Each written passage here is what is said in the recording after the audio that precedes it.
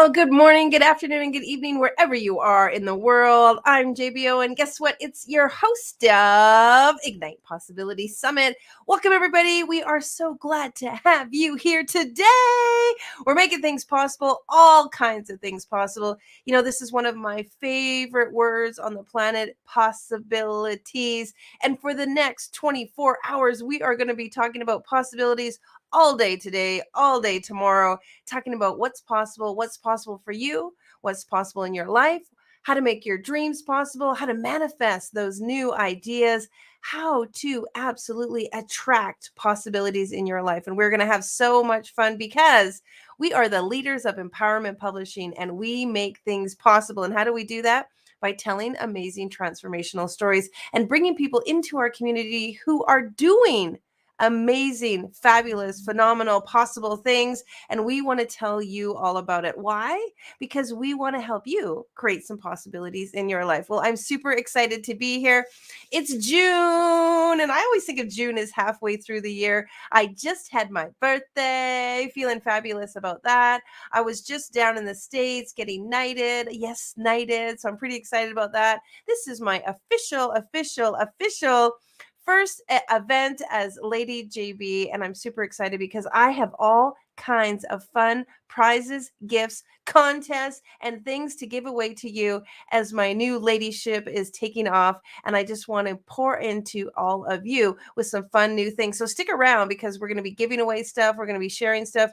And we're going to be telling you stuff that, well, maybe you haven't heard before, or maybe you need to hear it again, or maybe it's just the one thing that's going to help move the needle for you. And the reason we're doing it is because we want to ignite possibilities in your life. We want to make things happen for you. We've been locked down. We've been shut down. We've been dealing with COVID. We've been dealing with all kinds of things. Life has definitely changed. And guess what? It's never going back. I sometimes think if I was Dorothy and I could click my heels and go back to the way it was, wouldn't it be great? But it's not going to be that way. And so it's time for us all to adapt. We need to be doing something different. We need to be moving our lives in a new trajectory. And that means making something possible. Whatever it is you have in your mind as what's important to you, we can make it possible. We can do it together. We can do it for humanity. We can do it for one another, for ourselves, for our kids, for the next generation. Possibilities is going to be the word of the hour. In fact, if we had one of those little bells, ding, ding, ding, ding, ding, every time we said possibilities, we would be ringing it all day long. So buckle up because we are going to be here for the entire day, and we are going to be bringing on speakers, authors, trainers, experts, people in the industry of making things possible. And we're going all over the globe. We have people from all around the world of every ilk. And that's why we wanted to do this, because we want to show you that it's possible for everyone. Everyone can step into that next version of themselves. There are so many things just waiting for you to come into your life. And we want to show you how to grab hold of those and make it happen. So what's the format for today? Well, our authors, speakers, and trainers are going to be coming on every 30 minutes. I'm going to be interviewing them. And my mandate is that they pour into you with fabulous content, incredible tips, strategies, ideas, suggestions, and those things that you can do immediately in your life. This is not a selling event. We don't sell anything here. And that's the great thing about Ignite.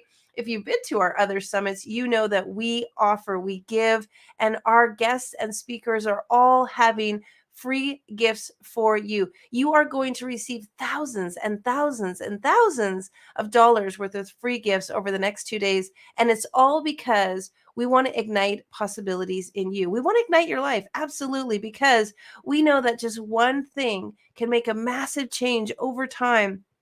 One thing done consecutively, one thing done habitually can help move the needle in your life. And over time, and it doesn't always have to be a lot of time, it can be a short amount of time, but just one mental shift, one new action, one new idea can put you on an incredible new trajectory. And when you're living your life to the fullest, the people around you are living their life to the fullest. And that creates the ripple effect that we are all about. If you haven't heard of Ignite before, we are igniting a billion lives with a billion words, and we are stepping into igniting 7 billion people with 7 billion Ignite moments. What is an Ignite moment? It's that powerful thing that changed you, that moment in your life that just It redefined you in many ways. It could have been difficult. It could have been tough. It could have been a surprise. It could have took you down to your knees, but you persevered. Our authors persevered. Our speakers persevered. Something about that moment was the precipice of moving into another phase of their life. And maybe it didn't feel like it at the time, but the silver lining, the golden nuggets, the absolute gifts and joys and blessings that came from that Ignite moment has actually been the thing that has helped them be who they want to be, become who they want to become, and have their dreams come true. And so we look at people's Ignite moments and we analyze them, we gain the wisdom from them, and we want to share that with you. Now, many people have had an Ignite moment that have led them into a new career, that have led them into a new training, a new program, a new modality, and that has allowed them to awaken to a higher level of their own consciousness, which has obviously in turn improved their life. And so we're going to talk about some of those Ignite moments, and we're going to talk about what they're doing with them so that you too can realize, hey, if she can do it, I can do it. If he can get there, I can get there. If they've been through that and they can take what they've learned from that and become something greater, I can do that too. And that is what today is all about, pouring into you wherever you are in the world so that you know that it's possible for you. Now, if you're just joining us and you're like, hey, this sounds great, I'm totally in, we would love for you to share it with your friends. So take this link and go onto your social media right now and share it with people. Click that little share button and then share it in a group, share it with a friend, send it to somebody specifically in Messenger. If you're on YouTube, copy and paste the URL and send it to someone, because I can guarantee there's someone in your life that you know that absolutely needs this. And if we all share together, can you imagine 7 billion people on the planet all thinking about what's possible? And we were all living in the center of what's possible for us, we would have a very different community, a very different society. We would have people who are actually encouraging one another to go forth in their life instead of trying to hold one another back. So send this link to somebody and absolutely let them know. If you are unsure of how to reach us, you can always look on the link below. We have it. IgniteMoments.com is our website. That's where you can find out everything that we're up to. And of course, you can go to our Facebook page. If you're not on Facebook, you can go to Ignite You, and on YouTube, Ignite You. And we're just going to be here all day, having some fun, making some magic. I want to thank all the people in the background who are here, and I want to thank all of our authors ahead of time. We are really an incredible community of individuals. I like to say I work with the best people on the planet, because everyone who is in the Ignite community is really focused on community. They are heart-centered individuals that really want to make a difference. And I love that. I love working with people who care more about others sometimes than they care about themselves. They really want to encourage another individual, and a lot of what they do is about humanity, not just themselves. And that's, you're going to hear that a lot today. Igniting humanity, igniting possibilities, and igniting legacy. We want to help you build your future. And one of the ways we do that is through our powerful books. We are a publishing company and we are on our 20th book. Yes, that's true. And we have done over 700 authors sharing people's Ignite moments. We have incredible books out there. You can go to our website and click on Read More, and you will see the many, many books that we have in the area of parenting, female leadership, conscious leadership, health and wellness. We have books for men, for women. We have books about happiness, books about love, books about adventurous spirit, all kinds of incredible Ignite moment stories that absolutely change lives. And so we are going to be bringing on guests and sharing with you all kinds of fun things. And then we would love to hear from you. So write in the chat, share on the link, let us know how you're feeling, and make sure that we are aware of your Ignite moment by going to our website, ignitemoments.com or igniteyou.live, and you will see a little apply button. Books to come, new books that are coming out. We have multiple new books that are coming out where you can share your Ignite moment. If you haven't heard yet, we are starting the Ignite Virtue series, and we just launched Ignite Wisdom. Let me show you where that is.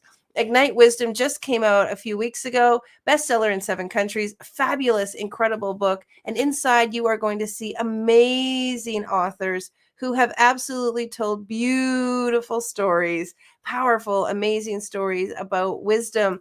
You can get a copy of that book and all of our other 19 books on our website in our marketplace at igniteyou.life. And of course, well, of course, Amazon carries all of our books, Barnes and Noble, Target, Walmart. You can find us anywhere. Go and check out Ignite, any of the Ignite series on Amazon. Order any of the books, get it in digital download. It's so cool, actually, to get our books, and you can read them on the go. We've had people who get a book and they can't put it down. They go to sleep. They don't go to work the next day because they love reading the stories.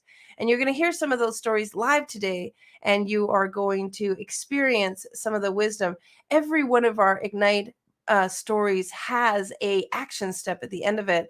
We do that on purpose because we want to encourage you to take action in your life. You can't get anything done if you're not taking action. And so every single story has an action step in it for you to follow, and then you can take action in your life and get some stuff done away towards what's possible for you. All right. Well, it's not going to be far before we welcome our next guest. Just want to make sure she's here. Oh, let's see. Is she here? Yes, she is. Oh, wait. Living a cause and effect. Yes, it is. All right. Well, without further ado, we're going to bring in our very, very first guest. I'm super excited to have her. We have just hit it off, having some fun. Welcome, my gorgeous. Welcome to the Ignite Possibility Summit. Oh my gosh, I am so excited. And JB, I couldn't be more honored to be here as your first guest.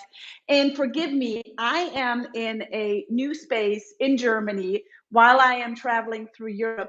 I'm here, I'm making time to be here with you and with everyone that is joining us. I'm super, super honored and excited to be here with you today. Well, we love it when we get people from around the globe, and we love that you're globetrotting and then you took the time to be with us, because that shows commitment, love, and perseverance. And we just honor you so much.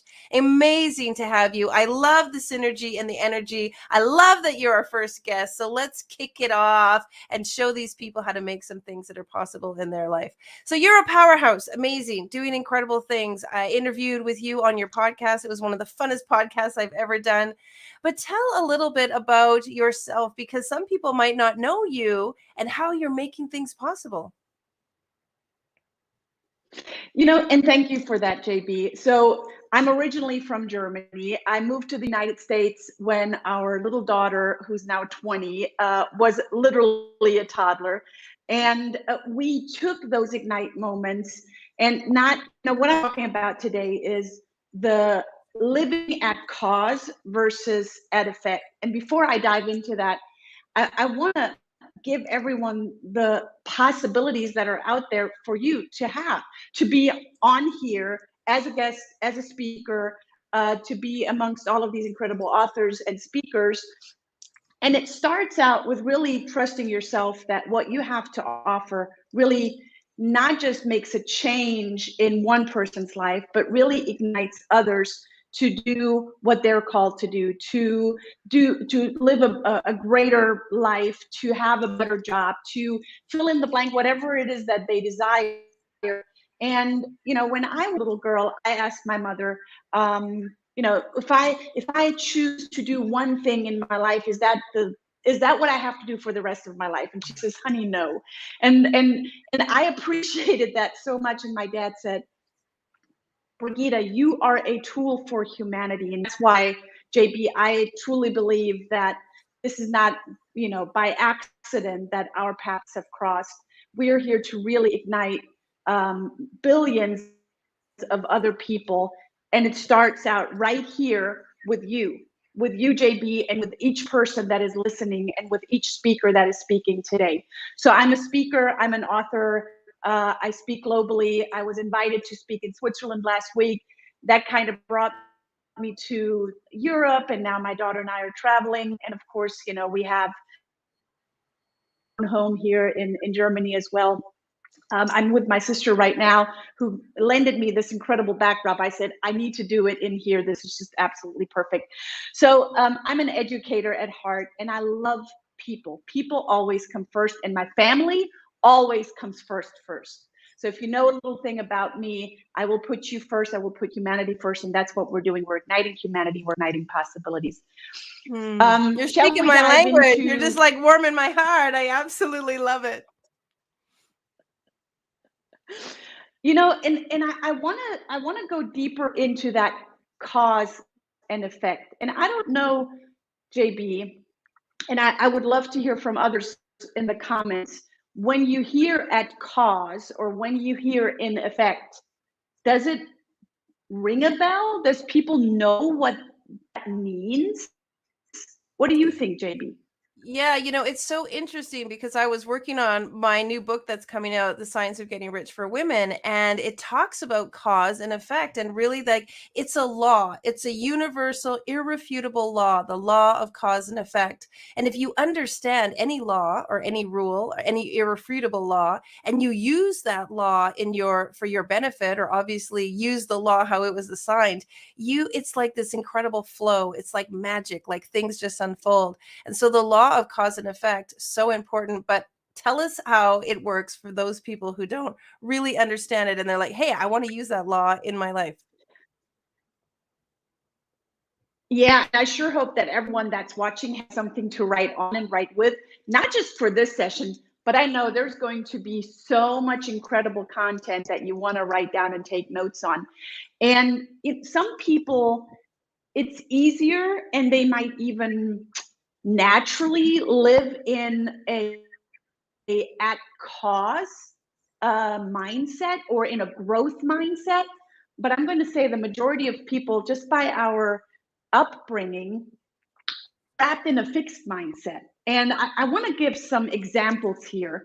And as you are listening and as you're taking notes at home or wherever you are, um, start taking some inventory. What do you do, and what kind of little tweak can you do to ignite that possibility to go from one mindset into another? And I want to start out with challenges. And I remember one of my ignite moments was my husband and I decided to build a Montessori school. And that decision was made in Midtown Munich when our daughter was little. She was 14 months at the time. And I said, I'm an educator. I can build a school. I have a marketing degree. I want to do that. And we decided to do that, started in Germany, in Munich, and then move it to the States. And there were challenges, believe me, many challenges that we were facing going into building a school, right? If you think, oh, building a business, how hard can it be? You build a business plan, you kind of go through the motions, and then boom, you have it. Well, if it were that easy, I think a lot more people would do it, and a lot more people would be successful. But it's the at cause mindset that faces challenges and embraces challenges to then overcome it. I have one tattoo in my arm that stands for over, under, around, and through, whatever it takes, I will do. That's how I face challenges and embrace challenges, where the in effect or fixed mindset avoids challenges. Challenges are hard in their mindset, or challenges are there to refrain from or to not face, right? A growth mindset, a at cause mindset embraces that and looks at. There's a German saying that goes, and I'm gonna translate it into English. If it doesn't work, it'll work different. So there's and quite frankly, it's not the typical German mindset, trust me. It is a mindset that I have learned from my parents, specifically from my dad, at a very, very young age. If it doesn't work, it'll work different. And that's truly embracing that at cause mindset, right? It's such a great saying, and my mind is twisting it around, but it sounds great because there's so many times where we have an idea. I want to do this. I go in this trajectory, like I'm on my path, and then boom, something happens. There's a shift. There's a change. But that was the hinge that I say opened the door to something else, and it wasn't absolutely what you thought, but it was something that you thought actually turned out to be something better. So love that saying. Thanks, Dad. Love that. I know, right? So then from the challenges, we get into the obstacles. right? A at cause mindset that is a mindset of things do not happen to me. I am the one that makes it happen. That is the at cause mindset, that growth mindset. Looks at obstacles and persists in the face of the setbacks or the obstacles, where the in effect or the fixed mindset gives up, right? Oh, it doesn't work that way. So I guess it's not meant to be. And people often ask me, so when do I know when I have that growth mindset, that at cause mindset, how do I know if it truly is not meant for me?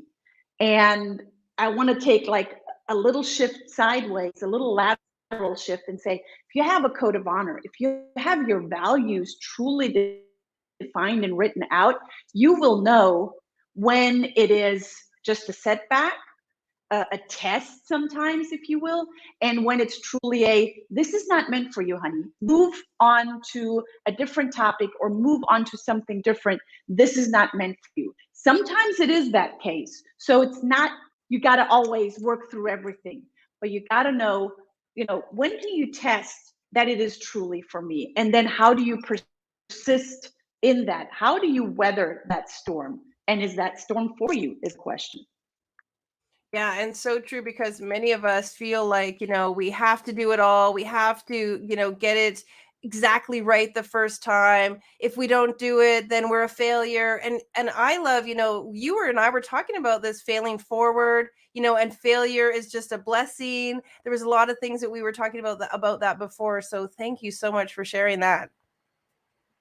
And then let's look from challenges to obstacles to effort. A at cause mindset, a growth mindset looks at effort, at this is not hard, this is an effort. It is a path to mastery. And JB, I'm pretty sure you've heard it, many times. Oh, JB, how did you become an overnight success? Well, it really wasn't an overnight It only success. took 49 years. Right? So it is what do you do consistently and with persistence, as I said earlier, to become better? And I think I can speak for all of the speakers today and tomorrow that they didn't one day wake up and they were great at what they are speaking about or what they have authored, right? It takes time. And I'm going to go back to my German heritage. We have a 3-part learning program. You can either go, through 9th grade and then you go to school. You go to school and you learn on the job, or you go to 10th grade and you become a banker or an insurance broker, or you go through 12th grade and you go to university.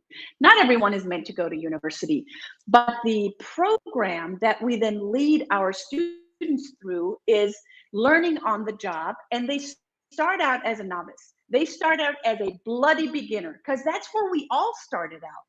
And through effort and through learning and through looking at what did I overcome? What are the challenges that I overcame?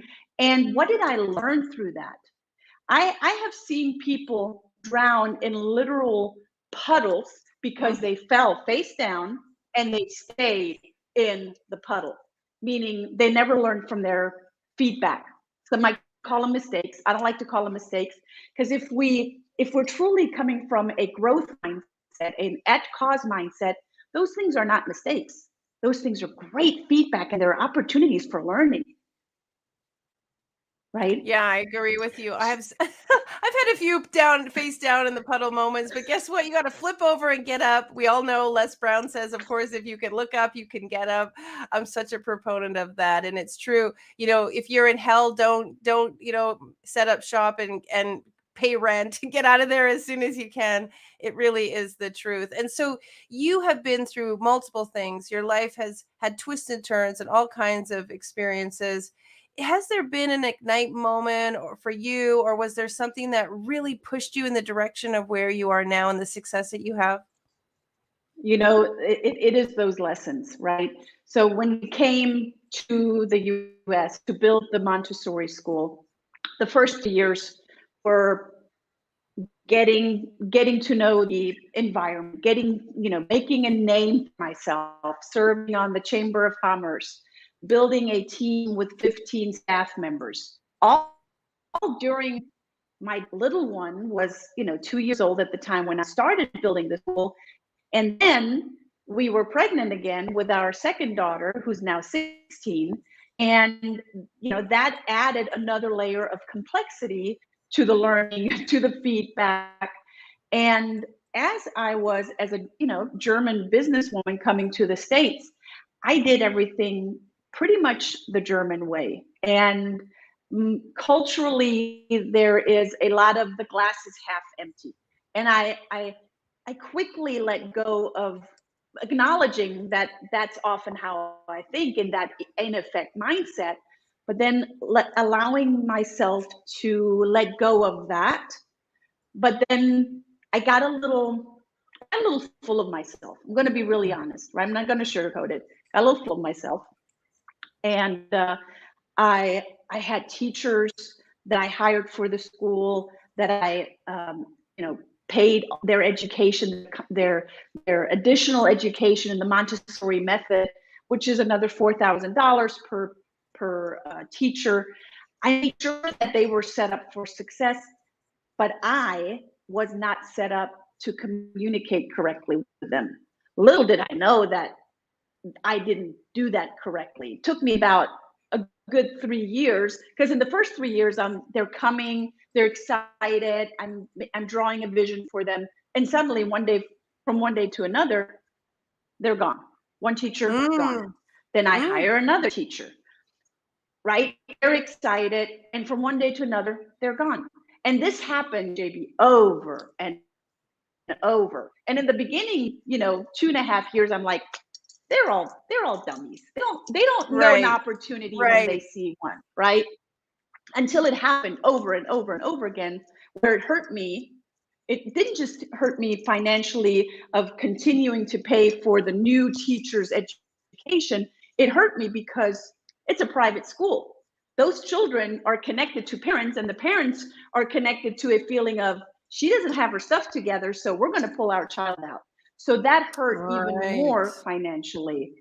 And Right. And and isn't I it finally interesting when we don't learn our lesson, the universe keeps giving you the same lesson. I said giving me, right? But if you don't learn the lesson, the universe keeps giving you the lesson again and gives it and then keeps upping the ante with the lesson. Yeah, and until I finally said, me pointing fingers out. You've seen this, and you probably, and I'm not just talking to you, JB. I'm talking to everyone watching. You point one finger out. There are three fingers pointing back at you. So as I'm saying, you guys don't know when you see an opportunity. It was me didn't see the opportunity for me to learn and become a better communicator. That was a very, very bitter pill to swallow, and it made Mhm. me humble. It made me where I am today, and that was a tough lesson. And I think that was the one of the biggest ignite moments in my life. Wow. I think many people can't look like it's the hindsight that is so powerful, right? When you're in it, when you're swimming in it, you don't really see it. But as time passes and then you can look back, you can see like really that was a lesson moment, that was a blessing moment, that was an ignite moment. And so that happened to you. And here's the thing that I want to talk about a lot all day is you could have become a victim in that situation or you could have became a hero. You chose the hero's path. What was the mindset around that? And it was the mindset that I was given from my parents early on, right? Looking at how am I facing the challenge? Am I embracing the challenge? Well, first, I was fighting the challenge, right? I was fighting the obstacles. I'm like, I already know everything. I'm a businesswoman from Germany. Are you kidding me? I already know everything. That that if anyone ever says I know that, those are three words where all of the learning cease, right? When you say I know that, your brain literally shuts down and says, okay, I already know this. Yep. So when I stopped saying I already know, and when I looked at what is it that I don't know yet, So, in the communications training that I do, ask the better question and then listen. And I asked that question, okay, so what do I not know yet? And then I listened. And I listened to my staff more. I listened to my family more. I really listened, and it made me humble. It Yes. made me humble, and it made me put in that more effort, because now putting in that effort, it's not fruitless. It's not, oh, we're going to do it my way or the highway. It was truly that path to mastery.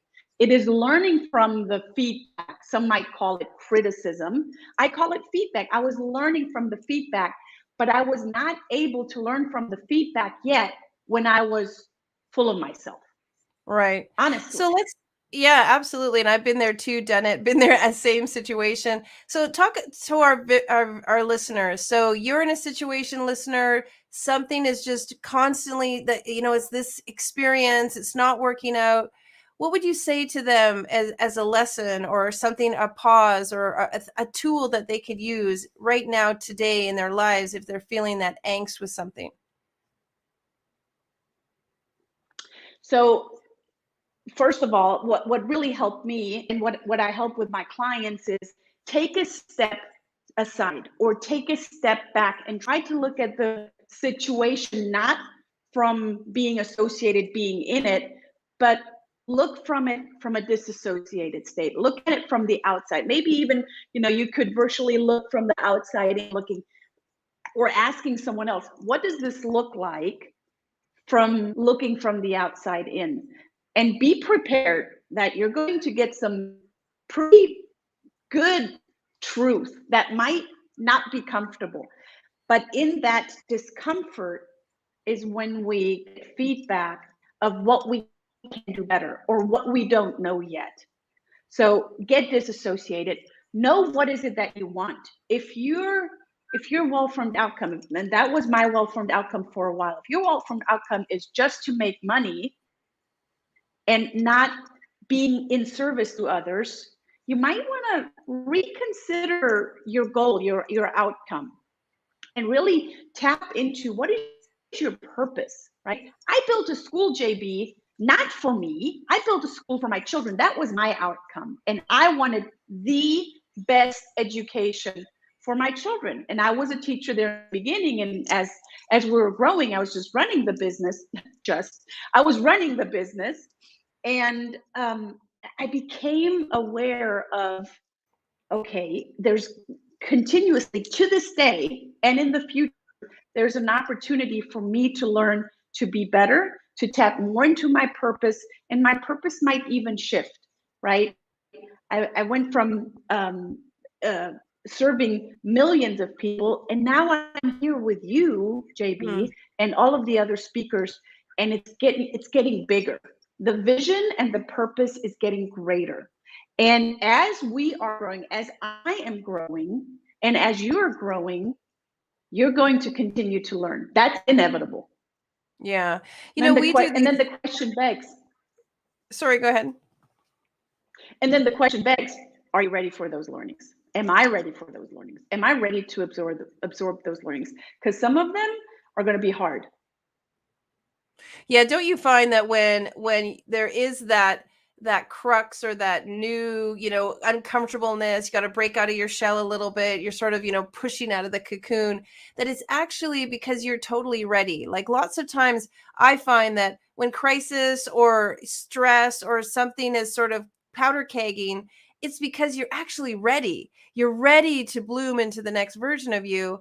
And again, going back to cause and effect, there's this moment where we resist if we just moved into the flow of it, the flow of like, okay, this is going to be uncomfortable, but it's not forever. When the butterfly comes out of the cocoon, there's only those moments, that moment of coming out, and then everything is transformed.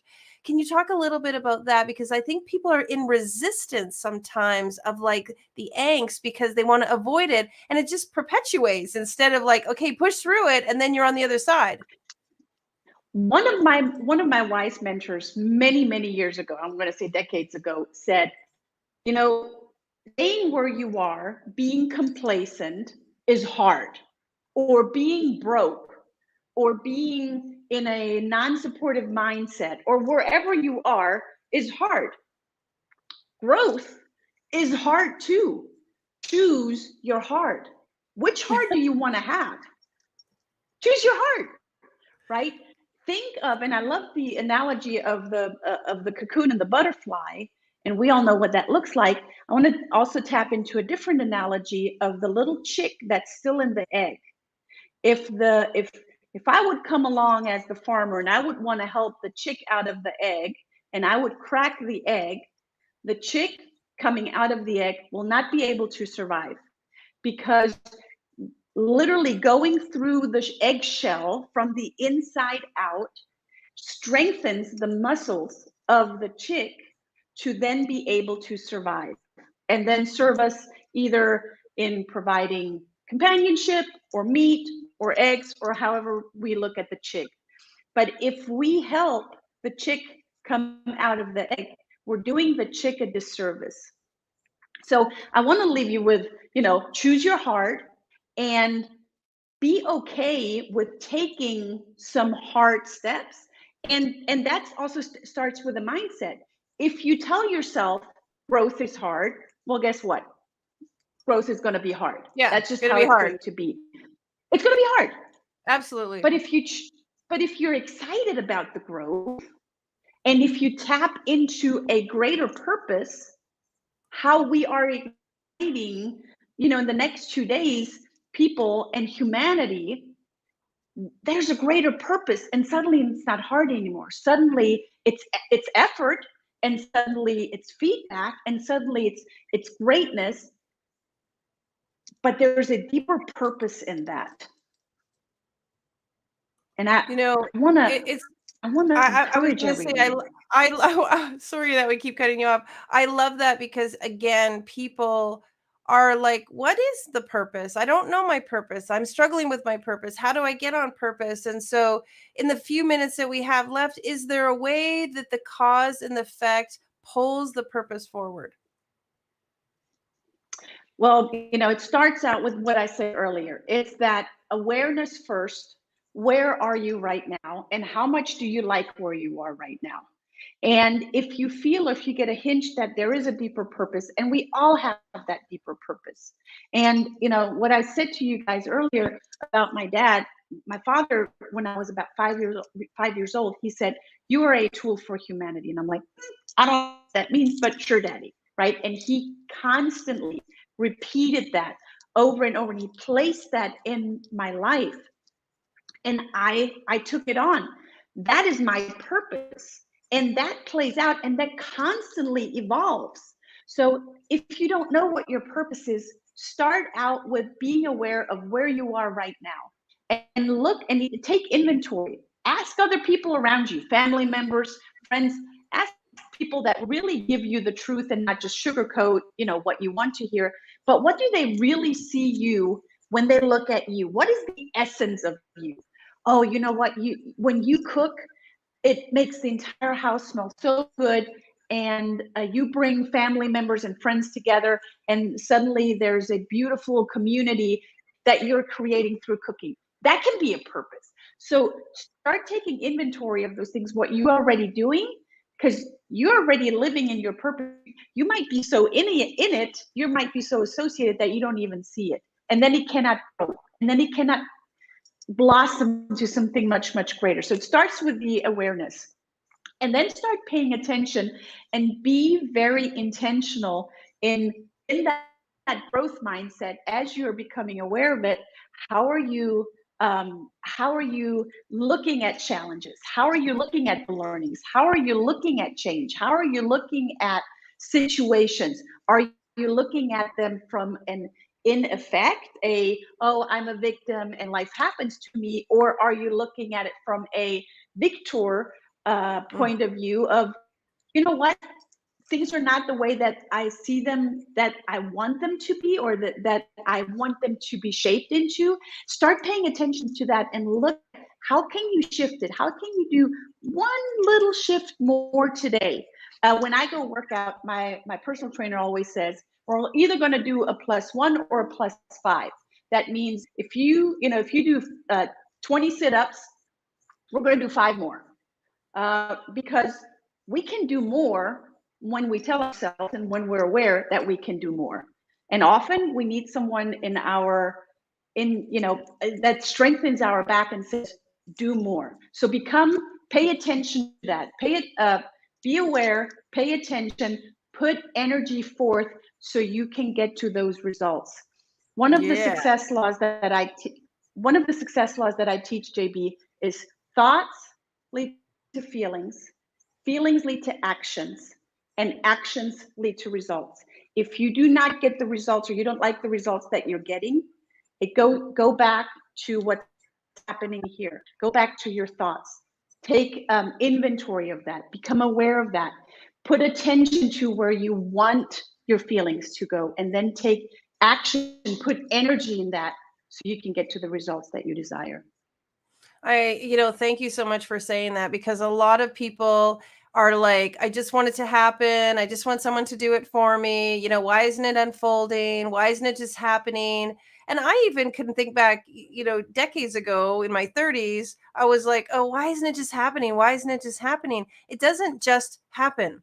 You have to put in the time. You have to put in the effort. You have to put in the thought. You have to put in the energy. Like, it requires inertia.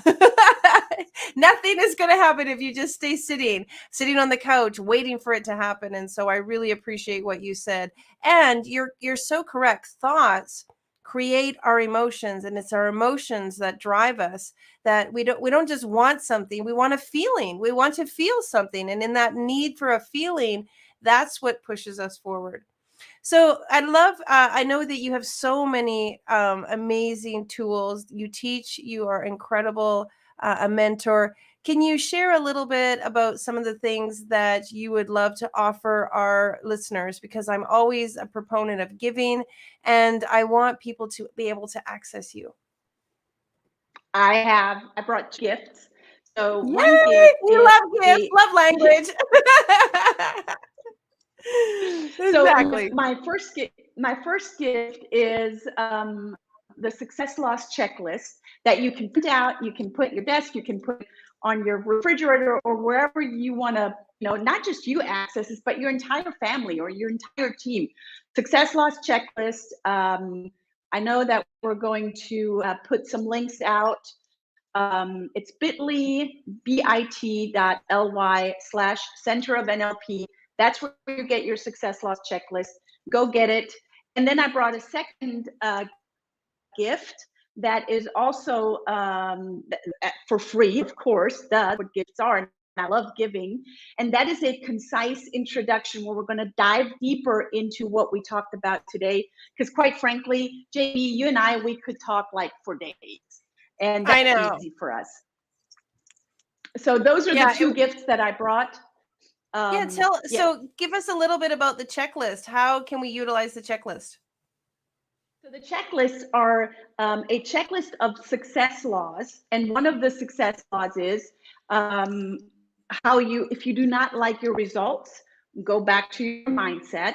And it gives you little hints. Or one of the success laws is anyone models success. So think wisely of, are you the success that you want others to model? It just gives you some quick, very simple strategies to implement on a daily basis. And it's a little reminder. It's truly a checklist. It's a little reminder of, am I living at cause or am I in effect? And it starts out with what I said earlier, with awareness. And that success checklist is exactly there for that. Beautiful, beautiful, beautiful, beautiful. Now, I know that you and I have plans to play together, do some more stuff together, be a part of igniting humanity together, and of course, sharing with the world your fabulous Ignite moment. I love hanging out with you, girlfriend. I can't wait for us to be in the same city. I can't wait to have some of that fabulous German food, and I love the German desserts. So hopefully I can come and visit you. Absolutely noted. And you guys have the best bread also and the most delicious jam. I love coming to Germany. It's so fun. Well, blessings to you on your side of the world. We thank you so much. It's so great to hear your wisdom, your wonderfulness, and I just bless you and thank you so much for being here. May your life be filled with Ignite moments. Have a great day. Well, as you know, this is just the beginning of many, many, many speakers we're going to talk to. I hope you have your pen and paper because you are going to be taking so many fun notes. You're going to get that golden nugget. Somebody's going to say something today that is going to be the aha moment. It's going to be that ignition, that spark inside your mind that is going to wake you up to what's possible for you. You are at the Ignite Possibility Summit. I'm JBO and your host, and we are stepping into our very next interview with our incredible friend, Ashley Patterson. Welcome, Ashley. Hello, how are you? I'm doing fantastic. And you? Wonderful. I am so excited to be here. Thank you so much for having me on your platform. I love having you, one of our amazing Ignite authors and Ignite the Hunger in You. So tell us what's been going on. What have you been making possible? Oh my goodness, I've been making myself possible. And by making myself possible, it means reaching out to others. It means focusing on their goals and their dreams and helping them to align. You and I haven't spoke for quite some time, and so there's been quite a gap. And it's amazing the transformation that happens when you operate in silence for just a bit of time, just to figure things out for yourself. When I woke up this morning, I decided to reread Ignite Possibilities, the story that I originally wrote. And it was so mind-boggling and eye-opening to see who I was in that story versus who I was when I wrote the story and who I am today when I woke up and read it this morning. Wow, I love that you did that. I mean, that is so cool that you read your story. And you're right, you've been in 2 books. I apologize. Of course, Ignite Possibilities also, that one was before Ignite the Hunger in You, so I had it on my mind. But what a cool sensation to read your story again. What was the awakening and the learning? There was quite a bit of awakening and learning, especially with the mindset. I love the speaker that came right before me because she's right. It really does boil down to the mindset and how you look at things. And when you change the way you look at things, the things that you look at change. And that was my main focus when I decided to reread. So I reread the story, and I was in the beginning of the story. I won't give it away just in case somebody hasn't purchased it. By the way, if you haven't gotten it, make sure you get it today. Yep. Read it as soon as you get it. But in the beginning of the story, I was a woman who was broken. She was broken in that story, and she mourned for her past. She was full of fear and full of just resentment that she couldn't go backward and relive the dream that she was living prior. And then you see this transformation, and we call it the Ignite moment in the story, where you realize that there's something different, there's a shift. And in my shift in the story, it was me realizing that, oh my gosh, I do have possibilities and I do have potential. And how do I know this? Is because I'm still here. Even through the pain, the shame, the fear, the resentment, I am still here. There's a reason for it. And that's what made me possible, was going out and really pursuing what those possibilities were, and why I was still here. That was then. There was a period of time when I would go back into the book and think, why did she let me do those things? Like, why wasn't I inspired then? Why couldn't I have accomplished the things that I wanted to accomplish in that time period? And it's true, just like the previous speaker said, the quality of your question determines the quality of your answer. And that's where the resentment came from. It was this attitude of, why not me? Why not now? Why hasn't it happened? Those types of questions. When I reread it this morning, I realized I'm a different person in a good way. And the reason I say that is because in the end of that story, I do mention, and I continue to talk about gratitude in all of my master classes and my speeches. I never forget gratitude. It's in print, and it'll be there for the rest of my time and beyond. Rereading it this morning, I came from a place of gratitude. I'm so grateful for the woman that had to go through that. And I'm so grateful that she was willing to persevere, even in the moments of shame, fear, doubt, and resentment. She was willing to just keep going, even in times where she didn't know what going meant at that point. So this morning, it was enlightening, it was refreshing, and it just made me so much more grateful for the path and the journey that I've taken. And it adds volume to what I'm trying to do now with Elite Acuity and in my master classes and teaching alignment. How do you think, feel, and act all throughout the day to make sure that you are aligned and headed toward your purpose and your goal? Mm. Well, for folks who don't maybe even know the timeline, you just wrote your Ignite Possibility story about a year ago. And so a lot has happened in a short period of time. Like a year feels like a long time. It really isn't a very long time. And what I love is the fact that you've been able to look back and see how far you've come. Because what a lot of us do is we're like, I'm not there yet. I haven't reached that yet. Like we keep looking that direction. And yet to look back and see how far you've come in such a short period of time, that's only exponential in what you can keep doing going forward.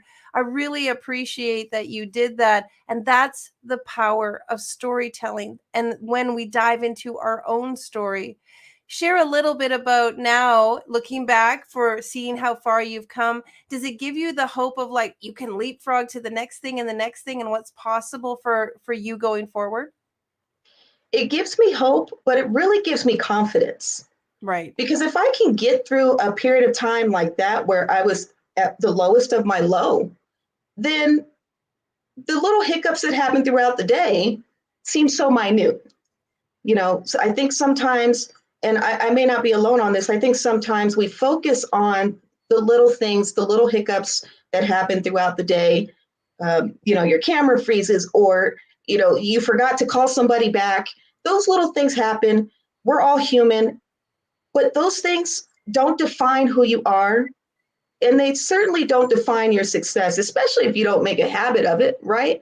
It's Right. all about making healthy habits and keeping those healthy habits so that you can succeed and leapfrog from A to B to C and feel good about it. Now you have a very successful company, Elite Acuity. Can you tell us a little bit about how you're serving people and then some of the tools maybe or skills that our listeners can utilize in their business? Absolutely. So I talk about it in the book as well. So again, make sure you have it. Elite Acuity. Elite Acuity is a consulting firm that I developed, and it was really to help streamline the process for small businesses. That's where we started. And because of this journey, I was able to seize the opportunity to expand to entrepreneurs, to authors, to speakers. There were so many different directions that I took to be able to help individuals and businesses streamline their processes. And the way that I present it is from within first. Now, you can go on Google and put how to's all day long, and you will get all the technical answers that you need to be able for the how to's. But what we don't typically focus on is the inner work, how to start from within so that you can see the difference from without and in an outward setting. So I have developed not only the processes and procedures for you to be able to streamline your workload, streamline your daily routines, streamline, how to build a landing page and the language on the landing page, but also the inner works with that. It's really presenting yourself and your business in an organic way where you're not just coming across as cliche, oh, make $1 million in a day, how to do this and how to do that, but really delivering your authentic self on your page. And that's what you can promise. You can promise to deliver who you are and what you can bring to the table and not necessarily somebody else's effect.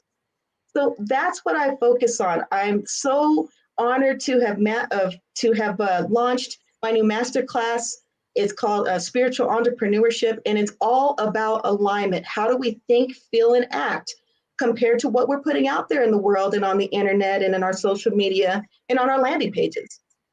And I'm just sitting here marinating in your magnificence because let's just go back a little bit. When you started working with Ignite, when you wrote your first story, when you dived into that first, Ignite moment that had some pain and some wounds and needed some healing, you then went on to write your second book, and then your business has started blossoming and growing. Can you talk a little bit about how powerful it has been to tell that story, both those stories, and then how it has been like sort of the springboard to what you're doing now? Absolutely. Make no mistake, when I started Lead Acuity, I didn't have it all figured out. I really didn't know who I was in the big picture, in the grand scheme of things. I knew that I had some unique skills and gifts, but how do you apply that and help the masses? So when I think about the first book and then the second book and then how it helped groom Elite Acuity, what was happening was in the midst of me writing my story, I was defining who I was and what I could offer to the masses. And by writing it, I was able to obviously reflect and define the areas that really highlighted who I am and what I have to give. So I would just encourage everybody, if you haven't started writing, start writing. Even if it's not with a huge publishing company, start in your living room, start in your bedroom before you go to bed at night. When you wake up in the morning, you know where JB is when you're ready to publish your story. But really start writing for yourself, because you realize that number one, you can go back and reflect on the things that has happened in your life, the strengths and the muscles that you've gained behind what you've gone through. But really, you can refine what it is that you want to be. That's what we're all in pursuit of, is how are we going to pursue the best version of us? And for myself, the easiest way to do that is to go backward just a little bit and say, okay, this is who she was. Thank you so much. You got us here. Now we're going to take it to the next level. And so that is really the takeaway of writing with the Ignite Possibilities and Ignite the Hunger in You. They were milestones, printed and published, on who I was and really refining the person that I was destined to be. I love that. I love that. And now your talk is called Make Yourself Possible. So for the listener who hasn't been in this situation, is just being like woke up like, what's this all about? Or just going to bed and being like, what's this all about? Make yourself possible. What does that mean for you, and how can we translate that to the listener? Absolutely. Make yourself possible. It's a loaded topic, I know, but I think it's so important. I thought that there was nothing more fitting than to call it Make Yourself Possible, because that's exactly where I started when I came into the Ignite world. So what does Make Yourself Possible mean? Well, first of all, let's talk about the mindset and where we are today. When I wrote this, I would constantly talk to myself in a negative fashion and not even aware that I was doing it. I would ask myself, why this? Why am I doing that? Why have I not accomplished this and that? I would literally go down the list of the things that I wasn't doing, or that I thought I should be doing, or comparing myself to the person that I thought I should be. And, rather than really reaching from within. When you ask yourself those types of questions, when you give yourself that type of mindset, you're actually limiting your beliefs. And you're limiting your potential and all of your possibilities. Because rather than looking forward, you're constantly looking backward. You're constantly so harsh on yourself for the things that you have or have not done. And that is no way to project yourself. That is no way to really give yourself an opportunity to grow. So the first step to that is awareness. How do you talk to yourself? How do you see yourself? How do you treat yourself? When there's the TV's off and your phone is off, which most people don't turn off their phones, but give yourself that time and space to really address how you see yourself and what you would say to yourself, and be honest. Be honest. I had to be very honest with myself, with the realization that I was not kind to myself. I was not sensitive to who I was. I was very harsh to that woman in the past because I saw it differently than what she was actually going through. And it's not, it's not to put anybody down. I think a lot of people go through that phase where they're hard on themselves and they think that they should have accomplished more and they think that they should have done more. And, give yourself some grace. That's the first step is with awareness is giving yourself that grace. When you begin your gratitude list, which was that second point that I had pointed out in the book, it does several things. It changes your mindset, it changes your attitude, and it changes the way that you view yourself and everything around you. It's no longer the question of why haven't I not, but it changes to, wow, thank you for helping me get through this. It's a different level and it's a different mindset. And I can't say it enough. When you change the way you look at things, the things you look at change. Mm. And it's just that simple. Gratitude will help you get there. Gratitude is what pulled me out of that funk. Gratitude is what helped me to give grace to myself. And by giving that grace, I was able to open up more doors and more possibilities for myself. The third step, of course, is the reflection and taking action. You've given yourself the time and space to talk to yourself. You've given yourself the time and space to give gratitude to yourself and everything around you. And now it's time to take action. Part of that action is defining who you want to be and how you want to grow. And then doing the reflection, going backward, rereading the things that you wrote a year ago, a week ago, a month ago, and see the transformation. You could actually see the transformation in your daily life. So that is what making yourself possible is. It's allowing yourself the space, the time, the awareness for all the things that you want in your life, because everything that you picture in your mind's eye, it is possible and it is for you if you allow it to happen. That was said so beautifully. Everything that you imagine is possible for you. And I think sometimes when you were talking, I was sort of dialing into some of the listeners and thinking, that people have that attitude. I've heard this before. I heard I should be grateful. I've heard to reflect, and it doesn't seem to work for me. I'm not into it. I can't see how that helps. Can you speak to the skeptic a little bit? Because there are, and I have been one of them. I remember a time where I was like, I've done that already. I've been reflecting as much as I can. Can you speak about how there's the conscious layer and then there's the next layer? There's so many different avenues we can take with that. You can be skeptical about any process, really, not just with gratitude. When it comes to conscious and subconscious, I think you really need to have the heart to want to change. Mm-hmm. You have to really want it. And that's the thing, consciously, I think we tell ourselves out loud, yes, we want change. Yes, we want growth. Yes, we want all of these things. But if we haven't achieved those things, then subconsciously, we are telling ourselves otherwise. And so we really have to go back and reflect on the things that we are honestly telling ourselves subconsciously that is filtering into our conscious state of being. Everything that we see, I don't care if it's a pencil, a car, a book, those are all past actions, and somebody already thought of that. And so they had to dig deep into their subconscious to actually make it and bring it into fruition. Mm-hmm. So if you are doing a gratitude list and you are reflecting and you're realizing that it's not working for you, in my case, in my shoes, I would really go backward into the subconscious and really dial in on what it is I'm telling myself.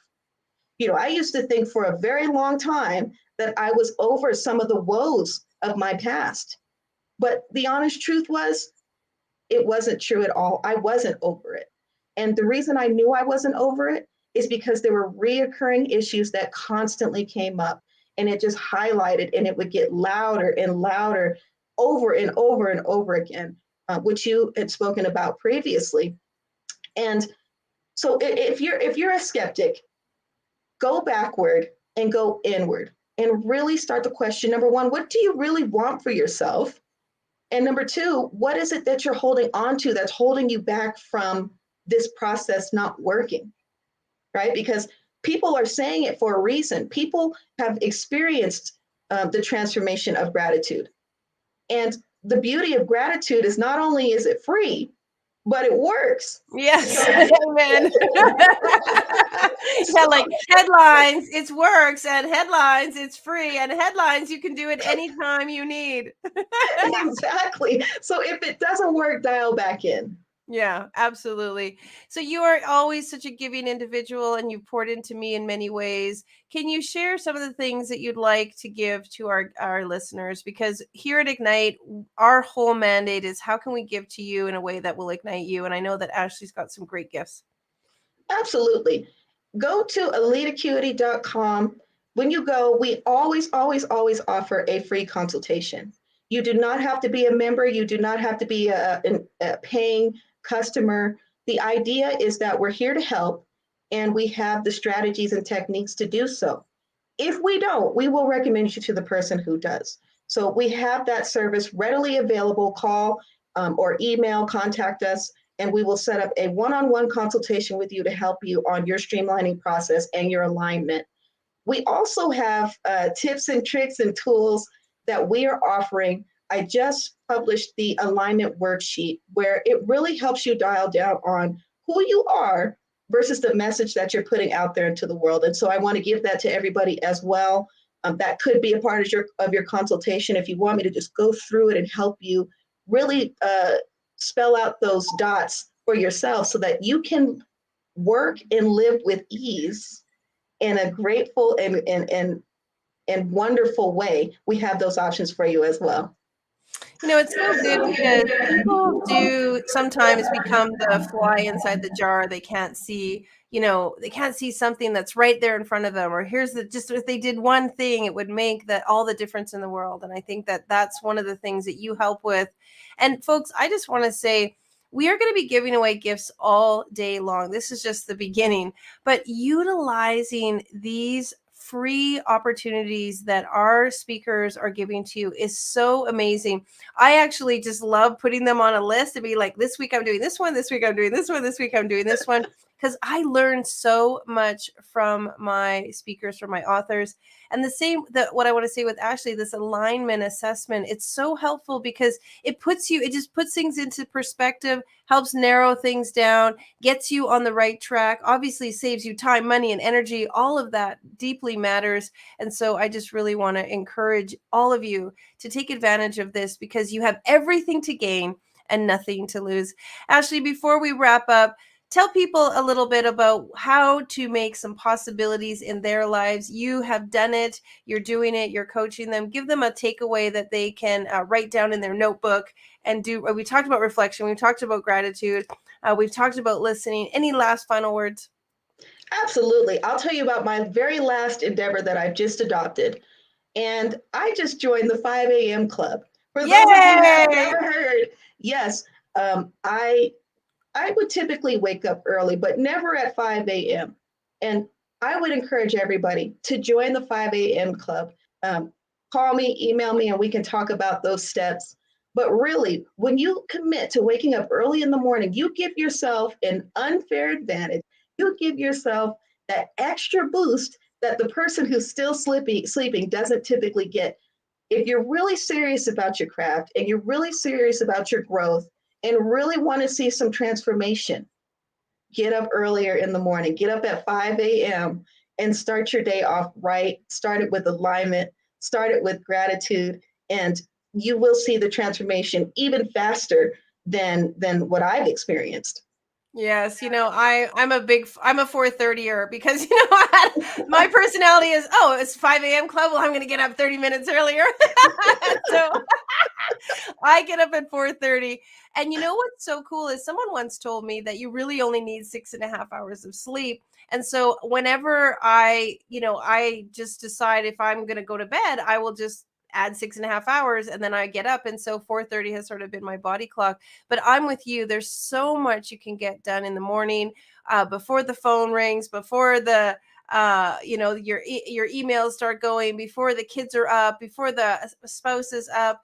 There's that magical time in the morning that your brain is very creative, and you're activated and you're rested, and it truly is a valuable, useful time of the day. Well, bravo to you, girl. Now I know when I'm up at 4:30, you'll be up at 5, so I can Don't call me, but just know that I'm up. exactly. All right, blessings to you. Thanks for being here. May your life be filled with ignite moments and possibilities. Big hugs and kisses to you. Thank you. All right. It's always fun to talk with our authors because they have great, great ideas, and our speakers with great, great suggestions. And so, folks, I hope you've got some great tidbits already. We've only been live for an hour and a bit, and we are just pouring into you with all kinds of fun things. So, if you are new to the Ignite ecosystem, we'd love for you to go check out our website, ignitemoments.com and igniteyou.life.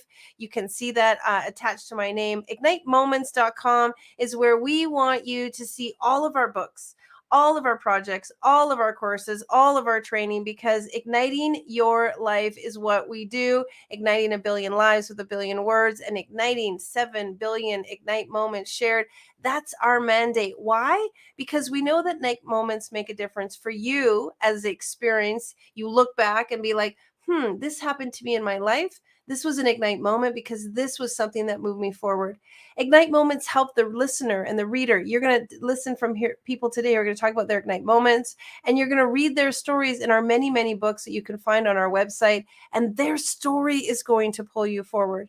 And then you're going to think about, how can you create new Ignite moments? I'm really, really sharing with you today on this summit the fact that you can manifest your own Ignite moments. If you want to skydive, that's an Ignite moment. You can create that. If you want to start a business, Ignite moment, you can create it. If you want to do something wild, like us, my husband and I, we're cycling 10,000 kilometers across Canada this summer, creating Ignite moments. You can manifest your own Ignite moments. And that's all around what we're talking about today, possibilities.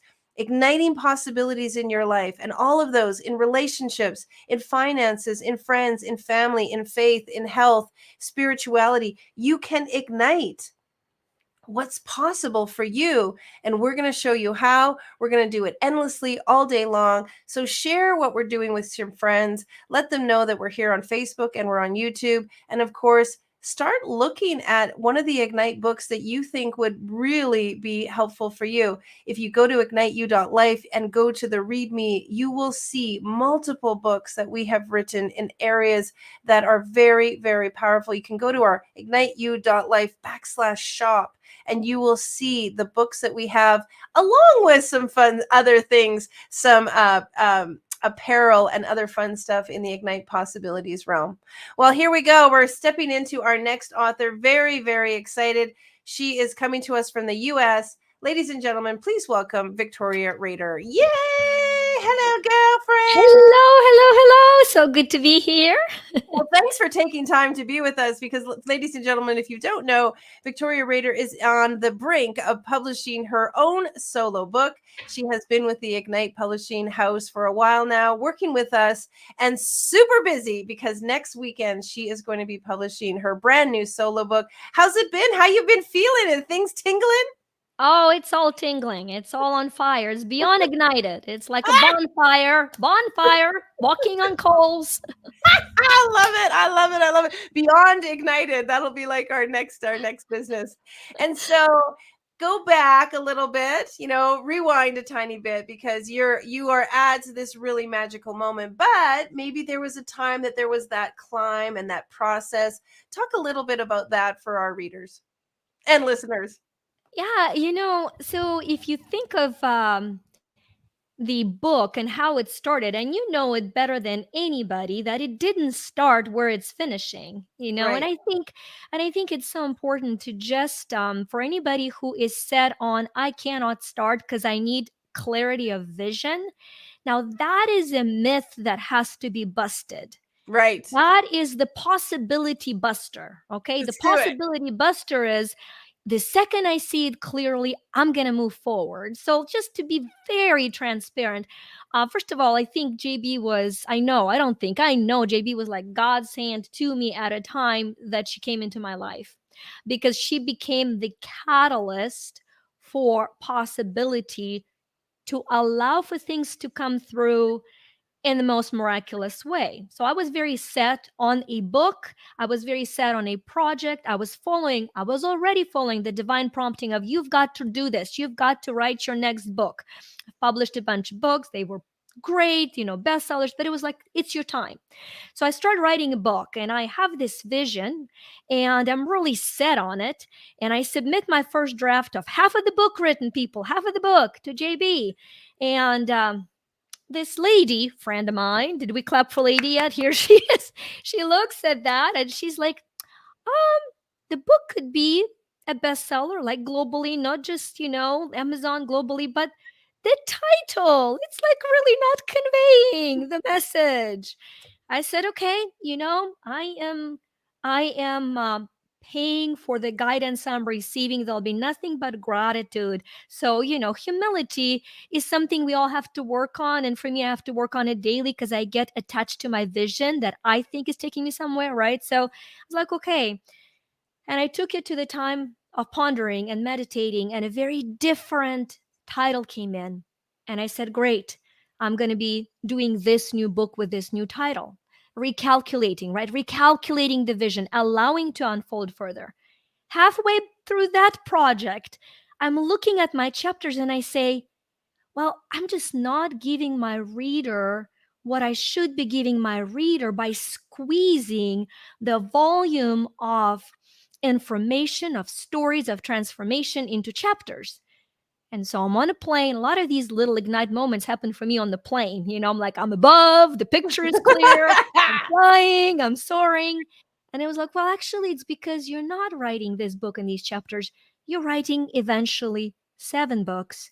And this book here is the first one in the philosophy of me, little m, big E, which is you as your matter, surrendering to energy, you as your mortal, surrendering to eternal, you as your material, surrendering to essential, and finally, you as your manifesting, surrendering to expansive. And so the first book is Prosper Me, which focuses on getting us out of survival and into stability and thriving, not only financially, but in all areas of our life. So that's the journey. So the takeaway from that is, allow the possibility to unfold as you don't bust it with the need of clear vision. Clarity comes looking back. It's just crystal clear looking back. So take that first and next step into the mist, sometime into darkness, until you come out and it all makes sense. You explained that so well, and I love listening because it's true. There was this evolutionary process, and I think a lot of us get stuck in gridlock because you're right. We want it to be a specific way, and we're not willing to see that in collaboration with others, and especially with mentors and coaches and trainers, they allow us to see things from a different, expansive viewpoint, which really actually hones in what's meant to happen. And so it's beautiful that you say that. And folks, you heard it right. Yes, 8 books unfolding. And that is powerful because we don't need to put all of our ideas into one thing. We need to allow them to spread out. And Victoria, congratulations to you for seeing the fact that many books are going to come from your incredible visions, teaching, and training. Prosper Me is just the first book. It's an incredible book. Loved working on it. Let's talk a little bit about that base need, because I think right now and in the last 2 years, a lot of people have been living in, I just need this. I just need to pay my rent. I just need to get enough money. I just need to figure this out. In the I just need this kind of base need. And what you're really teaching people is, when you can't think clearly, you can't manifest, you can't create, can't live in prosperity if you're always in base need. Can we talk a little bit about some of the teachings and training from the book? Yeah, absolutely. You know, the numbers, I don't know the numbers for Canada, and I don't know where else, we're coming from as a group here, but I do know the most current stats for the US. So I will use them because I do think they translate rather well, actually on a positive side than the negative, scaling down and scaling up to the world. So in US, not only we are at the highest inflation in 41 years, 60% of Americans right now are reporting waking up in the middle of the night worrying about money. So they're a 5 a.m. club, they're a 2 a.m. club, and not by choice. It's like waking up and going, how am I going to make it? What's going to happen to me? What's going to happen to my kids? And then another stat that just really was so sobering, it shook me up, is that 35% of people in US, if they had an expense that was more than $1,000 that is not planned, have to go into debt, right? We borrow from friends, we put it on credit card, and it's just really, really, touched my heart so deeply to realize that while I've been guided through these little twists and turns, one of the laws in the book is the law of synchronicity, that the book is the solution for the problem that we have created on such a massive scale. And so the main principle of the book is that for those of us that are stirring, that are waking, that are worrying about money, the program that we carry in our mind is, if only I had a little bit more money then. Mm-hmm. And all of a sudden, here I come, this great positive possibility coach, to burst the bubble and say, and then nothing. Because more money does not fix money problems, not permanently. Yes, it's a gorgeous little band-aid to enjoy for a little bit, until, if you didn't change your mindset and your skill set and your efforts, you actually end up worse off than you started. So while we're all thinking, if I have more money, then my life will be fine. Then I come out of this, like you so beautifully described, base area, I will be fine. That structure, if then, is actually another buster of possibility, because it tells you it's impossible for you to prosper now. So when you hear your brain going into if then, you got to stop and say now. The magic Mm-hmm. word, now. It's possible for me now. How? And the book is the answer to how. It teaches you how to apply universal laws.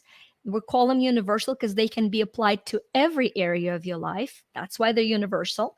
A lot of us think, well, they came from universe. They're universal because you can apply them in every area of your life, but they're applied to finances. So you take those laws, there are spiritual laws, there are mindset laws. And as you learn how to change your mindset, you're then guided how to expand your skill set. And then, of course, the action and the effort is back to you, where we looked at the first buster. It's not clear, do it anyway. It's Mm. scary, do it anyway. And then you move through. So that is the basis for the book. That's how it's laid out. And there are 35 of these incredible laws that can be applied one law at a time over a period of time to create a life of true prosperity, not just survival with little band-aid off a relative giving you a little bit of money on the side. That's not a solution. Yeah, well, I can hear and see the chat. People are like, tell us it's a book. Where can we get it? How do we find it? So, folks, I will give you the details. Ignite Publishing is honored to publish Prosper Me. It will be available next week on the 25th. Yes, you can go to Amazon and check it out. It's Prosper Me, Victoria Rader. Available is going to be launching on June 25th. You've got to get a copy. Of course, that weekend, it's going to be free and available to you. So, we only do that for a small amount of time. We want to make it free and available to you. So on June 25th, go and get it. What's better than free? But let's talk about that a little bit, because that's one of the laws. There is no such thing as just free. You've got to put in, there's got to be a reciprocal and exchange of energy. Can you talk about money as energy? Because that's one of the things I love about your book. Oh, I would love to. And guess what? What's not made it into the book, so we're going to get the bonus to this beautiful summit, is that so we talk, you hear people talk all the time, and I'm not disagreeing. I'm just expanding the level of understanding that we already agree on. We talk about three resources: time, energy, and money. Have you guys heard? Everybody heard it. There are three main resources in business, in life, and relationship: time, energy, and money. Well, guess what? There's one resource, and that resource is energy. And how we utilize the energy that we are and that we're given translates into our optimization of money and time, period. So there's just energy, and how we use the energy dictates how those three resources of time, energy, and money balance themselves out. It's just a gorgeous point of awareness. So the second you are thinking, I love the previous speaker who said, get out of the past. If you are sending your mind into the past, you are not here now. You're wasting your time and your energy. And that means you are leaking money you haven't even made. So just come back into the now, because right here, right now, you can make a choice. So, how is it energy? I love the language. First of all, you guys feeling me? I am charged up. English is gorgeous. We describe our life through the energy terms. What happens when you're tired? What do you say? I'm busted, like a battery. I'm drained, like a battery. We understand on a subconscious level that we are energy beings, right? And so we describe our life that way. So somebody's charged up or drained down. Now, money takes it further to describe it in every area, just like there is an electrical or water flow and current, there is money, currency, and there is money, cash flow. Just like the water would be going through the river, would be going through the banks, we send our money through the banks, right? And so if you think on all of these parallels, you understand that just like the water is the energy of biological maintenance of life, just like energy as it is the classical, universal energy of all life as we know it. Money is the energy and the water to the economic life.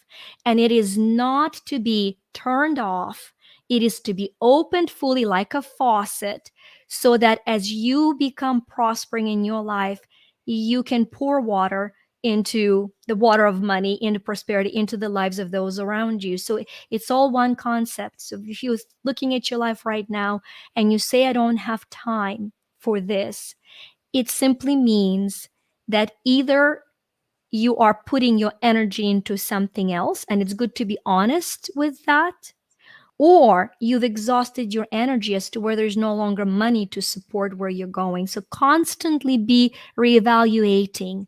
When you say, I have no energy, it means you probably spent too much time on the activity that was not profitable, either spiritually or financially. That's how we get drained.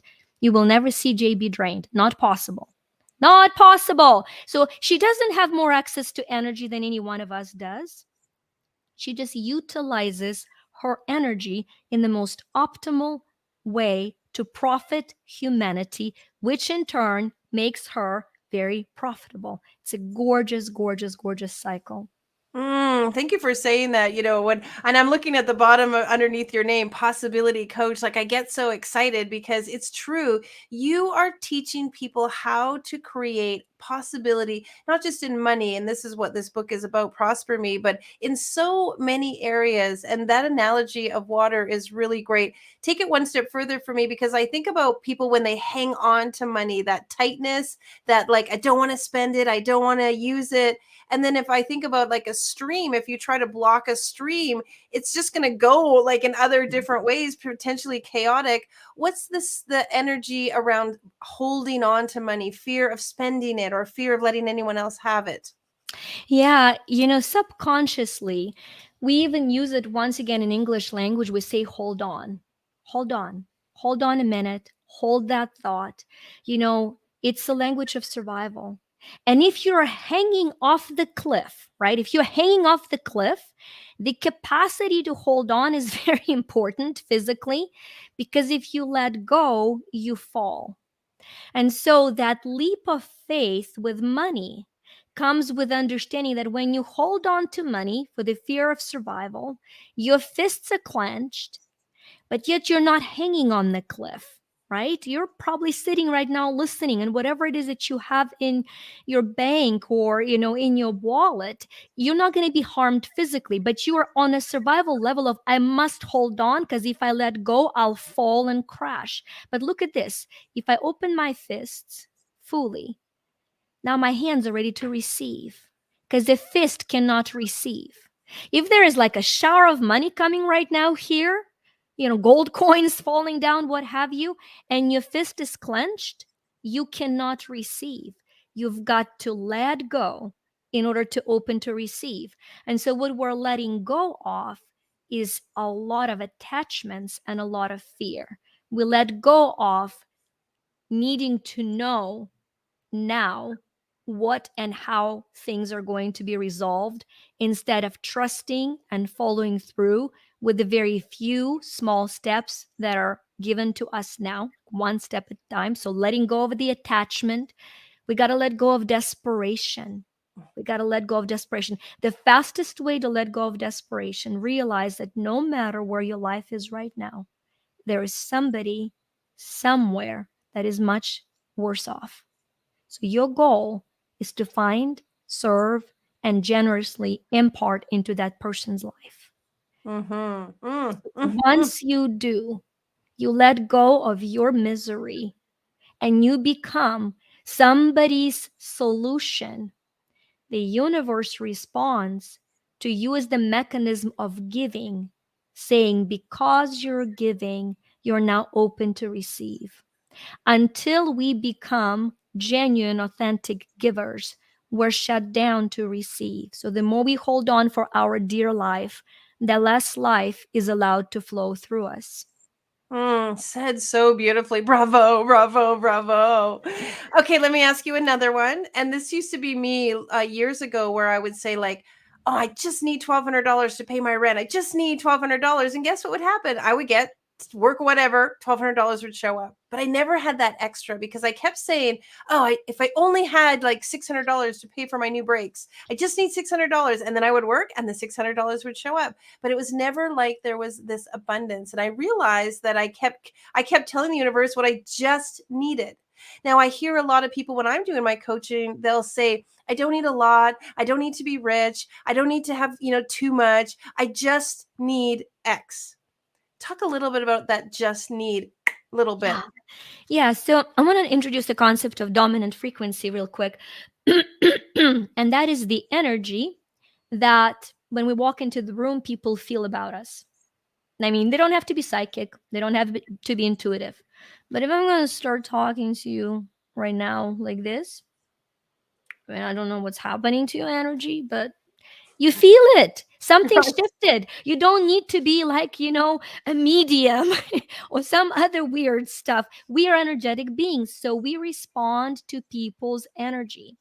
And our dominant energy not only causes people to respond to us, it causes the whole universal mechanism of creating our life respond to us. So the trick becomes finding out without self judgment, with full self acceptance, what is the dominant frequency that we're sending out? Because that is the frequency that we're going to receive. Okay, so how do you do that? You start noticing what you notice around you. If you're noticing injustice, unfairness, and that you constantly need something, that becomes your program for existence. So when you say, I only need this, that's the dominant frequency of only needing this. You are limiting yourself to that. Yet you were born to be an infinite being of infinite potential. You're doing nobody justice by limiting you. Guess what? Just because you didn't channel $5 million, there are 5 million kids that could have been fed through your generosity. Right. Because they are so far behind where you are on your scale. So, the best way, if you already are listening to yourself say, I only need this, the first step of reframing it, because you cannot jump a cliff without learning how to walk the bridge across it first, right? So the very first step is going to be, when you hear yourself say that, you get to say, this is the minimum I need, and I'm open to anything else that is sent my way to receive. So at least we're shifting it. We're shifting it. And I don't like attaching a number. I don't Mhm. like attaching a number. I say I am continually growing to allow the prosperity that is there for me to go through me. That is my affirmation. That is my affirmation. I'm continually open to allow for all the prosperity that is intended for me to go through me. So it's not hanging somewhere out there, still intended for me. And I trust that it will come through and that I will take the steps to allow for it. Yep. Beautiful, beautiful learning. Folks, you're getting so much yummy stuff here about frequency and about money and about ways to prosper. And Victoria truly is a fantastic possibility coach. No coincidence that she's here talking on the Possibility Summit. So, congratulations again on your solo book. And, folks, we'll talk a little bit more about if you're wanting to write a solo book, you can go ahead and do it.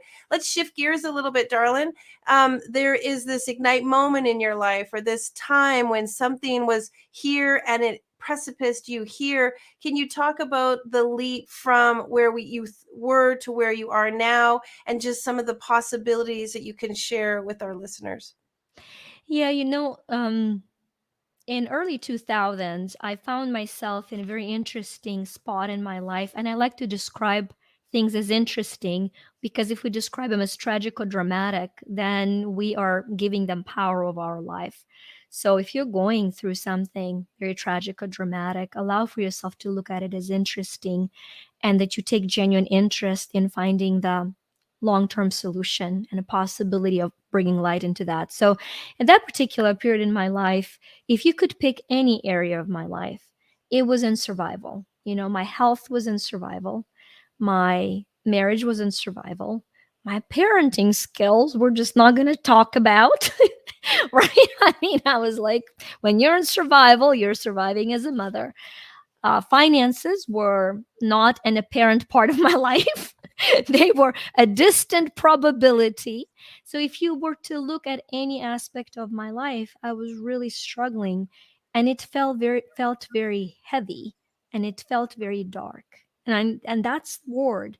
It felt dark. It was dark, and months after months, for a long period of time that was turning into years, I was on a poor me cycle.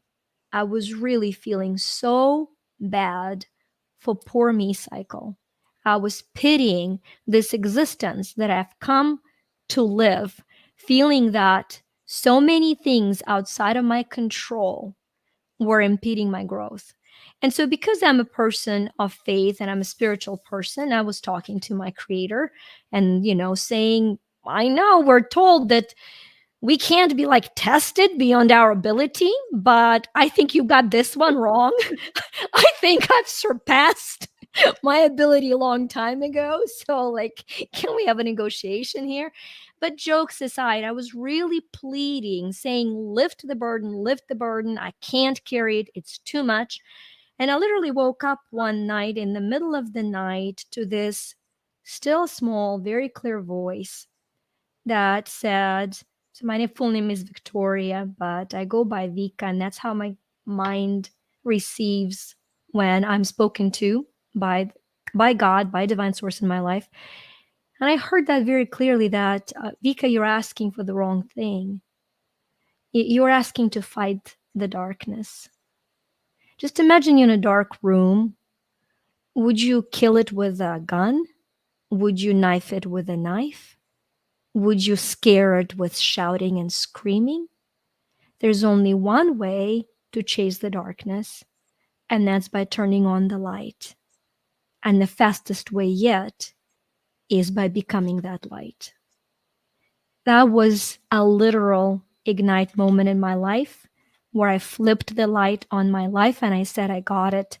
I'm going to focus all of my mind, might, and strength on learning how to be the light I've come to be. And book after book, coach after coach, step after step. Short 20 years later, I'm an overnight success, right? I mean, that's that's how it all happens.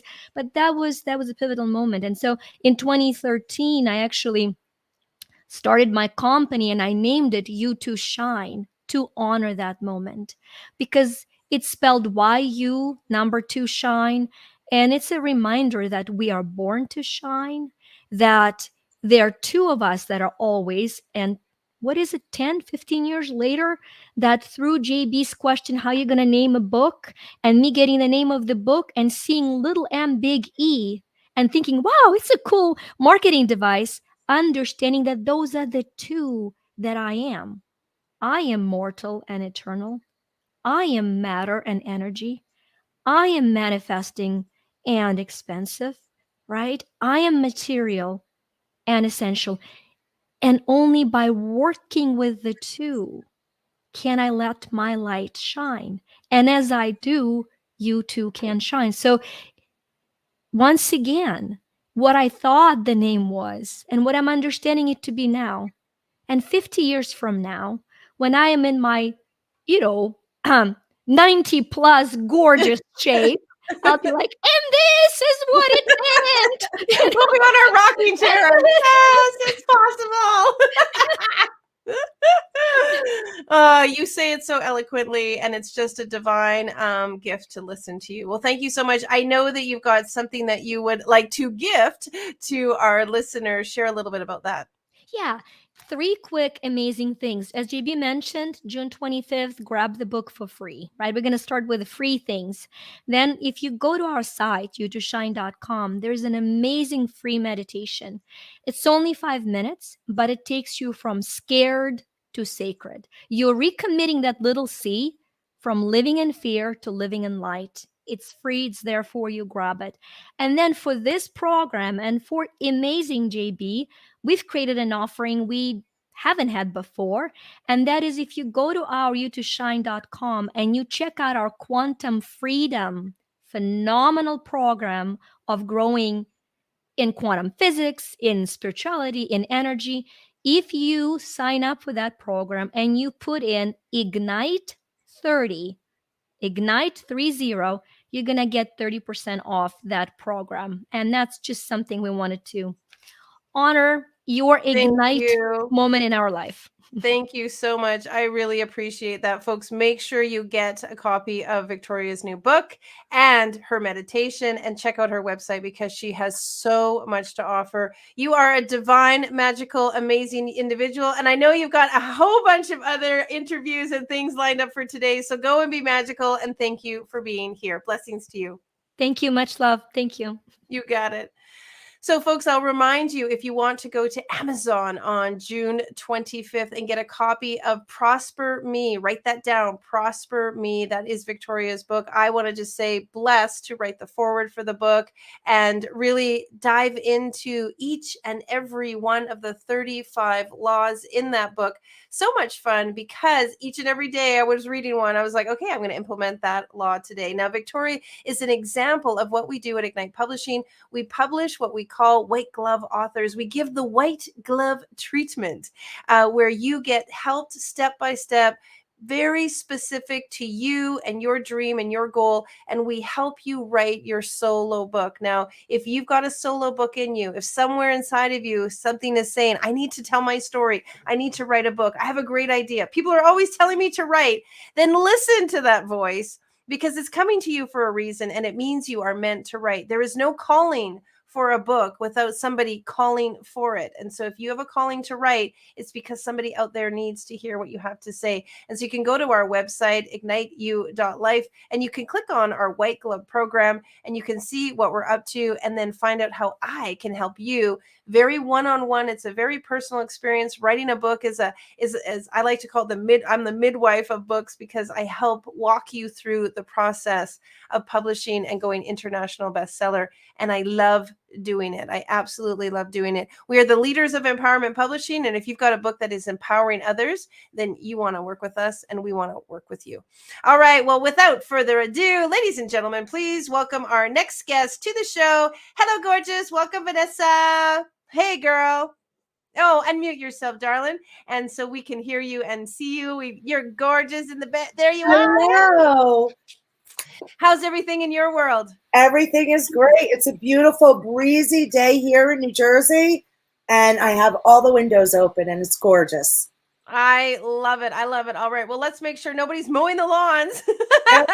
Sometimes that happens. But that's what live is all about. We have fun going live. And so, well, welcome to Ignite Possibilities. The topic of the hour, the topic of the day, and all day tomorrow is going to be about possibilities. And so tell us a little bit about what possibilities means to you. Possibilities means sky's the limit. Possibilities are absolutely endless. If you can dream it, you can visualize it, you can achieve it. And that's what that means to me. Yeah. And now you have been dreaming and visualizing and achieving some great things. Want to talk about the beginning or want to talk about what's going on now? What's sort of what's the most passionate part of what you're doing?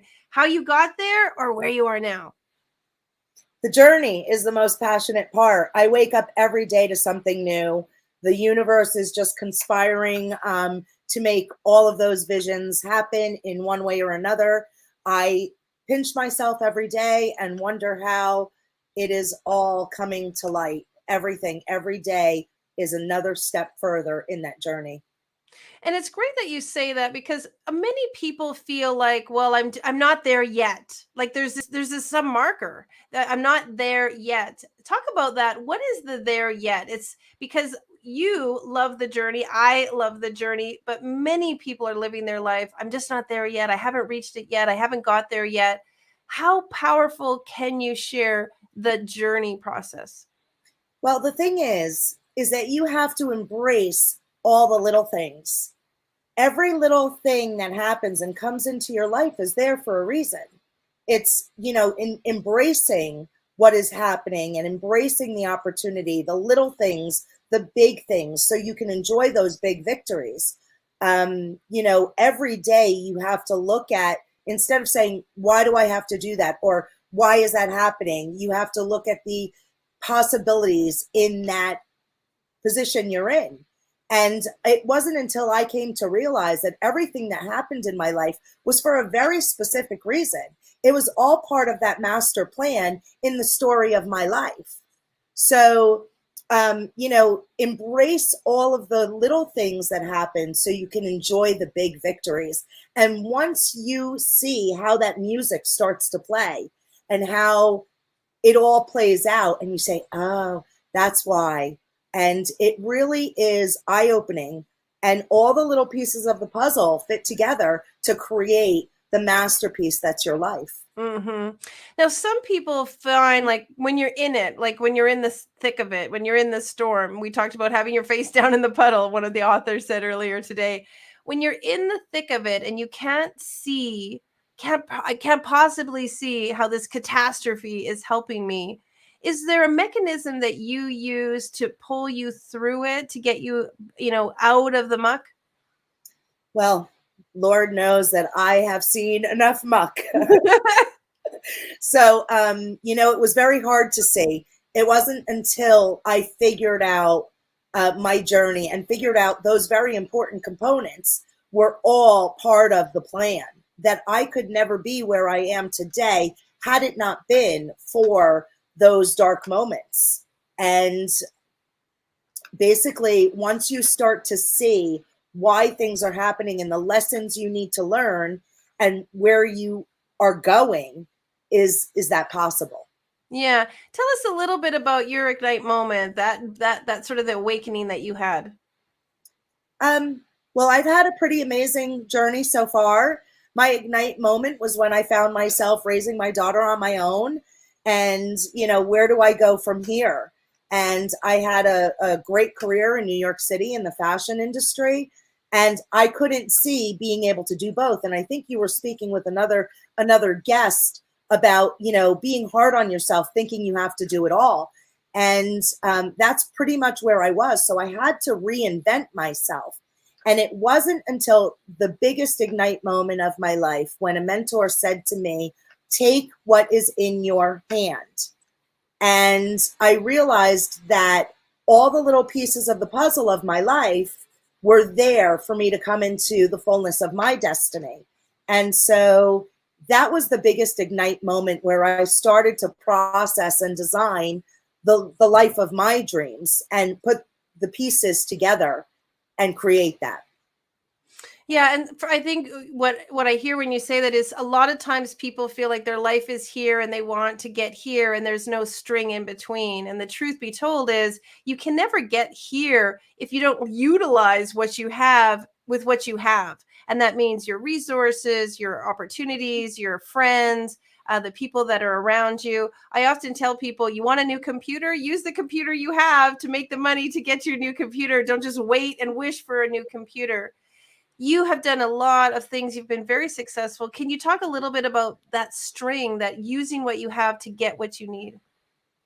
Well, I mean, basically, I used my experience in life and even my hardships to create a vision for a better future, not only for me, but women like me and women all over the world.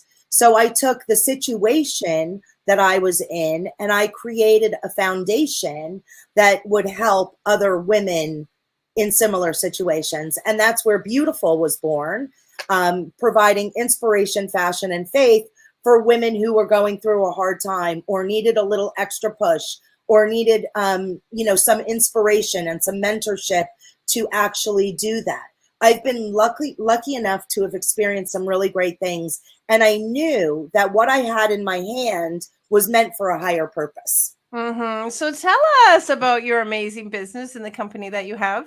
So it's in its infancy right now. It's actually beautiful. It's based on inspiration, fashion, and faith for women, of all shapes, sizes, colors, races.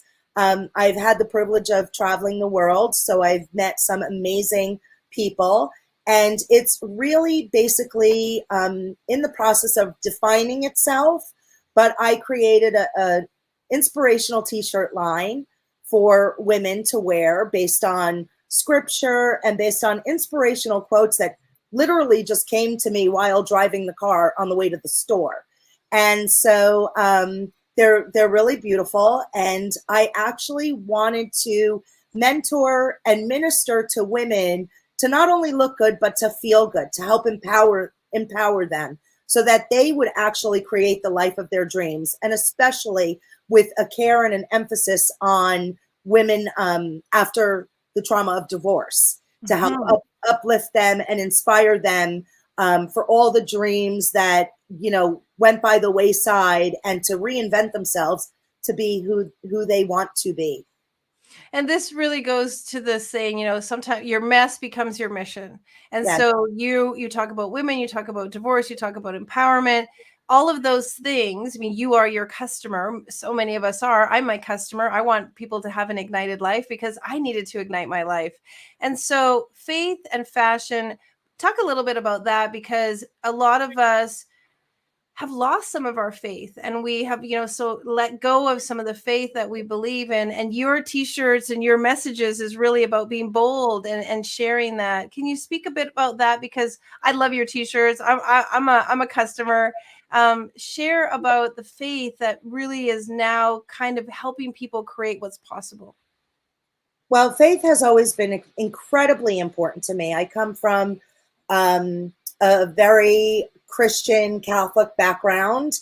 My aunts and uncles were priests and nuns, and I have a long history of Catholic school and all of that. But faith has been so important to me, and the way I like to explain it is that faith is pretty much a dance you do with your higher power, with God, that takes you to the next level.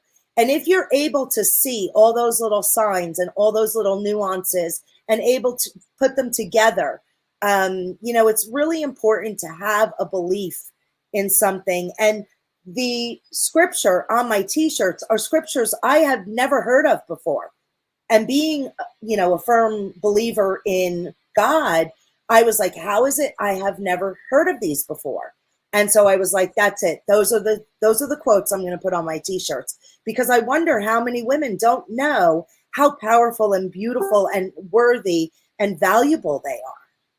Yes. So Give us one. Give us an example of one of your quotes. she is far more precious than rubies. It's Proverbs 31:25, excuse me, 31:25.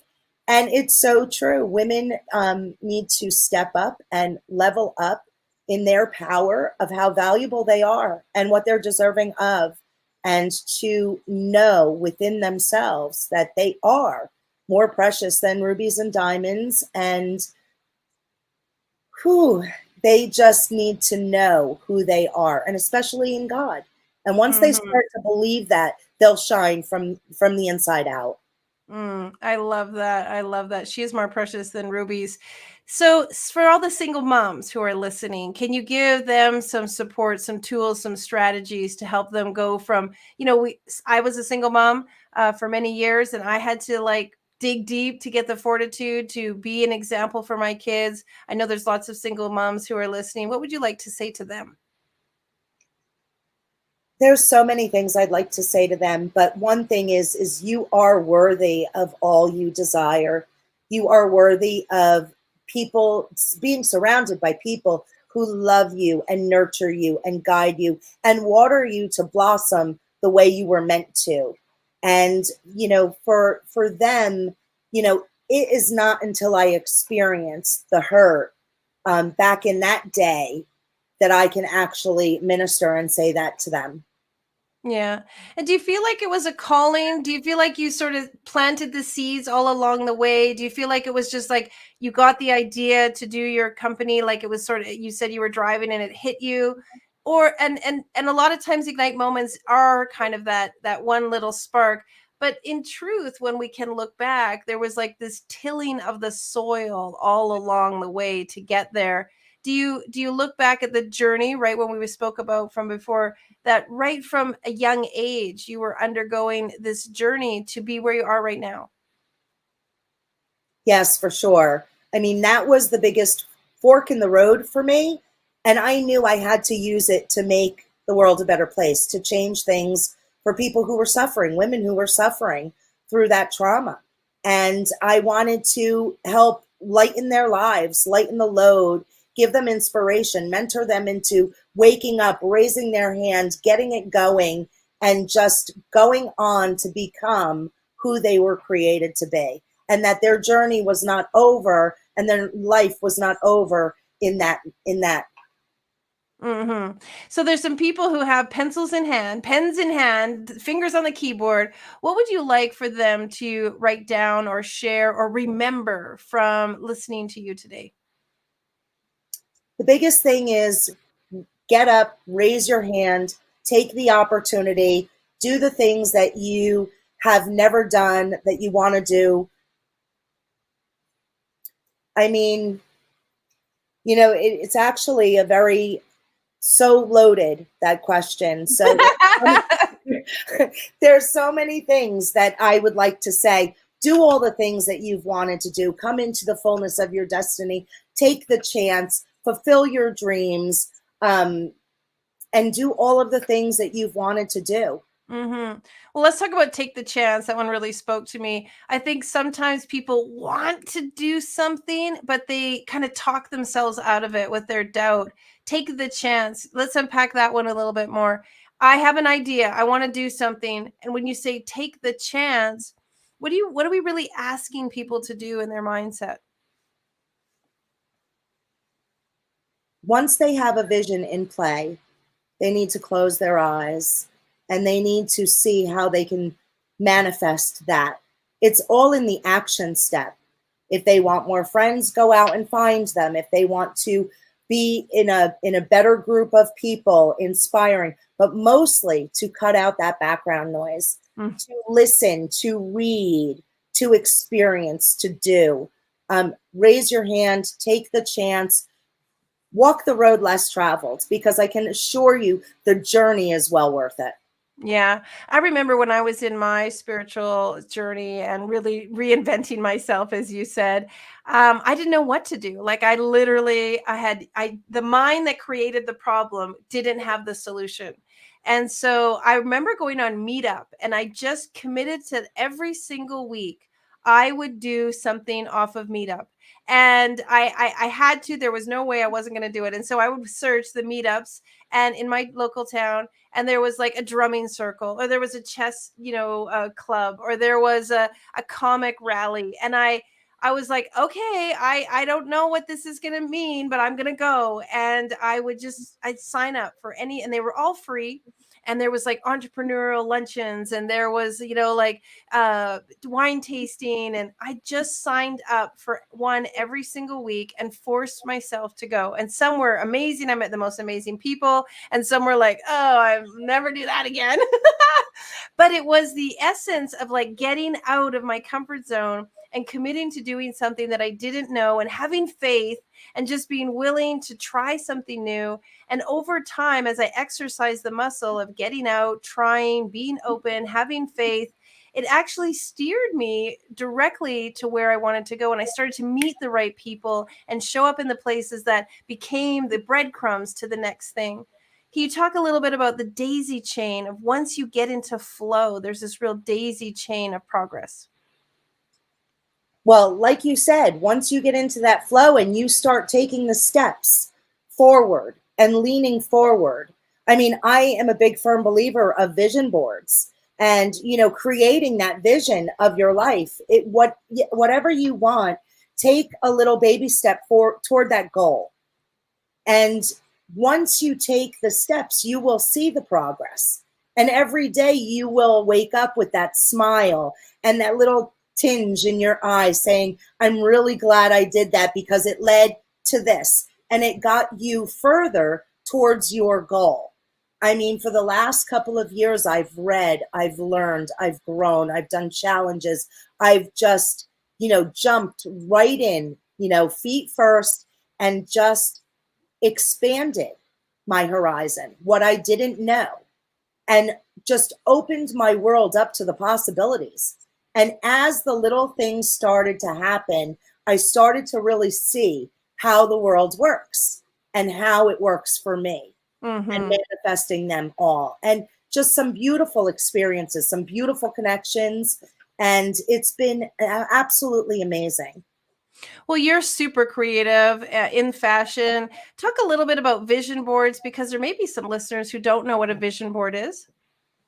Well, vision board is, I call it a piece of art, actually. I have a vision board with all my favorite things, all the things I'd like to see in my life, all the keywords that I want to help inspire and hold me accountable to stay within those goals. I look at it every day. I meditate over it.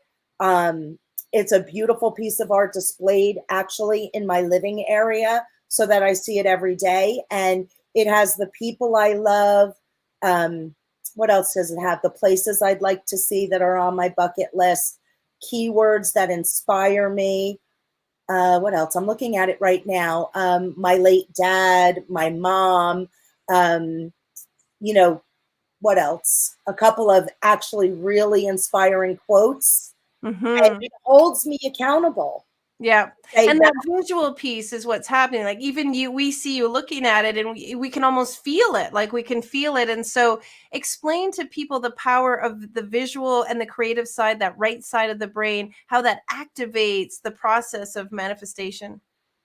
well, it's very real. I mean, what you visualize, you materialize because you are thinking on that wavelength in that moment. So when you are looking at your vision board, it is actually programming your brain to work towards that goal.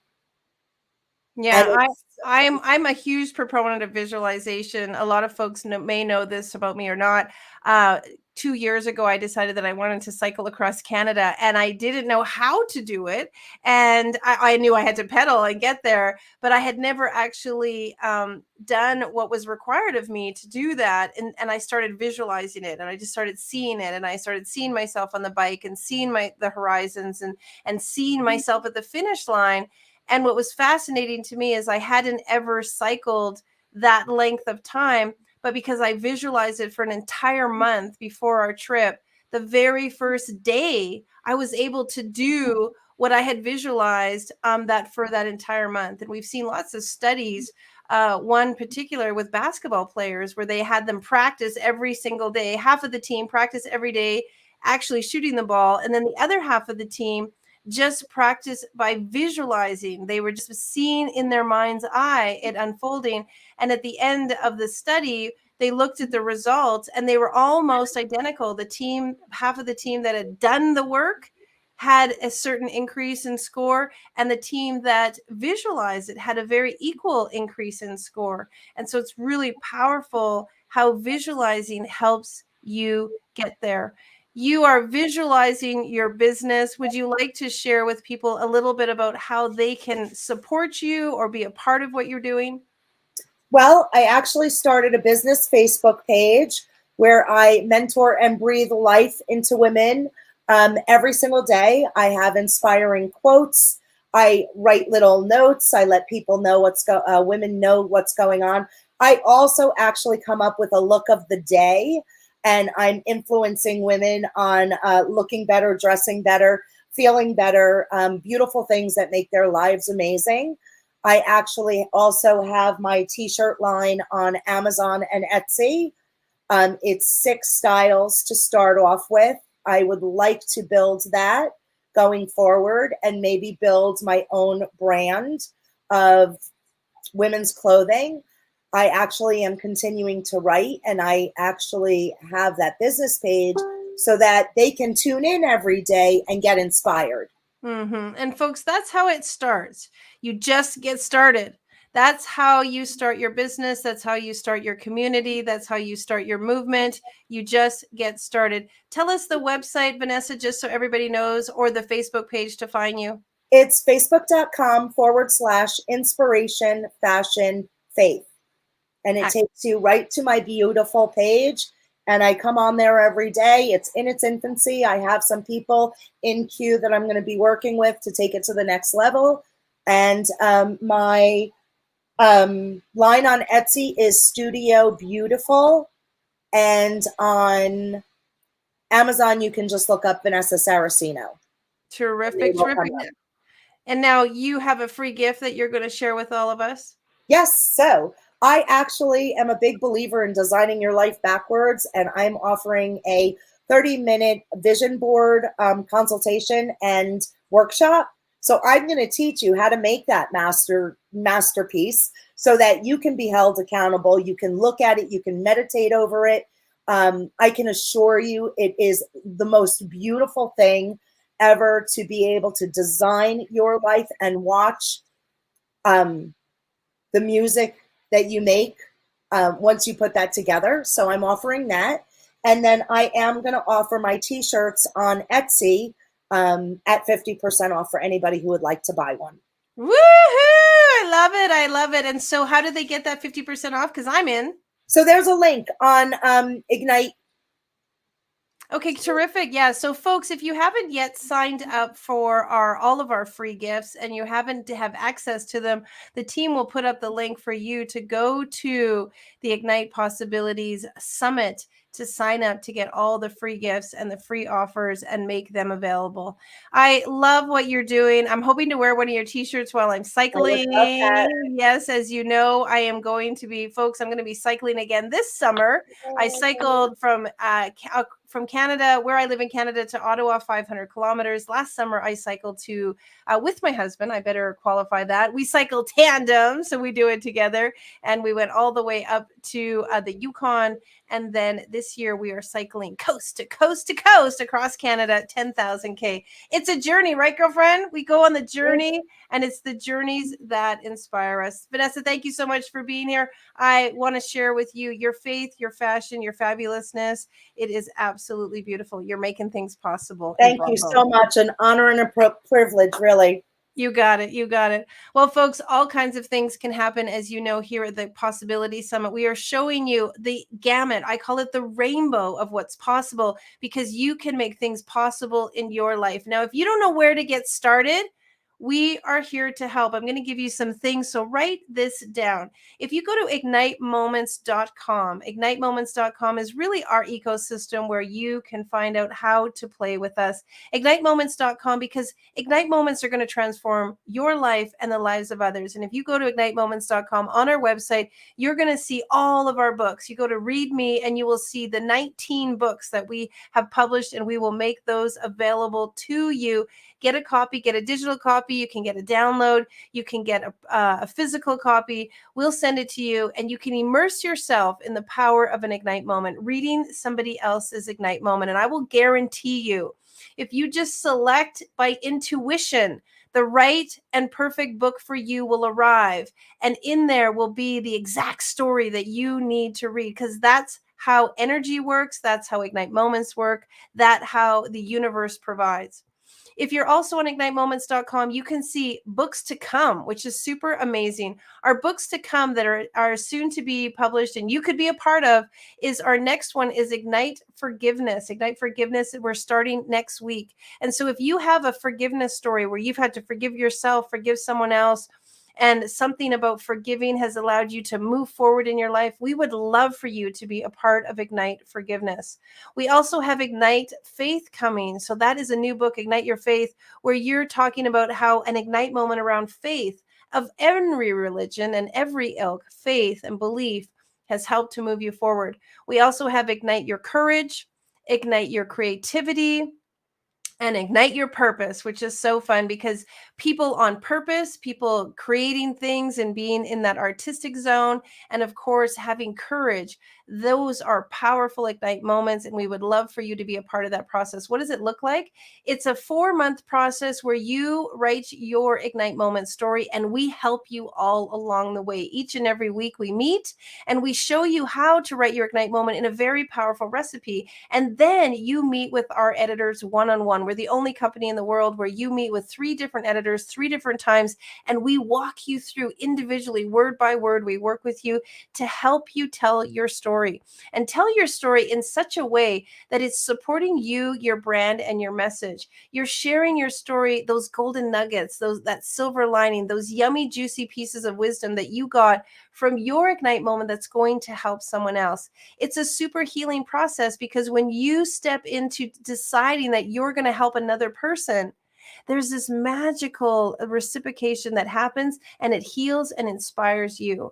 And so this book is not just for you, it's for others, but of course it's for you. It's for your process, it's for your journey. And then, of course, going international bestseller with a book is great for your brand, great for your business. And so telling your story is a wonderful way to step into the Ignite process. Now, once you go to igniteyou.life, you're also going to see our possibility events that we're doing, our cycling trip.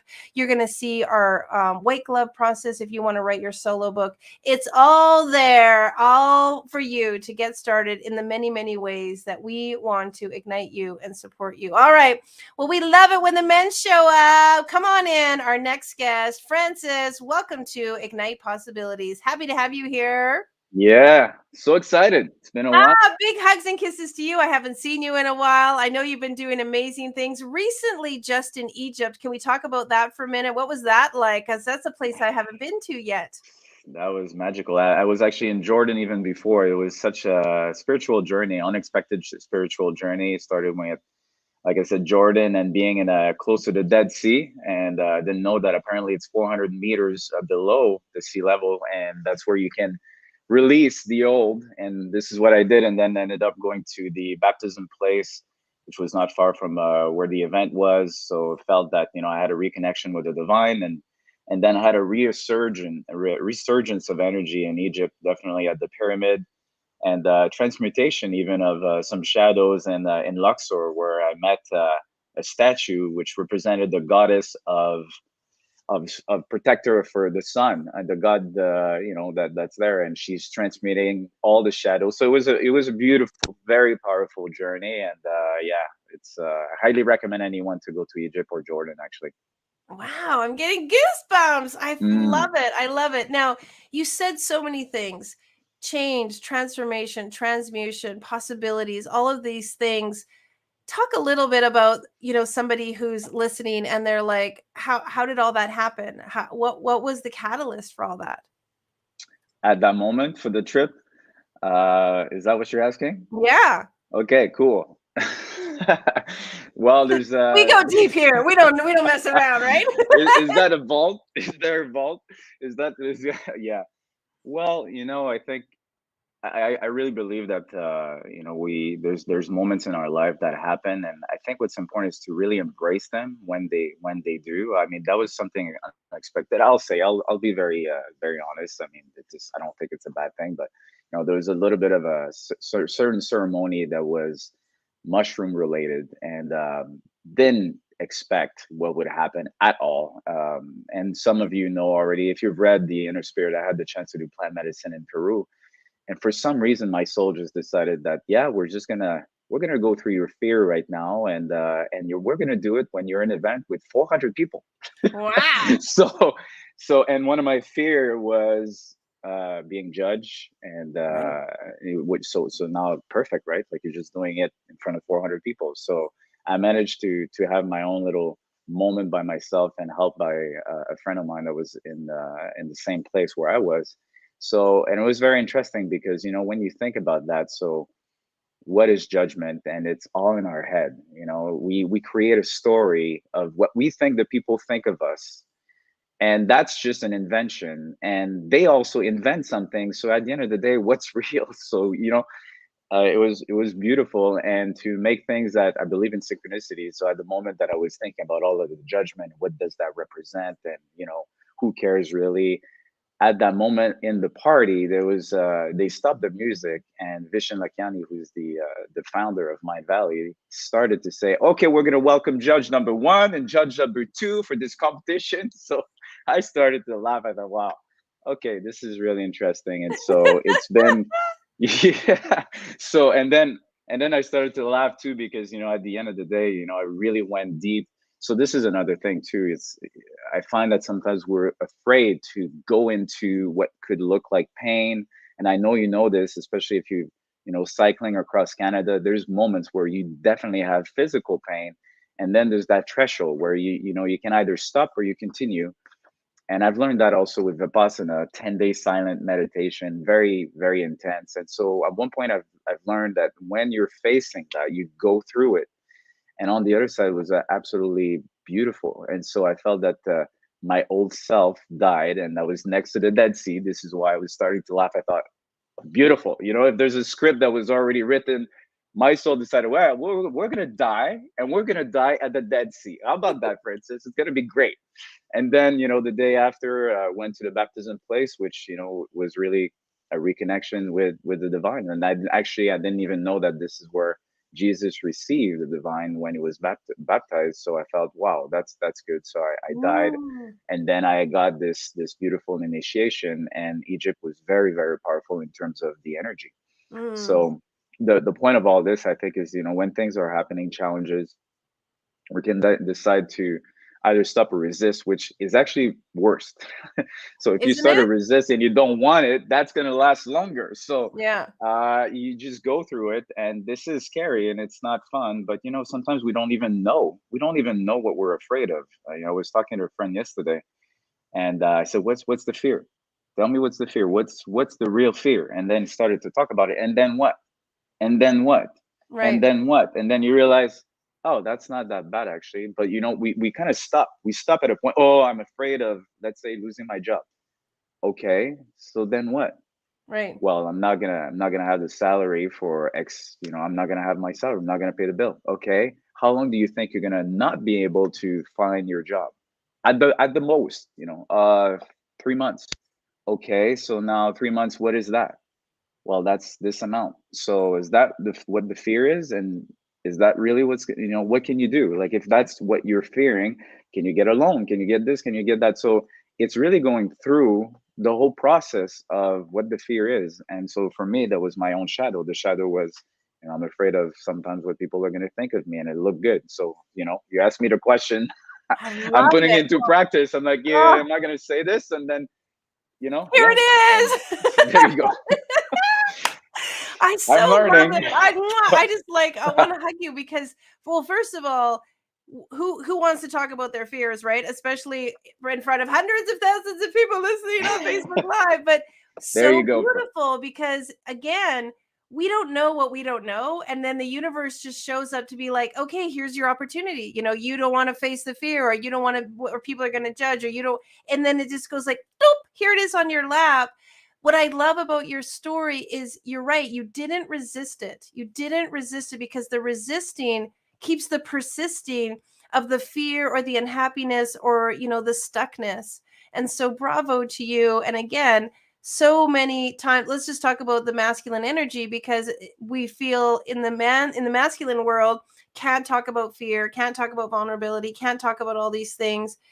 How has talking about it and accepting it and embracing it allowed more possibilities to unfold?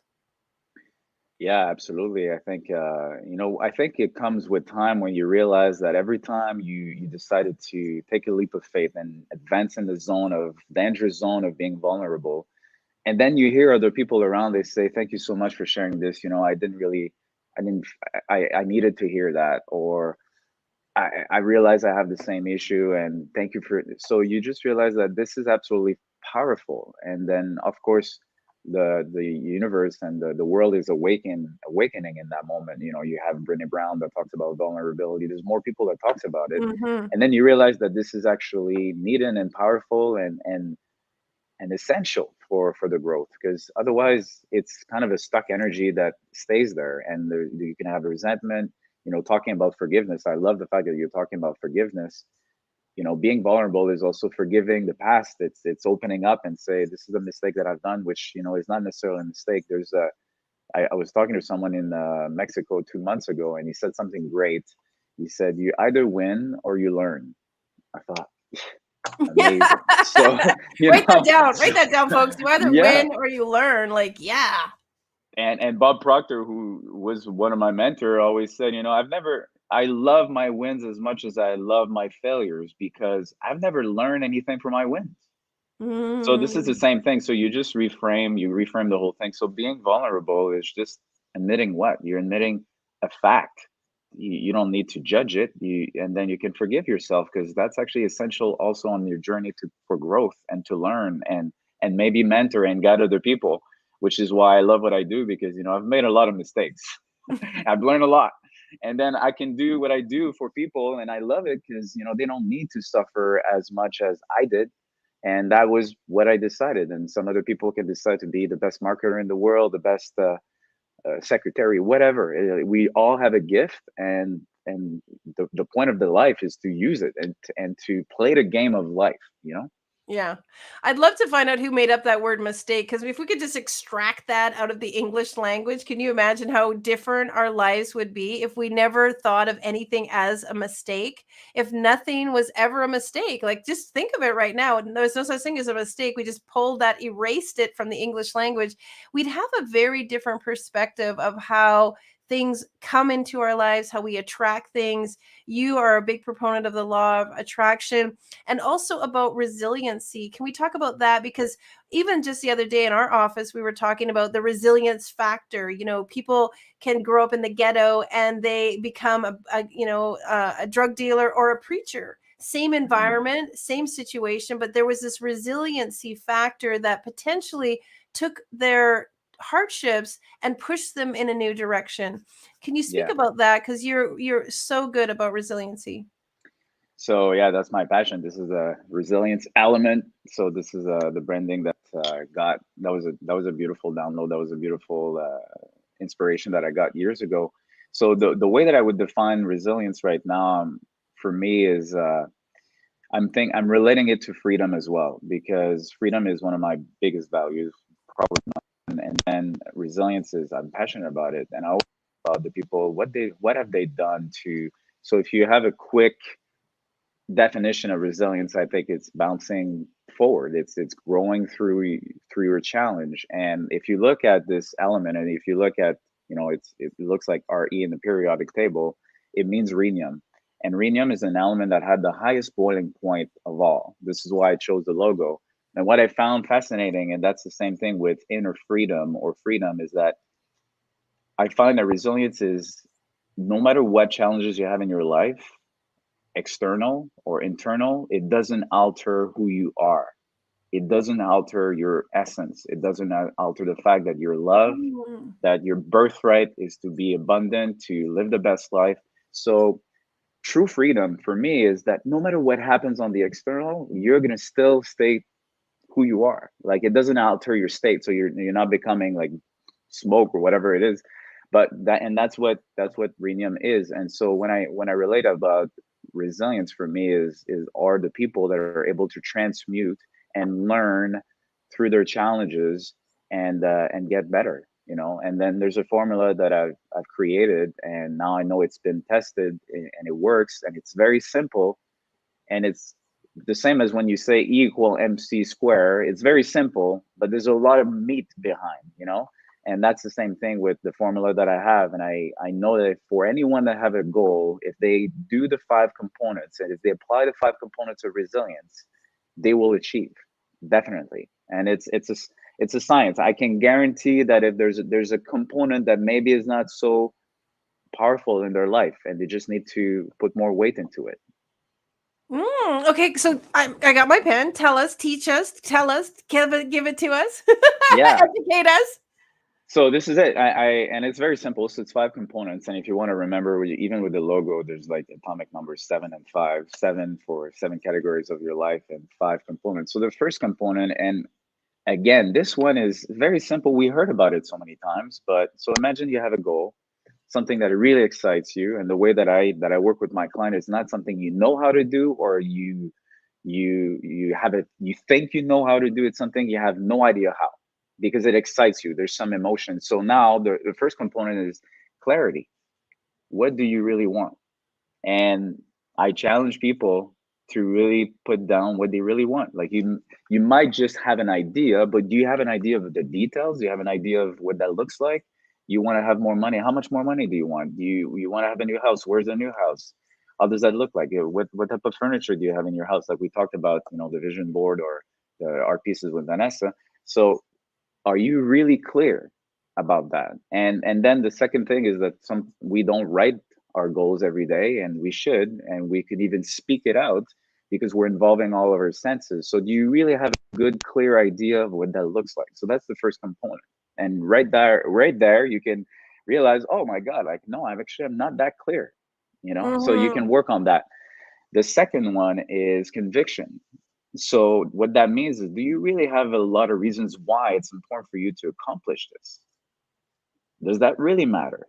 Oh yeah, I want this, but if I don't have it, it's not really important. Well, that's not enough tension. There's not enough reasons why you can accomplish it. And imagine just an Olympic athlete. Why would an Olympic athlete go through the the training every day for 4 years for the possibility of being number 1? And if you're number 2, we don't really remember, or 4, forget it. So why would you go through that? Why? They definitely have a reason. For them, it might be transcendence. I just want to see how my body can go. I want to represent my country, because nobody in that field has ever won in that. So I really, whatever the reason, but they definitely have a strong reason why to do it. So again, this component is very important. Do you have conviction about your goal? Are you committed, or are you interested? So they say, if you're interested, you're going to do things when it's convenient. When you're committed, you do whatever it takes. So that's very different, right? So that's the second component. I'll pause if you have any questions. Well, I mean, I love it. And of course, my mind is spinning, because I remember I was reading over my 2020 goals or 2021 goals when 22 started. And one of them was get a new car. And of course, when 22 came along, I was like, I didn't get a new car. I didn't reach my goal. And I was like, I didn't even know what car I wanted. And I didn't even really, do I even want a new car? And like, I just get a new car. And then there was no clarity, and there was no like, what really was that? And so, okay, of course that goal didn't unfold. And then the conviction, I'm with you so much, because recently, of course, we're getting on our cycle ride to go at the 1st of July, and all kinds of challenges are showing up, all kinds of complications, all kinds of things. And someone said to me, like, you probably just shouldn't go. And I was like, what? Like, wow, like that's not an option. We just have to push through all of these challenges, because the conviction is that's not an option. And so I love that you talk about conviction, because for many people, when you think about their success, quitting or giving up or saying no just wasn't an option. Was there going to be hurdles and obstacles and new paths? Absolutely. But no was not an option. So those are great. All right, number 3. Number 3, certainty. And I've learned a lot. This is a component that, the first time that I explained certainty, the analogy is, imagine that you have this level of certainty that you will accomplish your goal, or that it's going to lead you in the right direction. Having that faith, we talked about faith. You're going to have a book on that. Imagine when you walk through and you're going to be taken care of, and that it's going to happen. The best analogy I can give you is, we were all in this situation a while back when we all tried to walk. So we were just looking at everyone. Did we have any doubts that we would not walk? I mean, it was 100% certainty. We're looking at everyone's walking. We're like, okay, well, now I fell. Am I going to say one day, you know what, guys, I've tried it all. I'm going to crawl. I'm just going to crawl. That's my jam.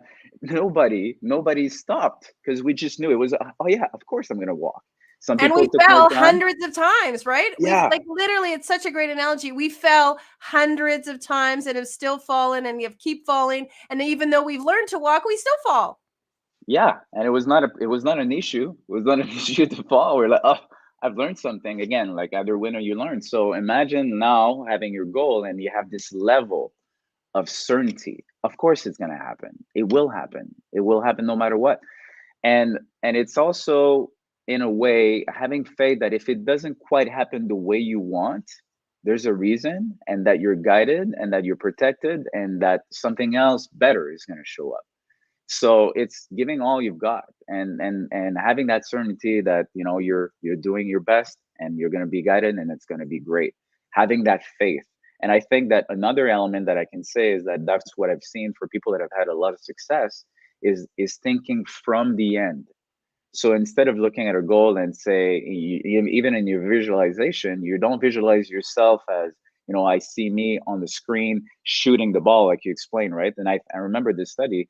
I think it was the people that were truly practicing for real had 25% increase in their performance, and the ones that were visualizing 24 Yeah, so 24%. close.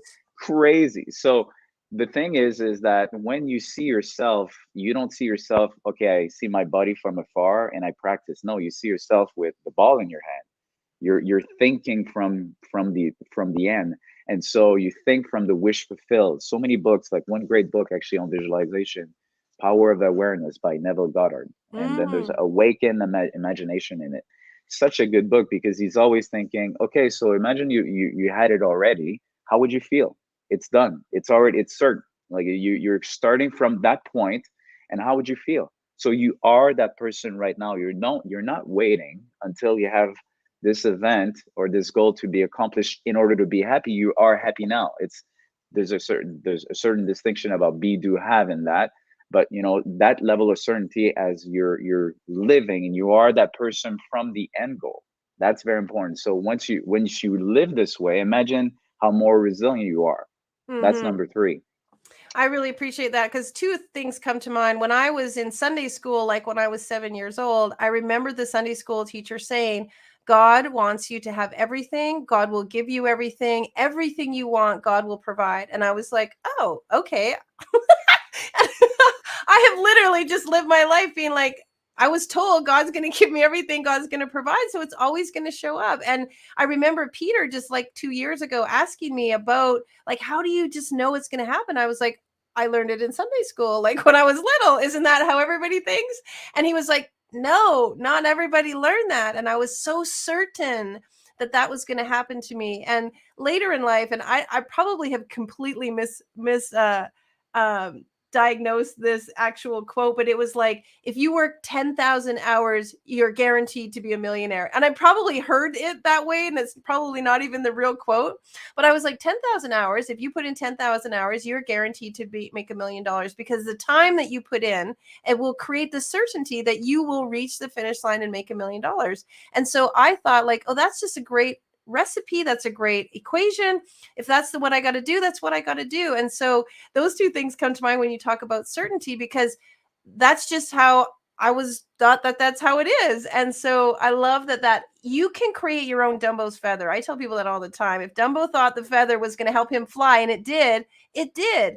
And so whatever your certainty is, and it can be yours, it's, however it is, that certainty will pull you forward and manifest and change reality for it to be yours. So that's my favorite so far. Number 4. I love it. And well, you're talking about, incremental steps and actions. So that's commitment. And in that commitment, there's also integrity to your word. Are you, if you say you do something, are you going to do it? And so how committed are you? Are you doing it for doing no matter what it takes, or are you just interested? So the commitment for me is exactly a little bit like you said. It's the little steps that you do every day, and the good steps. So the productive activities that will lead you to your goal. And you can do the reverse engineering and say, okay, so if you're in sales, am I doing the phone calls? Am I reaching out to people? Am I having conversations with the people? Or am I on social media scrolling? And that's not really productive. So what are the things that you can do on a daily basis? And one of Earl Nightingale talks about it. And it's every day you can just, that's a great trick. Before the day you start, and the day before, you write down the 6 activities that you will do for tomorrow, and the first in order of priority. So you do number 1, and you don't do number 2 until you've done number 1, and you just do 6 things, and then you repeat, and then if you have only done 3, then 4 becomes your number 1 for the day after. Yeah. The point of that is, many times when we start the year, we talk about resolutions. People, I'm going to go to the gym now. I'm going to go to the gym. And then you say, okay, so what was the last time you went to the gym? 6 months ago. Okay. And so what's your goal? Well, I'm going to go to the gym 3 times a week, and, for 90 minutes. Whoa. So you're telling me you haven't gone to the gym for 6 months, and now you want to go 3 times? It's a little bit heavy. So for me, commitment is, why don't you just do 15 minutes? Why don't you just do 15 minutes 2 times a week? So it's easy. It's easy, and it's easy to replicate. And then most of the time, you're going to spend way more than 15 minutes. And for me in my life, I remember the first time. It's kind of funny. I started to meditate maybe 7 years ago, and I was thinking, 15 minutes is way too long to meditate. 10 is too quick. I'm going to do 13. Like, as if 2 minutes really changes everything. But now, I do my meditation. Sometimes it's an hour and a half. Yeah. But I do it every day. I absolutely do it every day. And if I'm in a crunch time, I've got Insight Timer. I just put 5 minutes, but I do it. It's easy. So in your commitment, what are the productive activities that you can do consistently that will lead you to your goal? Then, of course, you're going to be resilient. Of course, you're going to accomplish your goal, right? Yeah, and there's that self-sabotage piece that sometimes people do. They actually, you're right, like push it so far, like I'm gonna diet, I'm gonna not eat anything, or I'm gonna not spend anything. Like there's this extremism that actually creates the sabotage and the failure, and then we get to repeat our cycle. That's a whole nother conversation. But commitment and what you said, bravo, do what you can, manage it, make it easy, and give yourself those wins, right? Anyone can do 5 minutes or 15 minutes. And so absolutely give yourself the endorphins of the win. All right, Imagine the just final one. Yeah, and I'll add one more comment on that. Imagine just 1 hour. Even the people, they're thinking about their business, or they're employed and they're thinking, I want to start my business. Just spend 1 hour a day. Mm-hmm. Just on the weekdays. Imagine how many hours it's that going to represent after a year. And we know it. Like when we're an author, we write every day. You just do that. It's so much easier than just cramping everything into the last days, right? So you just write every day, and then it's going to be easy. The other thing about commitment is, I think that having mentors or coaches, people that can help you to be in that environment, really will help you for your commitment. And the best analogy I can give you on that is years ago, I was in a conference, and the guy was from Burnaby, Canada, not far from Vancouver. And he was talking about the quantum computer. And he said, do you guys know? So the quantum computer is so fast. I mean, at the time, I think they said it's 100 million times faster than any other computer. So imagine you're on the road and you're driving 100 kilometers an hour, and then the quantum computer just passed by. Like, that's fast. That's so much faster, right? Two times faster is already fast. Now 100 million times. So, and they put the chip in a special chamber. It's with the right temperature and all of it. It's isolated from the magnetic field, the noise. So now he said, do you guys know how fast is the quantum computer, when we put that in a normal environment? He said it's as fast as any other computer. We're like, whoa. So for me, what I've learned from that, I said, so imagine that we all have unlimited potential. What if we're putting in the right chamber, in the right environment? How much better would we Yes. be? And when we're not in the right environment, there's a lot of noise. People are negative Mhm. around us, and everything. Mhm. So now all of a sudden, the same potential that we had is Yeah. same. Wow. So that's why having mentors, coaches, being in this live right now, being inspired, or going to even a fest event with Mind Valley, we're all in that environment of possibilities. People are expanding, like, yeah, like, we can do this. It's possible. I believe in infinite possibilities. That's why just being in that environment is so important. That helps you for your commitment. So I just Yeah. wanted to add that. Now, Fantastic. Do we tell them number 5, or do we yeah. make them come and get you and find you and work with you? Do we leave them 5 hanging, is or do we courage. tell them? 5 is courage. Is basically, we're hard on ourselves. You talk about forgiveness, so it's having the right frequencies, and you can do so many different things to just help you raise that frequency. Gratitude is a great way. Being in nature, so it's all about the science of happiness. And when you do these things, you will go back to, okay, I'm good.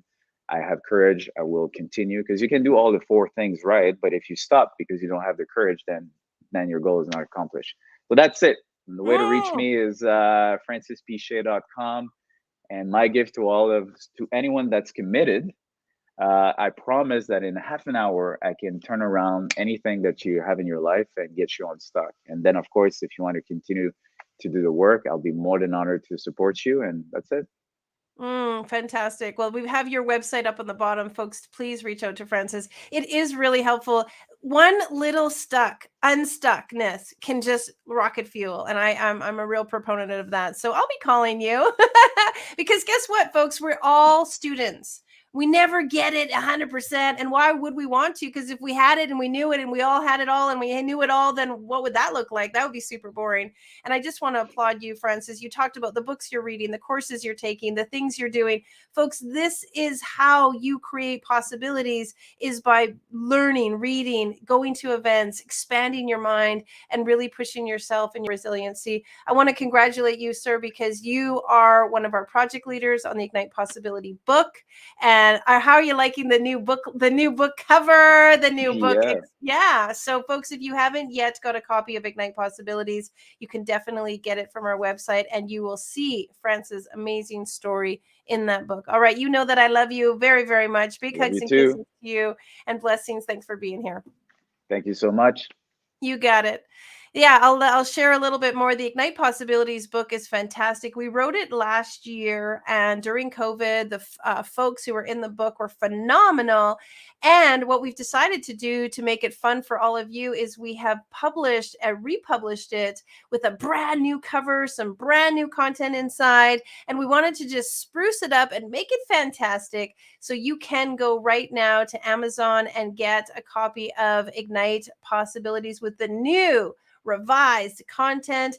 And in that book, and here's a little trick, because we love to do fun stuff too, is when you go to Amazon and look at Ignite Possibilities and do that what's inside little button, you could open it up, and in there is some wonderful, fun, free stuff that we are giving you on our sales page in the very beginning of the book. And then you can read through. There's quite a few pages available there to get an essence of what the book is. But of course, you're listening here to everybody, so you know what it's all about. Igniting possibilities, telling phenomenal stories, go to Amazon and get it, or you can absolutely reach out to one of us and we will help you get it at igniteyou.life. All right. Well, our next amazing author, we're jumping around. We were in Canada, we're in the States, and now we're headed on over across the pond. Welcome, my darling Tammy. Welcome to the show. How are you, gorgeous? Hello. Hi, JB and everybody else. Yes, doing so well here in the UK.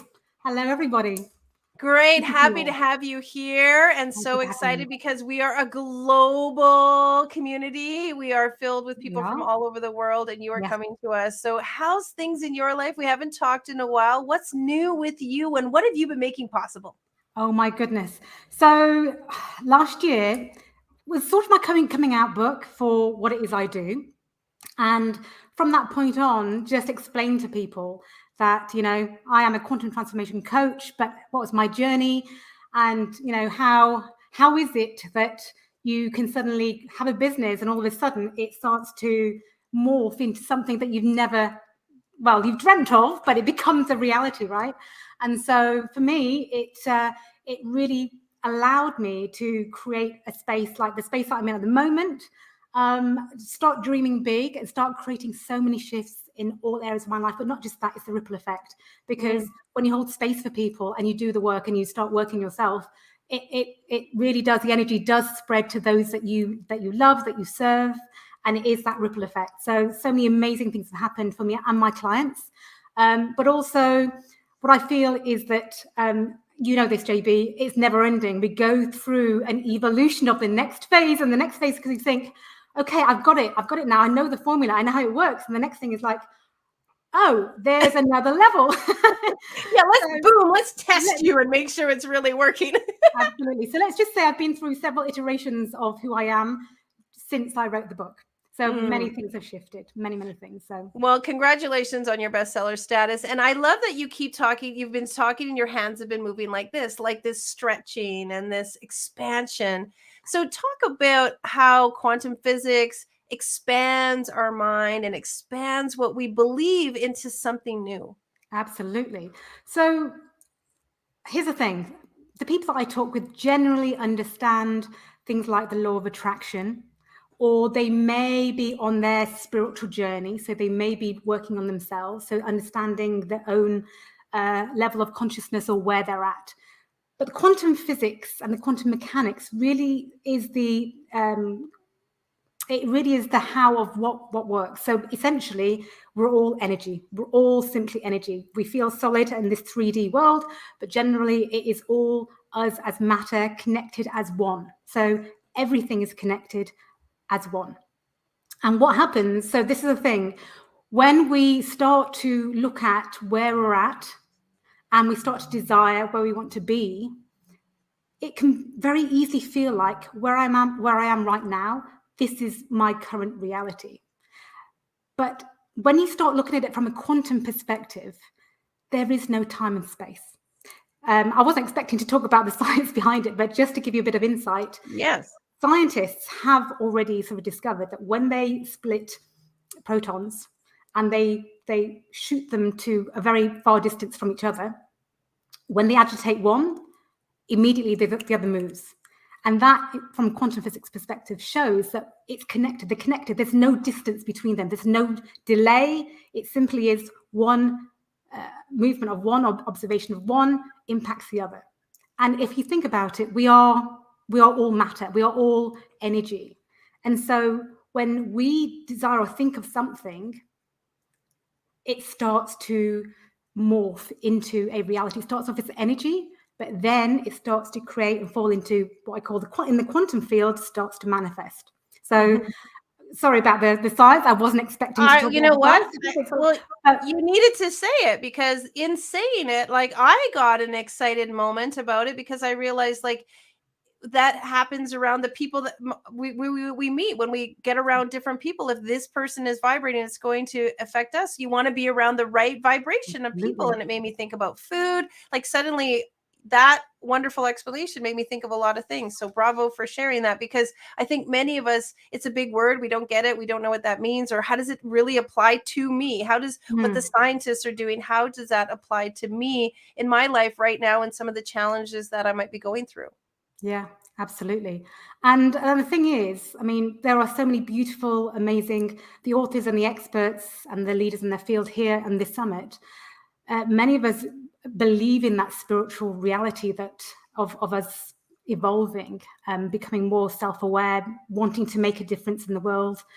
And some people feel like the understanding of how it works sounds a bit woo-woo. And so interestingly, the story that I shared in my book is how I, well, actually the two books, Ignite Your Inner Spirit and Ignite Possibilities, but I talk about how I was very evidence-based because I have a very woo-woo spiritual mother who sees spirit and, you know, actually gets her very accurate future intuitive downloads. And I grew up wondering what on earth. I got a very strange mum, and realizing that we all have these gifts if we choose to open ourselves up to them. And so when I went very evidence-based science, so I went into the sciences, I came full circle. And when I accepted that and started to teach quantum transformation in people, I was able to explain, look, science is catching up to this. Science is explaining that actually, potentially, we're all from the same source. And so when we aspire for something, it feels like so hard. I work with business owners, and the people that come to work with me often understand these concepts. They believe in manifesting, they believe in co-creating, they believe that anything is possible, but it still hasn't worked for them. And the reason for that is because it's one thing understanding it, but it's another thing actually being able to make the shift, the quantum shift, the shift that is the essence of who we are, because we all have a baseline energy frequency depending on what's going on within us. And as you know, our emotional state, the way we think, what's happening, we can be very reactive sometimes. And even though there's people who say, look, I meditate, I do my affirmations, I visualize, I do all these things, but it still hasn't landed yet. The things that I aspire, I want my business to grow, I want to make an impact, it still hasn't happened yet. And so there's a piece missing. And that's the bit that I bring in when I work with people, because they get it, but the things that joins the dots sounds simple, but it's not easy to do. And is there something specific? Because I remember I was always practicing gratitude. I was big. You can go back in dozens of my journals, pages and pages of gratitude. But I remember very distinctly one time realizing, like, of course I'm doing my gratitude practice, but I was doing my gratitude practice. I wasn't embodying it. I wasn't living it. I wasn't feeling it. I was just mechanical. I am grateful for. I am grateful for. And I remember, like, boom, like I wasn't really like feeling it. I wasn't even believing it. I was just doing it. Is that a little bit about what you're talking about? Like, we get it mentally, but we're not actually, it's not really resonating with us? Yeah, that's partly to do with it. That absolutely is. I mean, I'm going to tell you a little, I think an analogy would help to see it from this perspective. Okay, so, and I'm going to do it from a business perspective, but anyone who's in a job or career or feels stuck in some way, apply it to that. But I'm going to speak from a business perspective. So when we start off, we're on our own and we're learning to, let's assume that you're already good at what you're good at. Okay, you've already mastered your gifts and talents. But the business aspect, it feels like I'm learning to row this boat on my own, and it's a bit just getting orientated and I'm going around in circles. It's feeling a bit difficult. But then you get into the flow and you feel like, okay, I've got this. I'm moving. I'm getting over there now. And I can start to see the things around me sort of, flustering. So I'm getting into this flow, and it gets you stronger and you start to enjoy it. And then you get to evolve to the next phase. And let's say that now you're in a rowing boat with a team. So you're at the helm and you've got this team of people that are doing all the rowing for you. You're telling them where to go. You've got the vision. You're directing them. You're giving them inspiration and motivation, and they're doing the do.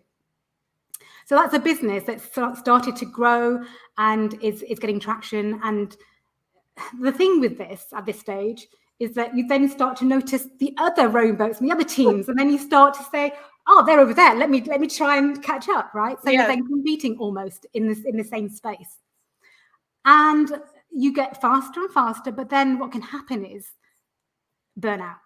Okay, you get to a point where you feel like it's never ending. It's like I'm constantly doing, arms are aching, or the team's arms are aching, you're still focusing, and you haven't had a chance to even look around at the scenery. You're still focused on that dot over there.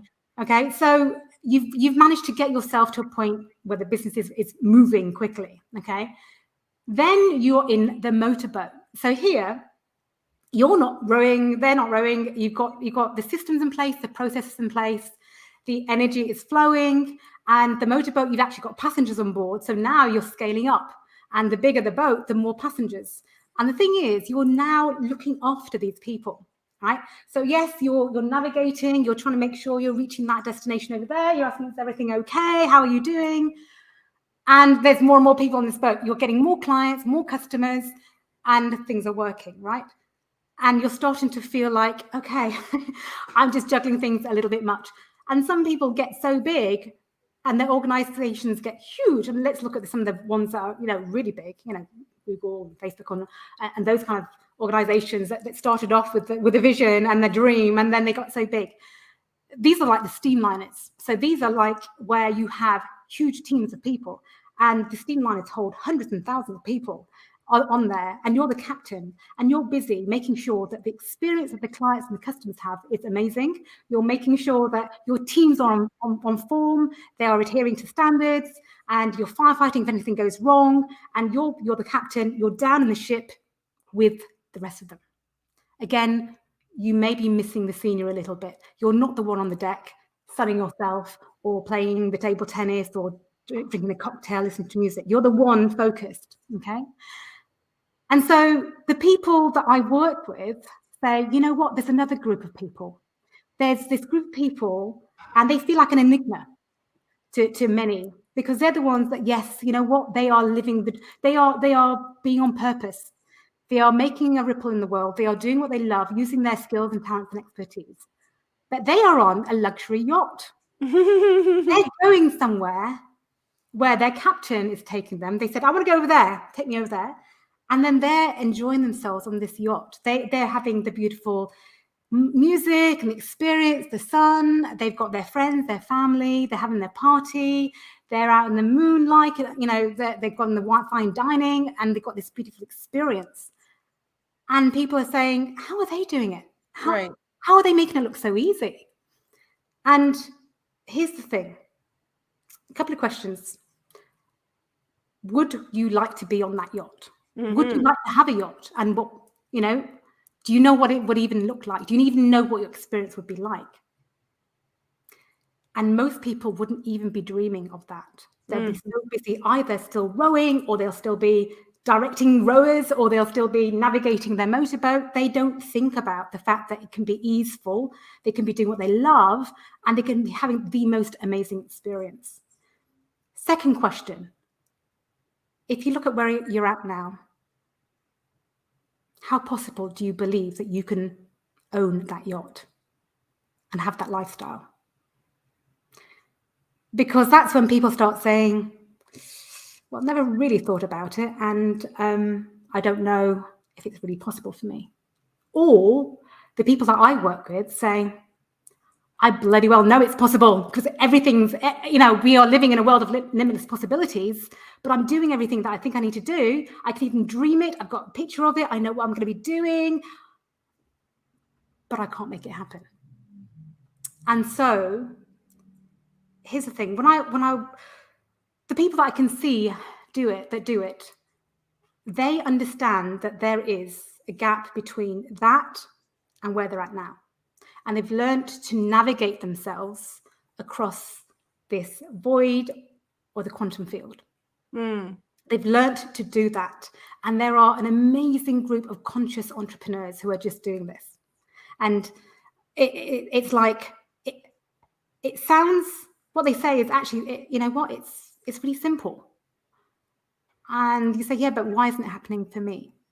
And so what I ask my clients when they first come to me is, do you know what you want?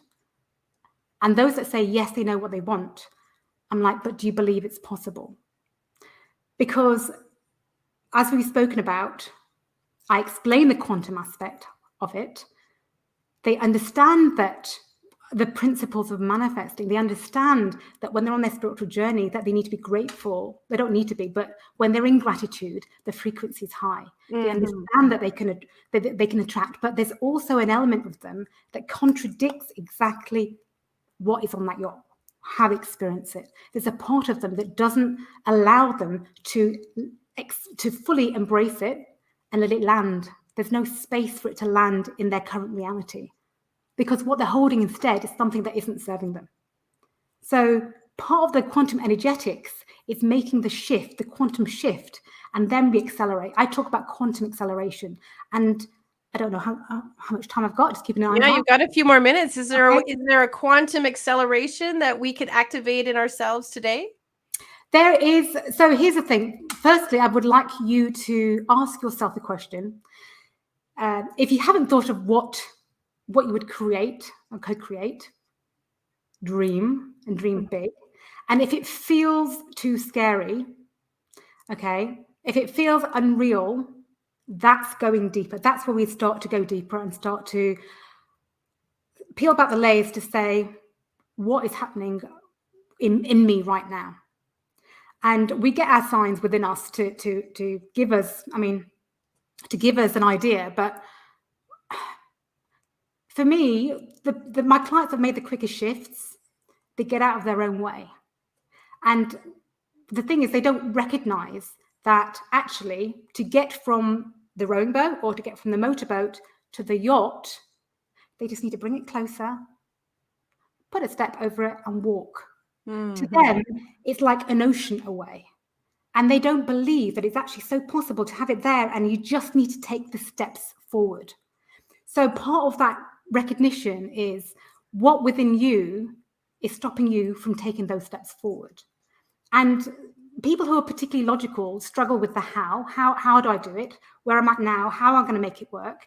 And when I talk about this quantum work, you have to be open to what I call the synchronous miracles, that magic, the synchronicity miracles. You cannot logically make it happen. You cannot make that boat, that yacht suddenly come over here if you're trying to figure out, well, we need to get someone to go over there and navigate it back over here, put it back, and then no, you just have to start focusing on what is it you want to be right next to you and what steps you take to actually board that yacht. And those are the steps I take. So how logical, what logic is holding you back? What beliefs? I mean, I know many of our amazing authors and experts here will talk about limiting beliefs, but it is about going deeper. What are we holding that is keeping us on that sort of boat that isn't serving, that is draining our energy, that is taking our resources? Because quantum means it's light, it's quick, it's effortless, it's easeful. And I don't know if I have time to give an example of one of my clients. You do, yeah, go ahead. Sorry, I'm a bit. I'm trying to. We've got 12 minutes. Yep. Okay, great. So I have an example of a client, and he ran a franchise business. Okay, he wasn't into any of this quantum stuff when we first started working. And the thing about a franchise is that it's a business in a box. So technically, you get the marketing sorted out for you. The brand's already there. You get potentially a sales list. Sometimes you get a lot of support, and you got the recognition of the brand. And he had a franchise. And when we met at a networking event, essentially he was saying, I put all my savings into this, but I think I'm going to have to give it up next month because of the way it is. I have to buy lots of products. I'm running out of money. It's not happening for me. It's not working. So I said to him, are you willing? You've invested a lot already. Are you willing to try something that might seem a bit out there? And he said, okay, I've got this far. I said, work with me for 3 weeks. Work with me, and you've got nothing to lose. Let's just see where you go. And the interesting thing was, he is a very logical person. You could just tell that, I've done the processes. The processes are all there. It's like, well, maybe you forget the processes for a little while. And within 3 weeks, working with shifting the energetic frequency within him, he started making more and more sales. And we worked together. He said, oh my God, this is amazing. All of a sudden, it's just turned around. And 6 months down the line and a year down the line, he was losing money when we first started. He was losing something crazy, a couple of £1,000 a month. And he started making money, and he hit his 6 figures. To him, 6 figures meant that he would have more freedom. I'm like, well done, there you go. This is what I'm talking about. So we stopped working after 6 months, and I just checked in on him. But he came back again. He said, I've stayed here, I've plateaued. I said, well, let's do some quantum work. Let's do some more going deeper. And I said, what do you think is stopping you? He said, well, you know what? I'm now getting up at 5:30 every morning. I have a team that is so good. They're really efficient. I've got extra the vans that deliver. I've got I've got the support. Maybe I get a salesperson. I've tried a salesperson, but nothing is shifting. Nothing's moving. I said, so what's your aim? He said, well, about $250,000. I said, okay, right, let's do that. And I said, how open are you to the time? Because I said, you'll hear me talking about there is no timeline. Right. In quantum, it doesn't exist. You have to let go of the how can I make it work in this time frame. And what we started to do was collapse that time frame, collapse the notion, collapse the concepts that we all have as conditioning. We all think we've got to go through a process, got to do this, and we have conditions in place. When we remove that, the miracles can land. When we collapse and make space, the miracles can land. I said, so you might not know how this is going to work. You're going to have to let go of the idea of getting on more salespeople, the how you think it's going to work. You're going to have to just release it and surrender and just take some steps forward the way I suggest, and let's see what happens. And within that month, he landed. This was a franchise company he had. The franchisors contacted him and said, we've been seeing you've been making some really good progress. We've got a situation where down the road from you in the next couple of towns, there's a franchisor who can no longer carry out his duties, and there's another branch going. They have a team already in place. They've got their client base. It's all up and running. Can you take this on? You will not have any extra cost. We just need it to keep running, and you're the closest, and you've been growing so quickly. We'd love you to take it on. I said, see that. So that is like you just land, and that hit his target goal that he was. I said, and don't stop there. Don't make that your limit. Just keep going. Just keep going. So you just can't start to plan exactly how it's going to happen, but he created space for that, and that meant he's now growing it even further.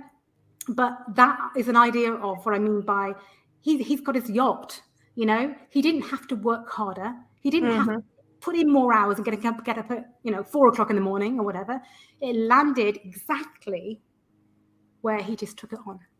Beautiful. It itself. Okay, so that is the concept of what is possible, where you don't have to burn yourself out. You don't have to keep rowing. You don't have to sort of keep navigating and doing all the things. It is about trusting and believing that if you can have your yacht, how would you play on that yacht? Who would you be with? What kind of music would you play? What kind of friends would you have on board? What would your family do on there? People never get on that yacht. People feel like, I'll never be able to have a yacht like that. And it's like, why not? Why not? Exactly. Everyone is on the edge of their seat being like, I want a quantum. Help me quantum leap. How can you help people? How can they access some of this and participate with you? Okay. Well, firstly, the free gift is to have a session with me. And what I've actually just offered as the next step here is to, I'm running a mini training next week, Business by Soul Design. And it goes deeper into this because I feel like I can't explain it in like half an hour. So it'll go deeper into this because my clients, they make phenomenal shifts. And what I've done is look at what are the 5 main things that they've done that I can share. Now, of course, it's a journey for them and everyone's got on their own journey. But concept-wise, there are 5 core things that I make sure that my clients all understand and start to live by. And that's what I'll be covering in that Business by Soul Design. So that's going to be happening next Tuesday, Wednesday, Thursday, 2 p.m. British Summer Time, so that's the UK time. And so I'll be providing an opportunity to share this. That's on the Tuesday. The Wednesday's a Q&A. So if people go back and say, I've done these questions and I think I need some of these answered because I don't really fully understand, that's what's happening on Wednesday. And then there's a bit of a bonus day on Thursday. So yeah, I'd love anyone who's there that's curious. It's for a small price, and you have an opportunity to do a little bit of work on yourself. Otherwise, feel free to connect with me, and I run several different kind of programs at different price points, depending on where you're at, depending on what you want to achieve, and you can work. I offer one-on-ones, masterminds, group programs, and also online learning if you feel like you just need to take time to do it in your own time as well. So lots of opportunity. Just speak with me and we'll see what works for you. Absolutely brilliant. Folks, if you haven't yet quantumed or wanted to know anything about this, this is your amazing opportunity. I love listening to you. I always get inspired. It always encourages me. It helps move the needle to the next level. There's so much that you have to offer, and I just want you to know how much I appreciate you, how blessed we are to have you. Your training is so fantastic. We all need more of this. We need it for our kids. We need to be aware of it. And while you were talking, I was just thinking, like, the energy of more people who are thinking this way, who are conscious, who are aware, who are helping, we're like lighting up the light bulbs of everyone else. And so this is becoming not woo-woo and out there. This is becoming the way the world is. And those of us who are thinking consciously, doing business consciously, sharing conscious power with one another, we are lighting up other people. And so bravo to the work that you're doing. And you too, JB. Lady JB, I mean, gosh, talking about expansion, it's so amazing. And you're such a beautiful shining light to guide, and give us opportunities to be on a platform to share our things. So thank you so much as well. Thank you. And I promise to come to England and have high tea with you now that I'm a lady on British summertime. I love that you said that. How beautiful is that? No, it's not GMT. I've made that mistake because when we shift time, it goes from GMT to BST, and I've actually done that before on training. Join me at so-and-so GMT. It's like, no, it's summertime. Sorry, guys. No, an hour later. I love it. I love it. Well, blessings to you. And once again, folks, you can find Tammy at her website. Thanks so much. Blessings. If you are wanting to know how to get use of all of our gifts at the Ignite Possibilities Summit, we do have a special link where you can go. If you haven't yet signed up and you want to get all these free gifts, you can go to our link. Our team is going to put that up for you so that you can be a part of checking out possibilities.igniteyou.life and getting access to all these free gifts. I said it before, I actually schedule one with all my clients and use their free gifts each and every week, just like I used to do that meetup. Well, now I do it with my authors and speakers, guests, prizes and gifts. And I love the things that I learn. I just show up as a student. I completely surrender and know that something they're going to teach me is going to be wonderful and amazing. And I just love the learning that I get. Now, my team we're going to take a quick commercial break. We're going to show you a video called Breakthrough Day. It's something pretty special for you to break through some of your limiting beliefs and break into what it is you want. We're going to watch that video. And then when we come back, very special guest, we're going to have Stacey Cohen with us. So take it away and we'll be right back after this commercial. It's Breakthrough Day. You woke up this morning and you decided, you know what?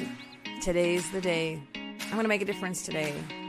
I'm going to do that exercise. I'm going to learn that course. I'm going to start doing my life differently today. Today's the day.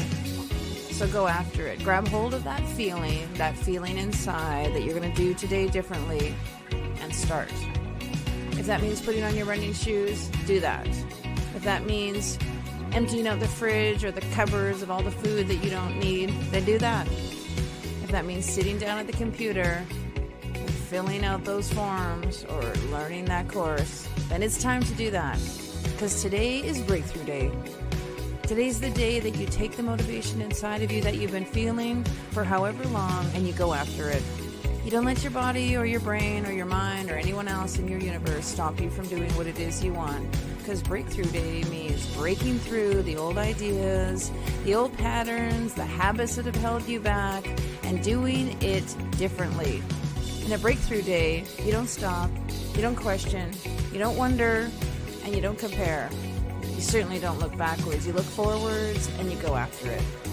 So today's the day that you've decided you're going to break through an old limiting belief or get rid of a pattern. Then let's do it together. One foot in front of the other. Let's decide that this is the day things are going to be different. So what does that mean? It means making a list of what it is you want to accomplish. It means using positive affirmations to propel you forward. It means only positive languaging in your mind. It means writing down things that are going to help you achieve what it is you want. It means seeing success happening to you. You're going to do this. You're going to get this. You're going to figure this out. You're going to feel everything you need to feel each and every step along the way as you do it. Because when you do the work and you overcome the struggles, it gets easier and easier. Your muscles are like, I got this. Your brain is like, I can do this. Your soul is like, thank you, because I wanted this. So on a day like today, nothing can stop you. You're going for it. You're moving and you're grooving and you're feeling it. And you're taking action and you're making plans and you're surrounding yourself with people who support you. Because on Breakthrough Days, you can break through anything. You can break through the old.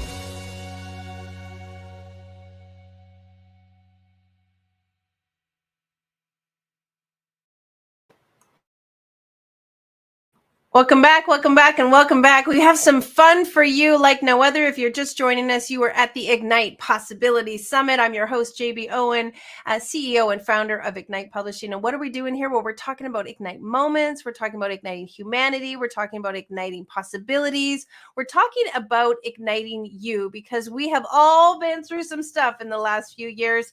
And now it's time for us to step into what's possible. We need to be thinking about our brand, our business, our message, our mission, all the things that are important to us, because making possibilities is what is going to ignite humanity. It's going to take us into the next evolution of us, for our kids, for the next generation, for humanity. And so we are all day today and tomorrow talking about what's possible in your life. We're giving you tips and tools and tricks and strategies for you to step into what's possible for you. And so buckle up, because we want to give you everything you need to accentuate and step into the possibilities in your life. And we've got an amazing guest. Here she is, all the way from New York. Come on in, Miss Girlfriend. Ladies and gentlemen, welcome Stacey Ross Cohen. Hi, girlfriend. Hey, girlfriend. How are you? It's so good to see you. What an amazing summit. Oh, thank you so much for saying that, because, you know, one of the things that we love to do at Ignite is we love to give and we love to serve. And I really appreciate the fact that all of our authors and speakers and experts like yourself show up to just really pour into one another, because we don't need to be sold anything. We don't need to be convinced of anything. We want to understand that it's possible for us to have everything that we desire, everything that we dream of. And you and I have been talking about this a lot. You've been in my life for a while, seeing some of the progression of the things that I am doing.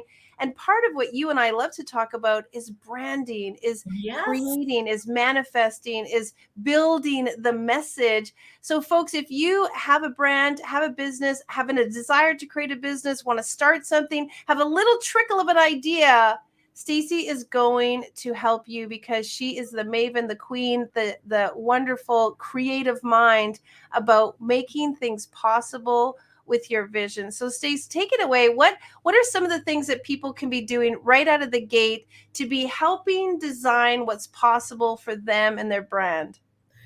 Absolutely. And I love it, because it is about igniting you after all, right? And so first, I consider myself a professional marketer. And just a little background story, how I fell into personal branding, and then of course we do all the amplification, the public relations, content development, social media, is through my kids, like before they were applying to college. I was like, wow, you really have to market yourself today. It is right. It is so competitive.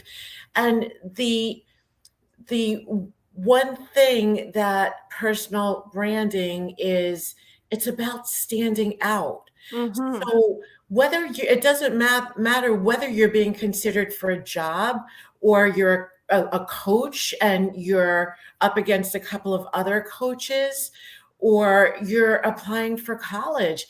What is it that makes you stand out? So why should someone choose you? And that's really what personal branding comes down to.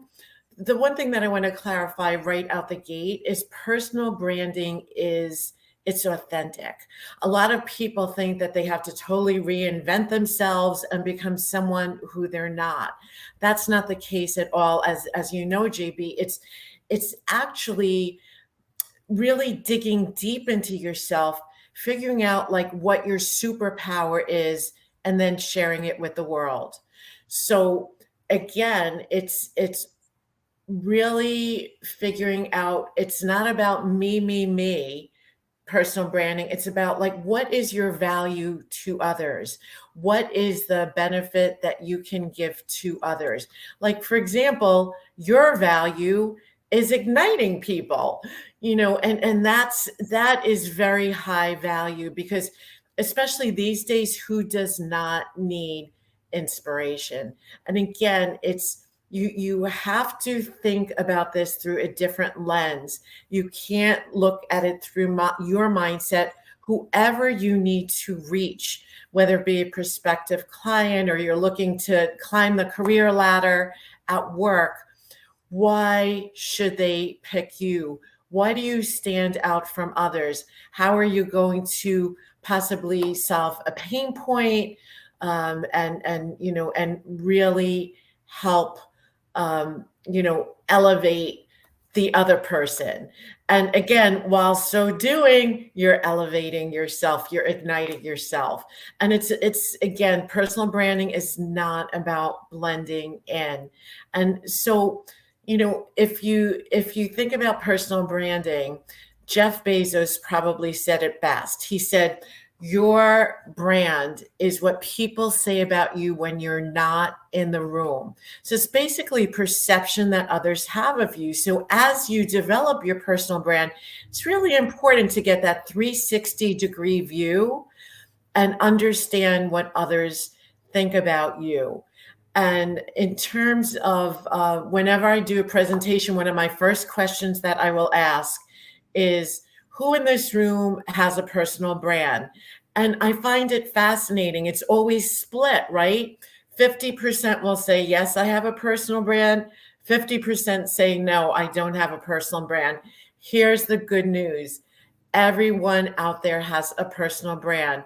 It's Right. either negative, which I'm sure that there's not many out there that are, or it's neutral, or it's positive. But everybody has a personal brand. And that's why I love talking with you, is because you take branding way deeper. I mean, you and I have chatted, and folks, you all know there are brands out there that they say the right thing, they talk the right language, they get the right colors, they do all the research. And one of the things that Stacey is so great at is your superpower and your authenticity and your realness and what it really makes you. And so why we're talking about branding today, it's so important, because when you step into your branding, you make it possible for you to do what you truly want to do, because your branding is exactly what Stacey said. It's how people perceive you. So if you want to be a teacher, a coach, a trainer, you want to have a dry cleaning business, a dance studio, a yoga, there's a brand, there's a message all around that, so that you do stand out. And I think it's really important, because that makes your dreams possible. Stacey, talk a little bit about branding, the difference between personal branding and the way people brand themselves, maybe traditionally, or like sort of some of the new up and coming things that are really happening in the branding world. Absolutely. Well, there's so many opportunities to brand yourself, and think about all the channels that we have. Mhm. It's, there's traditional channels, there's media coverage, print, broadcast, to get your brand out there. And I personally think that media coverage is one of the most powerful ways to brand an individual or a business, because it's that third party endorsement. It's that third party endorsement. Think about JB. And I know, for example, like you recently got quoted in Forbes. That's a big accolade. And think about it. You go to a website or you read someone's bio and it says, as seen in Forbes, or your bio says, JB or Lady JB Owen, has been featured in national media, including Forbes magazine, New York Times, et cetera, et cetera. Right away, that forms an impression in someone's mind, and they want to do business with you. They want to partner with you. They want to hire you. And that's one aspect of it. But as we all know, we live in a very digital world. And I think, you have to first reflect very carefully on your target audience. Who are they? Think about from what is their age, what is their profession, where do they live, and where are they consuming their information. And again, if your audience is not on TikTok, probably not worth the time investment to spend hours upon hours like building up your TikTok portfolios. And you also really need to think about what are their needs and how can you address their needs. Again, this is critical. And as we all know, needs of our clients, our employees, employers have changed drastically as a result of the pandemic. So you have to take all this into consideration to decide the appropriate profile. So again, we all know it could be Instagram Reels, it could be Facebook, it could be TikTok, and the list, it could be Clubhouse, and that's actually how we met. Mm-hmm. The important thing is how are you going to leverage these channels?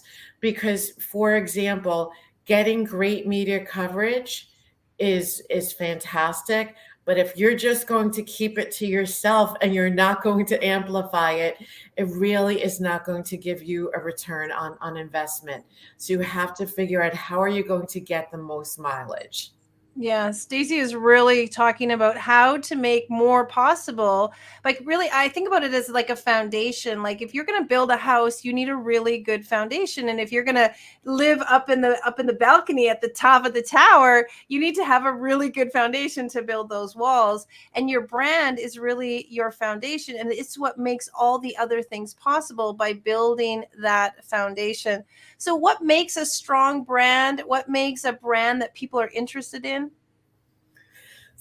Great question. So, first of all, again, a strong brand needs to be authentic. And the other thing is a strong brand needs to add value. I have a saying, and if there's any takeaways from this, I hope it's it. You've got to add value, not clutter. There's so much clutter out there. And if you want someone to listen to you, to hire you, to engage in you, you have got to have a meaningful message.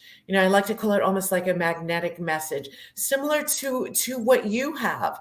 It's like you're not, you're very consistent with Ignite. And so when you look at all of your different assets, and this is what you're talking about with the foundation, there's a consistency across.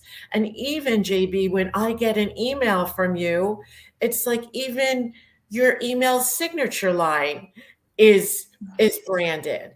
And these are every single touch point matters. And even email, like think about that. That's a really important real estate, right? That's like something you want to utilize and get one of your messages across. Here's the thing. To get someone to choose you, they need to trust you.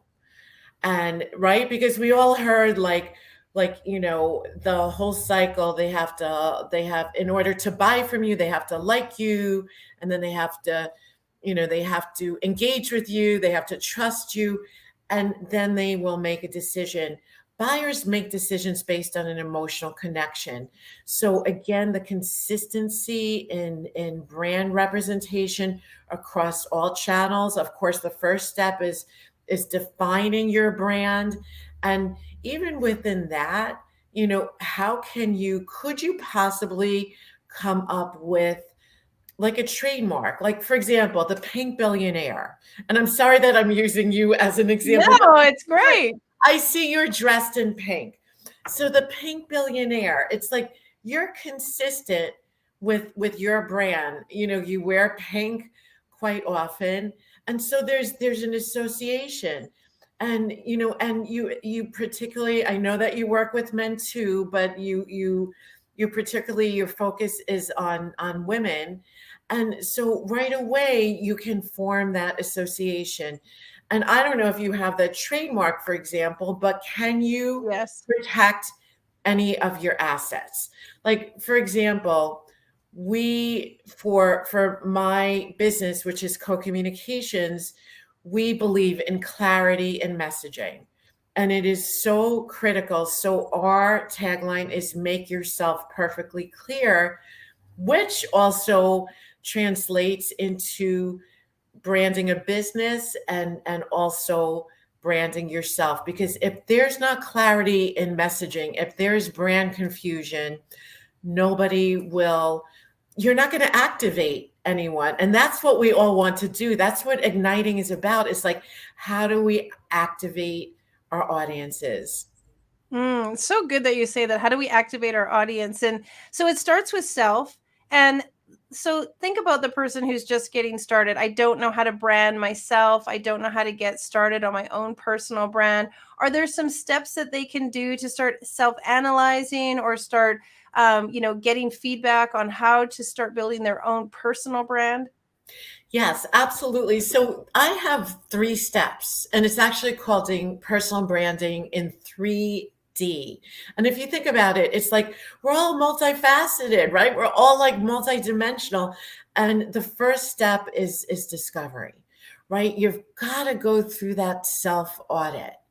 And even think about marketing. Marketing it's an art and it's a science. And what we're doing here is we're marketing ourselves. And we would never start a marketing program without going through this discovery. The discovery, and by the way, there is a free personal branding workbook, which will Yay! Yay! which will help everyone guide themselves through the discovery. But it's really digging into yourself. It's a self-assessment, because not everybody understands their superpowers and their value to others.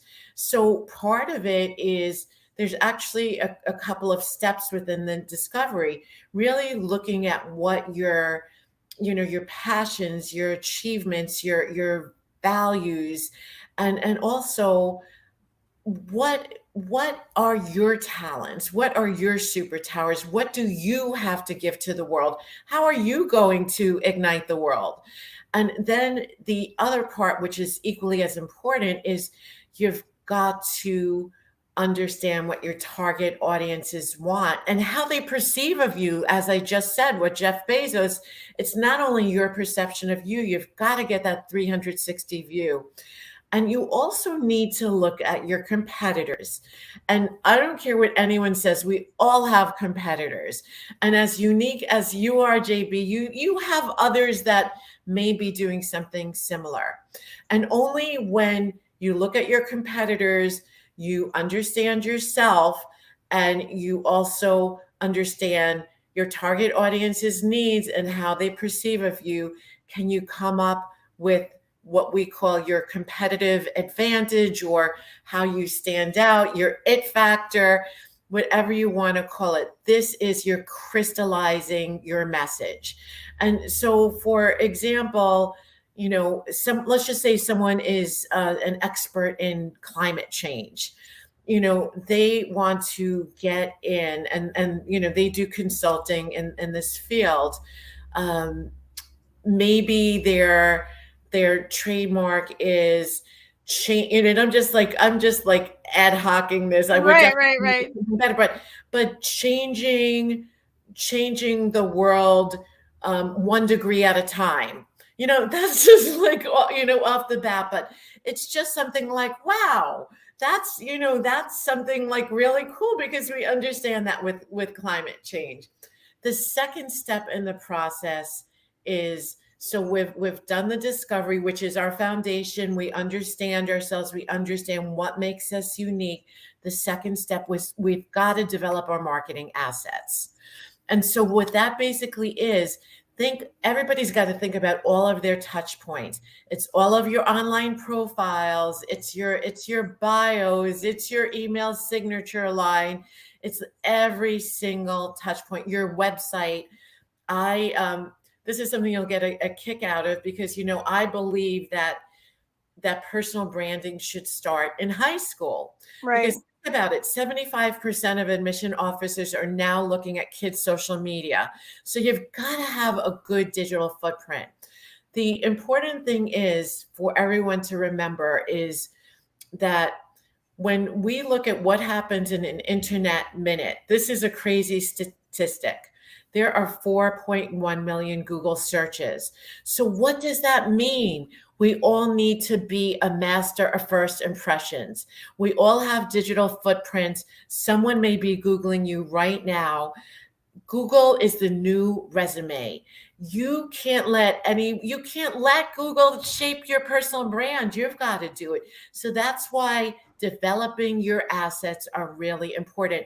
I tell parents, and this is true, that and my business partner, Jess, a couple of years ago, when she was like really stressing about what to name her child. And I said, you know what, before you come up with a final name, make sure that you can get the URL. You want to try to get the URL for your name. And you don't know what you'll ultimately do with it. You may become an author. You definitely will want an author website. The last step is delivery. You have all of your assets. They're set, they're clean, they look great. People are impressed when they see them. You want to amplify your message. You want to develop content. And one thing I will say about content, it can't just be good. Good is not good enough. It's got to be great. You got to break across all of this clutter, and you've got to give your audience content that is relevant, content that it's going to engage them, content that is they're going to want to come back for more. They're going to thirst. They're going to, again, first they're going to like you, and then they are going to engage with you, and you've built that trust, and then they're going to buy with you. So again, think of yourself as your own news channel. Yes. You are generating great content. And again, one thing that I'll say about that third step, you can't just turn on the volume and then walk away. You need a constant drumbeat. So again, consistently getting out your content, your messaging is really critical. Don't just turn it on, walk away, and it's and that better than anyone. Just a constant drumbeat of that communication. It's so helpful, everything you've shared, because I think a lot of people want to make an impact and then they don't know how to get started, or they don't feel confident about themselves to go out and share their message. It's because they haven't taken the time to really build their brand. And branding, and you and I both can agree, it's not necessarily the idea that you're doing something contrived. Branding is a way that you want to be perceived. Branding is what you want at your soapbox. Branding is the flag that you want to put in the sand. Branding is what you want to be known for, what you want to be remembered for. And I love what you said. I was thinking about that when I walk out of the room. What do people say about me? Well, that girl, she's crazy. She's so silly. She has a funny laugh. She's always wearing pink. And you know what? That's totally okay with me, because if people remember me for wearing pink and having a great laugh and a great smile and full of energy, of course, that's one of my superpowers. That's what I want to be known for. Being yourself is the easiest way to create your brand, is to truly be who you are, not to contrive anything, not to manufacture. I was doing a speech just recently in Las Vegas, and I said, you know, the best thing that ever happened to me was I always wanted to be the white Lisa Nichols, and my business took off when I decided I didn't want to be the white Lisa Nichols and I wanted to be JB Owen. And so you really want to define your own brand and who you are, and then be solidified in it. So tell us a little bit about the free gift that you have, because I know people are so excited. Sure. They're like, I actually realize my brand is going to help me make things possible. Yes, yes. And what a great way to end this, because you know what? I always say we have to manufacture our own opportunities. Nobody is going to do it. And you've got to take the creating any brand, whether it's personal or business, is not easy. It takes time, it takes digging, but it is so worth the time investment. Nobody else is going to do it for you. So you've got to take control of your own personal brand. The free gift I have is a personal branding workbook, and it will take you through step number 1, which is the discovery phase. And it will, I guarantee you that you will figure out your superpower from doing these exercises. Take your time doing it, and remember also to ask others. There's a question there: what others think is your superpower? What makes you stand out? And again, if I could just end this is not about being like everybody else. It's like, figure out what makes you different. And why should someone choose you? Yes, absolutely. Well, big hugs and kisses. Thank you for always helping me with Right my back brand. at you. I am so blessed to have you in my life, and you are just a joy. And same. See you on Clubhouse. All right, take care, Stacey. Beautiful. You too. Thanks. Have a great day. You got Bye. it. Blessings to Keep you. up And the folks, good work. Blessings to you. See you ya. got it. You want to build your brand, you want to grow your business because you want to be able to deliver your message. And when you can do that, you can absolutely make anything possible. I hope that you've learned from all the speakers so far that there is work involved. There's no such thing as just sit back and make it happen. But the work is the fun part. I remember years ago, we had driven down to Disneyland from Canada all the way to Disneyland to take our kids to Disneyland. And on the drive back, I remember saying, I can't wait to get home. I can't wait to get back to work.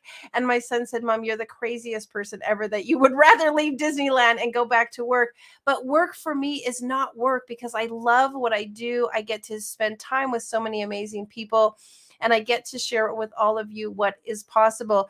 On the heels of what Stacey was talking about, my brand is the Pink Billionaire. And why do I call myself that? Well, I loved the fact that there was an ignite moment I had stepping into the beautiful beauty of being a fabulous, feminine, and fierce female leader and business owner, versus trying to like really make it in a man's world and act like that masculine energy. And so stepping into the pink version of me, the fabulous, the fierce, and the feminine, was a very powerful transformation that I made that just absolutely catapulted my brand, because I got to be more of who I am. Now, the billionaire piece comes from the belief that you've got to be it to become it. You've got to start doing it. If I want to be the pink billionaire, I got to start being the pink billionaire.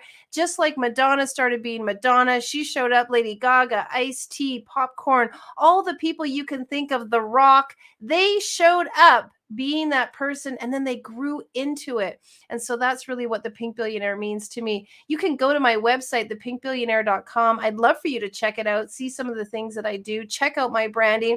And the reason is because you can be anything you want. You can absolutely decide what your brand is. I met the underdog millionaire when I was in Vegas just last week. I meet so many people that their brand is who they are. They stand on their brand, they believe in their brand, and their brand becomes their message and their mission. Just like me, I want to ignite 1 billion lives, and I want all women to know that they can be fierce, fabulous, and make 1 billion person impact with a billion smiles, a billion touch points, a billion hugs. It's not just zero, zero, zeros that makes you a billionaire. It's how you affect a billion people. And so that's what my brand is all about. And I use the Pink Billionaire to step forward in the things that I do. I want you to have your brand and your message. So check out mine at thepinkbillionaire.com. And just so you know, I help with branding, I help build your brand, and I work with Stacey Cohen because she helps you also. And so we are a fabulous team. All right. Well, congratulations. I hope you're getting excited about building your brand. And now, Canada, America, England, back to the US. We're going all the way over to Africa for our very next guest. Welcome, my darling Simona. So happy to have you. Hi. Hi, so happy to see you again. Happy to see you. Tell us where you are in the world so everybody can know. Nowadays, I'm not in Africa. I'm in Italy, in Tuscany. I will be back in Africa in 15 days. I'm Oh, just on wow. vacation. I just love that you're international and global and moving around and impacting multiple continents with all Yes. of the fabulous work that you do. So tell us a little bit about you. Some people may not have met you. Give us some backstory on you and your magnificence. Okay, I was born, let's say, as an entrepreneur, and then I worked with a family, firm, and brand, and then had my personal career as a coach. And I did so many different things. But most of all, then when I was at the age of 46, with my husband, we decided to stop our businesses because of many reasons. But most of all, we decided that, okay, we have done enough at the moment. And we decided to settle in Africa, where we started a project. I wanted to give back. I felt a very lucky person. So I decided that it was time to give back. And we started a project to help people. And I'm very happy to say that in 2016, I quit that project because now the youth are independent. So I'm seeing the effect, and I decided to give back in a different way. Now I'm training and working with different organizations in different parts of the world. And this is my giving back. As I'm working as a coach and a mentor, and that is my business, writing books and organizing courses and something like that. You know, it's I'm married, I have fantastic. 2 children. So Yeah. Well, you know, it's fantastic because I love that you say giving back, because when you give back, you make things possible for other people. And yes, you have really reached the success in your life where you did a lot of things, you had your career, you were at that ability to give back to others. And when we give back, we make things possible. Share a little bit about the transition from, because a lot of us are in like saving ourselves, working for ourselves, you know, setting up our own businesses, and it takes some time, it takes a different mindset to decide I'm going to put my energy into giving to others. Can you speak about that? yes. And first of all, I want to say that I'm living a different life because let's say that I quit my career at the age of 46, but I started again by casualty, let's say by universe possibilities, I will talk about later, at the age of 57, something of the sort. So it's something different from what people usually do. You know, you say, okay, when I retire, but there was a moment where we married very early. So children were already grown up, out of studies and whatever. My husband had a business and it was a successful one, but very demanding. So stressful, whatever. Yeah, you're known, you go on TV, maybe you are on magazine or whatever, but it's cost a lot, obviously, it's a lot of energy. And then one day we were eating in a restaurant and we met somebody we knew.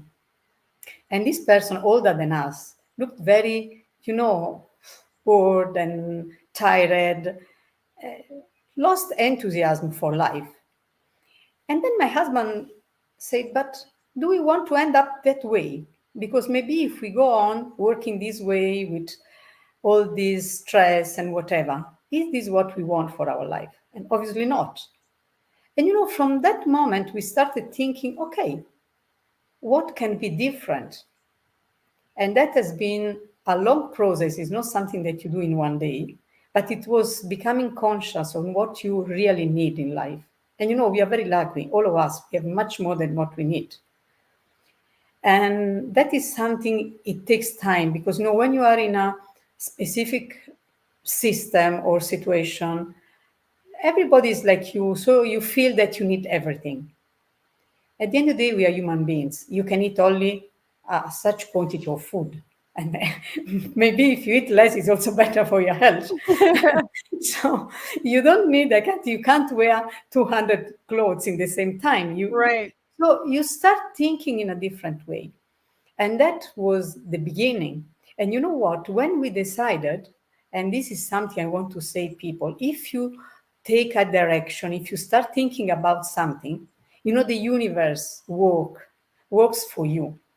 And something happens because you were thinking about it and you think with clean heart. Right. So I said, okay, what can we do? We decided to go to Africa. We decide, when you go there, you see a lot of things. Africa is big, and you can get very rich people, you can get very modern town, but you can get also people really in need, people that still lives with less than €1 a day, people missing basic needs.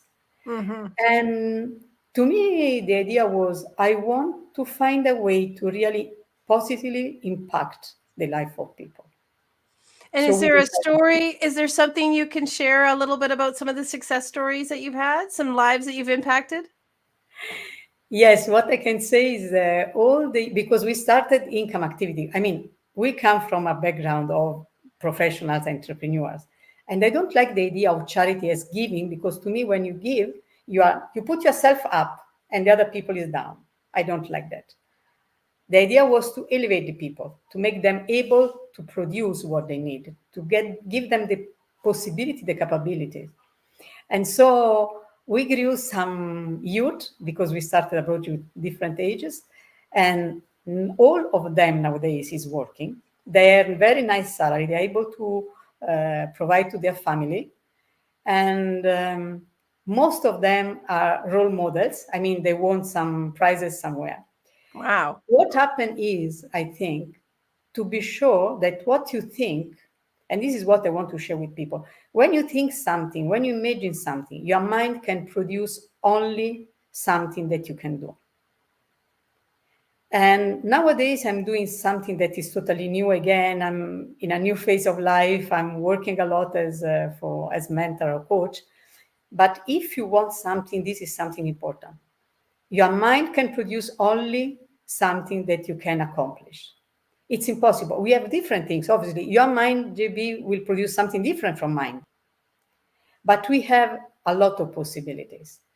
And if you start from what you want, what you want to be, what you want to have, what you want to accomplish, and then you follow up some few steps, you will see that everything will come. It's somehow, let's say, easy. Sometimes you can get insight. I got an insight one time from an old lady. It was an interview, very famous one, a writer, and she was celebrating 50 years of marriage with the husband. So, Wow. they were known as a very nice couple, very, very good. So the journalist was giving a lot of questions, and then suddenly said, okay, so your husband made you happy? And the lady said, no. And it was a bit embarrassing, And then the journalist was a bit shocked and said, how is it? You are a nice couple. Everybody knows we are here to celebrate. Yes, but it's not my husband who made me happy. I decided to be happy. Oh, wow. My husband is the best person I could marry, but I decided. So, when you decide something, then you turn your dreams or desire into possibilities, because the universe works with you. And it's when you get out of your head, when you stop having limiting beliefs, when you say, how is possible? I was the only white person in a board, 7th person inside the government of Kenya. Try to imagine.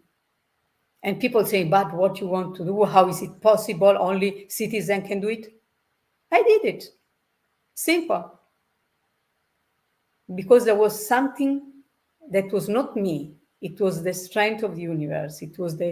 And another very funny things happened when I quit. I said, okay, now the project is with the youth, because I want local people with the local culture. I don't want to interfere too much. I gave them the tools.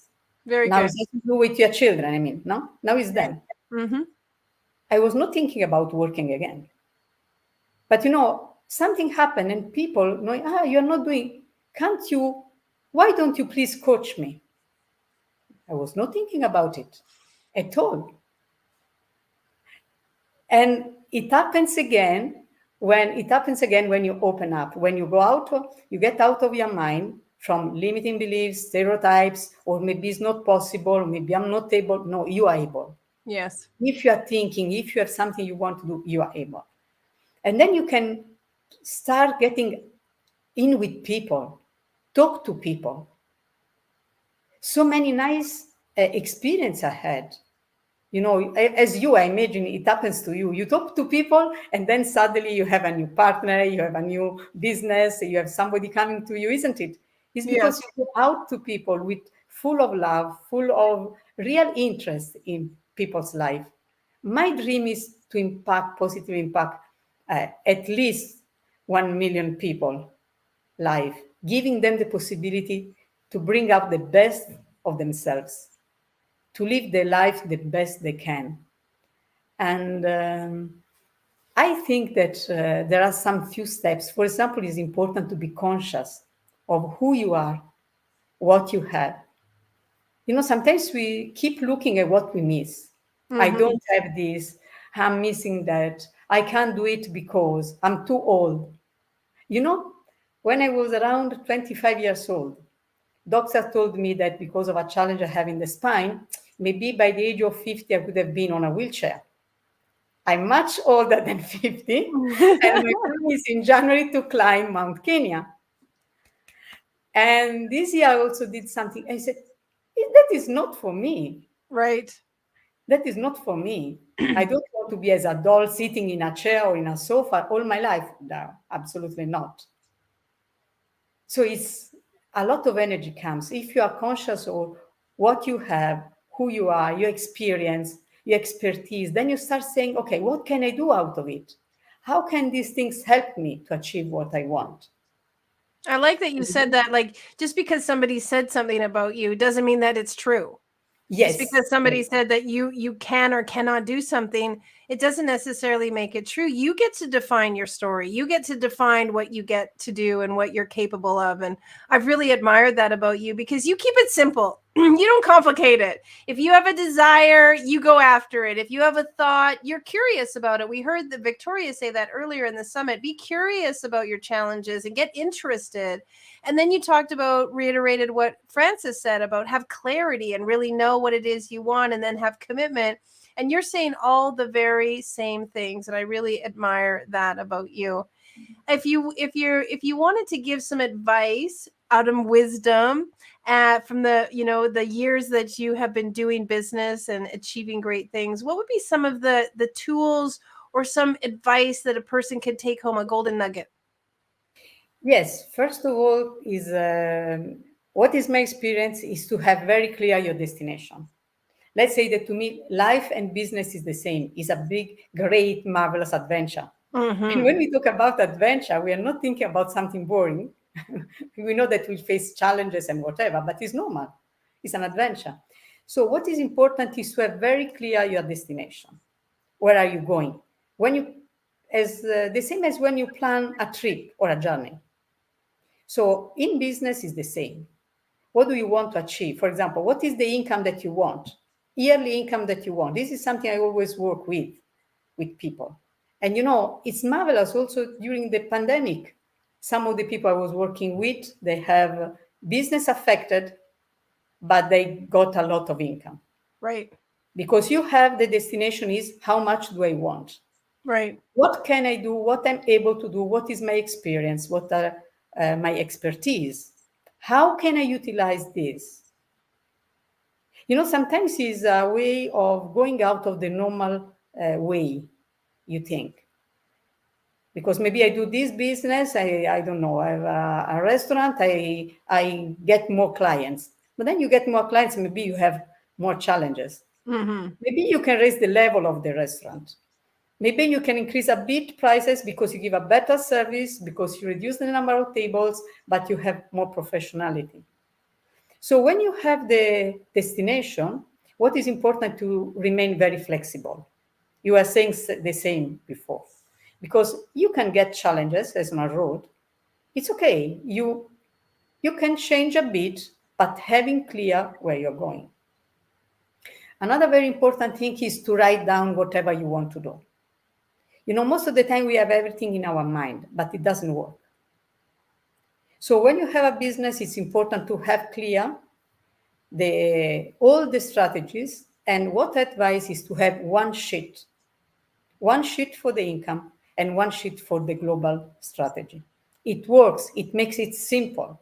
I don't know, nowadays, many people does a lot of things. But what I learned in Africa, and that has been a great experience to me, when you make things simple, you can achieve. Right. And it means that you really have the ownership of what you're doing. You don't need to complicate it. So having everything written is also very important. To declare what you want to do, to involve, to have nice relationship with your team, your staff. The world is changing. And people is no longer motivated by what was motivated before. Right.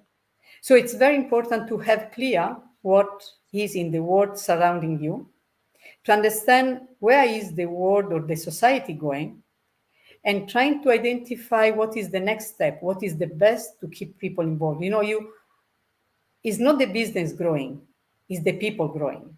Mm-hmm. So it's you to grow because you are the limit. Sometimes you are the limit of your business. If you don't grow, if you don't learn new things, it's impossible. And the second one is to keep your staff or team not only motivated, but let them grow. Let them learn what they need. Keep new ways. For example, people is bored nowadays for meetings and meetings and meetings. Wherever you go, whoever you talk to, they say, it's impossible. You have so many meetings, at the end of the day, you are not able to complete your task. Exactly. Make it easy. If a company is working nicely, you don't need so many meetings. Create process from the beginning. Create simple process. Simple, not to keep people busy doing nothing. Mm-hmm. Only what is needed. Simplify everything. Simple sheets, simple forms, something that doesn't take too much time to each one, but it helps the company owner or the business person to have clarity on what is going on. In the same time, people working is not stressed. You know that nowadays also burnout is something very common. So we have to avoid burnout in the people we are working with.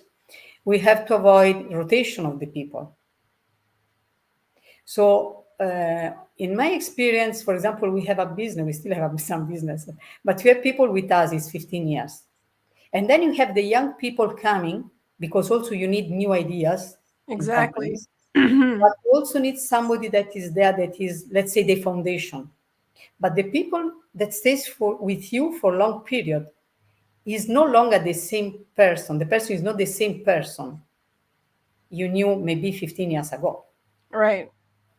So it's important also to maintain relationship alive, to monitor where these people is going, what are their new desires, how to help them to combine their experience and expertise, maybe with the new people that is coming, maybe new people, younger people that is having new ideas and can be of great impact.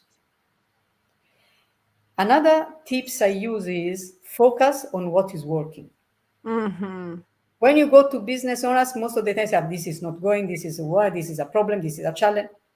Great. But if you reached up until here, it means that something is working. So, okay, there are some specific tools, but anyway, it's simple. But let's verify what is working.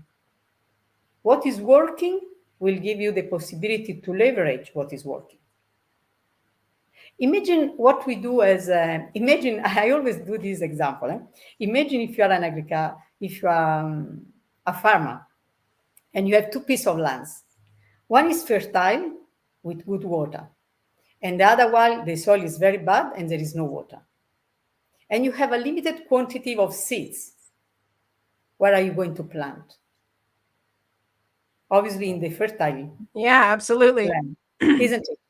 Yep. But in our life, with our children, with our partner, with our business, we look at what is not going. It's the same if you try to plant in a soil that is arid, is not fertile, and there is no water. A lot of energy. For what? You take 10% of what is possible. Let's look at what is working. Try to understand why it's working. Create process out of it, leverage them. That way you plant in fertile soil. Yeah, it's really good advice because I think a lot of times people want to expand their business and they want to try something brand new and they want to try something they've never done before. And then they're constantly in the process of figuring out how to do something for the first time. Whereas if you keep doing what you're really good at and keep making that even better and work on what's working, then you elevate that. So that's really great advice. You always have such good ideas and a very sound and solid way of sharing it. I really appreciate that. Is there something that you want to share with our listeners that they could use at home or do in their own lives? Yes, I want to give them some few steps on possibilities. Yeah, do because it. Let's do it. Yes, because as I said, I feel there is a lot of possibilities. So the steps is, I was saying, but I want to repeat, you have 4 steps. First of all, if you want to get possibilities, first of all, get out of your head. Yep. That is number 1. Then get in with people. When you get out of your head, focus on what you want, not what you don't want and what you have. Get in with people. It means help people just because of the heart, because you see somebody in need, doesn't matter who he is. Give compliment to somebody. Share lunch with somebody. Celebrate whatever happened with somebody. Number 3, get into your work. You know, sometimes if you don't like your work, maybe it can happen.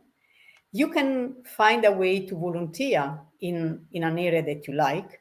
But what you can do is to ask yourself, what can I learn? How can this work be meaningful to me?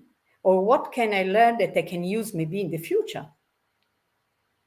Yeah, I So, always learn the best way to get out of a job is to grow out of that job, not just yes, quit. You want to yes. grow out of it. You want to take everything from that job and learn from it to go to the next job. And then try to do something that is unusual. You know, get out of your comfort zone. Decide to make standing meetings, for example. If you are a bit shy, try to speak at the meetings. Learn a new language is important for your job. And then the number 4 to get possibility is look at web possibilities, web opportunities. I give you something very simple. We also do home exchange, you know, this is something we discover and we love it. And you know what happens? That the first person who came to me, as I was saying, to be coached is a person we met through home exchange. Because I was talking about the youth, I was talking about the project, I was not thinking about anything that was job. But this person said, the passion I saw, the love you say, I'm happy when I see people accomplishing, and when I see people living their life fully. This is what I need. When you do this, some steps are to write down, and if somebody wants, I can share later on. Be conscious of, but write down what you know, what you have experienced and experience. Start from what you have and where you are. For example, we did something like this in Uganda, and you know, there is nothing. Sometimes teachers have no classrooms, nothing. And they're always a bit demoralized because how can we teach? Okay. And then we did something with a friend of mine that is a dean of faculty and said, okay, what do you have? You can't imagine what came out. Wow. You know, local available resources at 0 cost. And from that, how to create some learning material. It's unbelievable. Yeah, And we then don't the even last one, realize what we have. Exactly. We don't actually take stock and inventory of what we already have. We're always looking for the next thing. yes. And then the last one, this is very powerful. Drag and lift. In life, we have these two forces. One is drag and one is lift. Drag is an acronym that is doubts. Doubts are taking us down. Regret is something that doesn't help us to grow. Animosity and giving up. So I call it drag, and it means doubts, regret, animosity, giving up. Whenever you have a doubt, it's not helping you. Forget it. But lift is very important. Lift is let it go. It's inspiration. F is focus. And T is the one I love. Take action. Mm-hmm. Because most of the time, when we don't accomplish, is because we keep thinking. But it's only when you do it, when you do something, that you can learn. If something is wrong, you can correct. So drag and lift, I am sure that if people write down and think about it, it will help a lot, because you will see that one is opposite of the other. So when you have some of the concepts that drag you down, you can use the lift area to immediately combine. Lift. So let go, inspiration. What was F? Inspiration, focus, and take action. Focus. There you go. I missed the focus one. Let go, inspiration, focus, and take action. I absolutely will, folks, take action and enjoy the free gift and reach out. Simona, how can people find you? At DesireDecideDevelopment.com and can find out more about you. Fantastic. Have a beautiful day in Italy. And I'm happy and looking forward to coming to meet you and spend some time with you in Africa when time permits. You are such a blessing and a joy. Thank you for being here. Thank you, Jeremy. All right. Take care, everyone. So that is a global inspiration, global phenomenon. Simona is just incredible individual and has lots of great things. The drag and lift. See, folks, you meet and listen and learn all kinds of new things. I'm going to have that one in my mind all for the rest of the day. Well, if you're wondering, excuse me, how to be a part of what you're doing, what we're doing is we want you to tell your phenomenal story. The people on this summit have been authors in our previous books. Many of the individuals here have written books, and all of the people here realize that stepping into doing something they've never done before is the thing that absolutely perpetuates possibilities. And so if you want to step into something you've never done before, we want you to join us in one of our new books in our Virtue series. We are doing Ignite Forgiveness starting next week, telling your powerful story in Ignite Forgiveness. You can go to virtues.igniteyou.life and you will see all the books we're doing. Ignite Your Faith is coming up, Ignite Courage, Ignite Your Creativity, and Ignite Your Purpose. These are all really great books. I'm positive that there is an Ignite moment in your life that fits into one of those themes. And when you write an Ignite book, you elevate your story to the place where now it becomes your message. And we were talking with Stacy about that, on how to grow your brand and build your message. You do that with a book. A book can become your business. It's absolutely the opportunity to use a book, to get onto podcasts, to get onto summits, to use it as a marketing tool, to expand your message, and then create courses and training and teaching and a website from a book. And so just being in a book project actually absolutely can help you start a business. If you're sitting there thinking, I don't even have a business yet, having a book in one of these themes can absolutely create a business for you. And then you build your business off of your book. And I like to tell people all the time, you get 50 copies of a book every time you're in one of our projects, and you use those books actually to sell and bundle and create momentum. Every single book is a door opener for an opportunity, $100,000 opportunity, because you don't know who you're going to meet, who you're going to inspire, who you're going to elevate by giving them a copy of your book, or them seeing you on a podcast or a summit or something just like this. And that becomes the business, the next phone call, the next opportunity, the next quantum shift into exactly what you want to do. So if you're looking for that quantum spark and you want to ignite your life, we would love for you to be a part of one of our next books. And we have even another book that's pretty special and darn amazing, Ignite Humanity, which is really the mission that I'm on now, is how do we ignite humanity? Because where we're going in the world needs to shift. It needs to be different. It needs to be something new. We need to be thinking in a new way. And ignitehumanity.life, go check that out, because we are doing not just a book, we are doing a documentary and a docu-series and a complete revolution of what's happening in the world by igniting humanity. And how are we doing that? Well, I absolutely am convinced that ignite moments and personal transformational stories is what is going to bring us together as a human race. When I know your story, when you know my story, when we connect on an authentic level, we absolutely can change lives, and we can end wars, and we can end segregation, and we can end racism, and we can end all those things that are keeping us separated, because stories bring us together. And the Ignite Humanity Project is really all about igniting humanity through the power of storytelling. Because when I know your story and you know my story, we have more compassion, more understanding, more love, more sympathy, more support for one another. And so we would love for you to be a part of Ignite Humanity. If you want to tell your story and how you have an Ignite moment that's going to ignite humanity, we want to give you the opportunity to do that in this book, Ignite Humanity. And just a little secret, we are working towards making that book a Guinness Book of World Records with the most stories in one book, the most ignite moments in one place. And we would love for you to be a part of that book. Celebrities, people of interest, industry titans, all kinds of people are going to be in that book, Igniting Humanity. All right, well, we're just going to see one more person before we break for lunch. Please, ladies and gentlemen, welcome amazing, incredible Miss Joanna Peters. Hello, my gorgeous.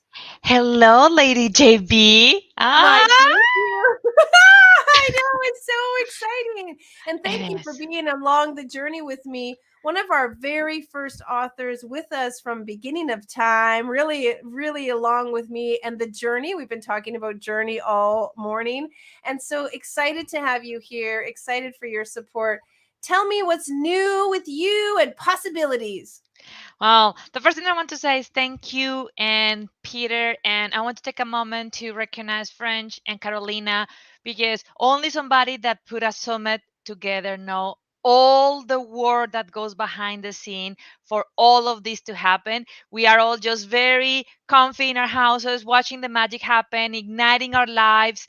And I think that is deserve that we all recognize you and Peter and Carolina and French and everybody in your team that is being working hours and hours for the last several months to put this together.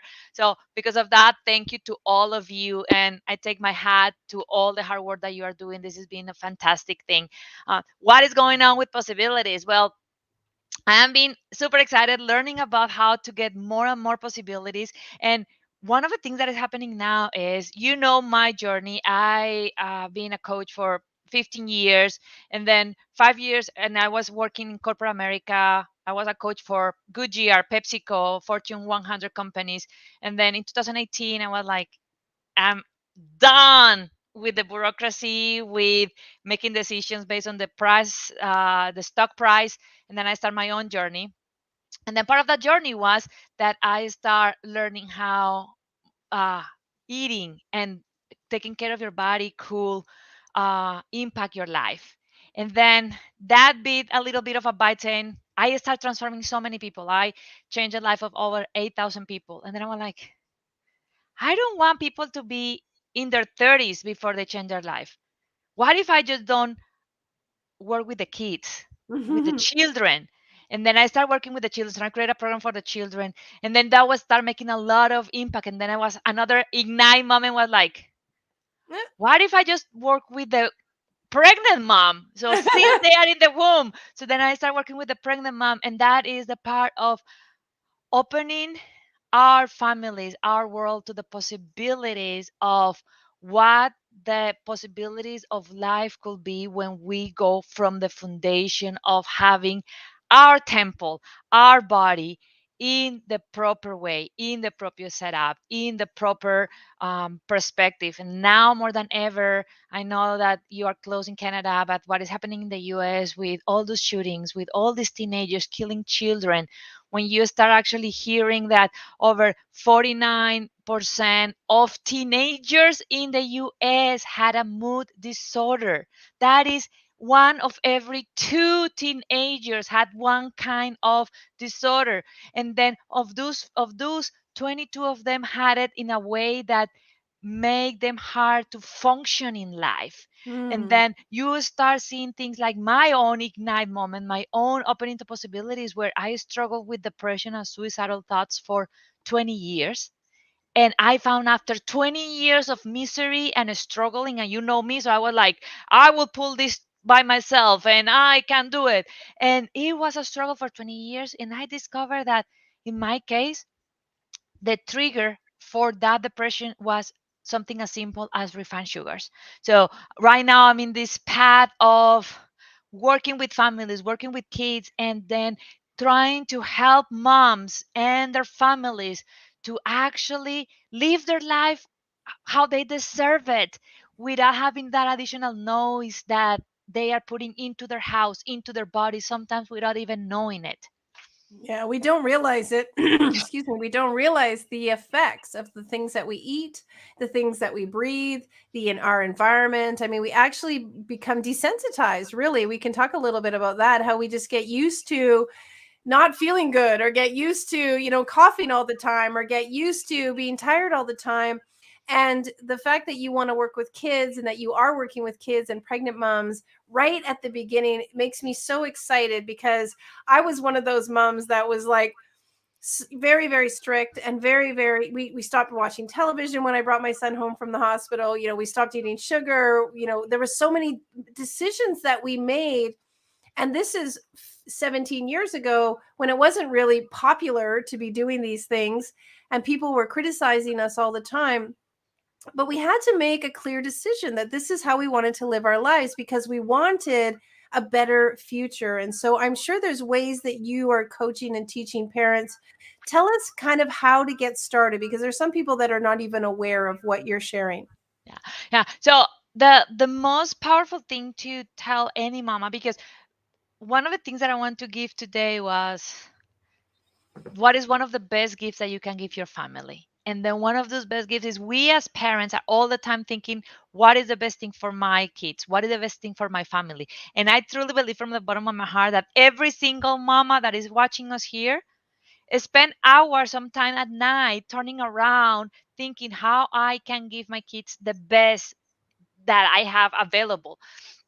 And then sometimes that gets confusing with a couple of things that I'm gonna be very blunt to. The first one is social media information. Like, never ever before in the life we had so much access to information.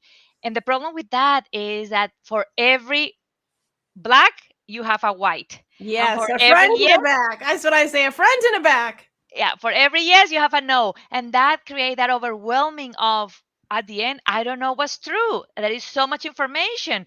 And that get us into that paralysis analysis. So that is the first one to be aware of, is how much you are letting the information, Google, what I call him, moving you around. The second one is the food industry and the diet industry. And then when we actually realize that they are being manipulating us, like sometimes as crazy and as weird as the movie The Matrix, where they spend billions and billions and billions of dollars to not only directly but indirectly with the movies, with the commercials, with the toys, make us believe things like, oh, but you're not giving sugar to your baby, JB. Let him enjoy Apple juice. childhood. Apple Let juice. What? You're not giving your kids apple juice? I'm like, no, I'm not giving my kids apple juice.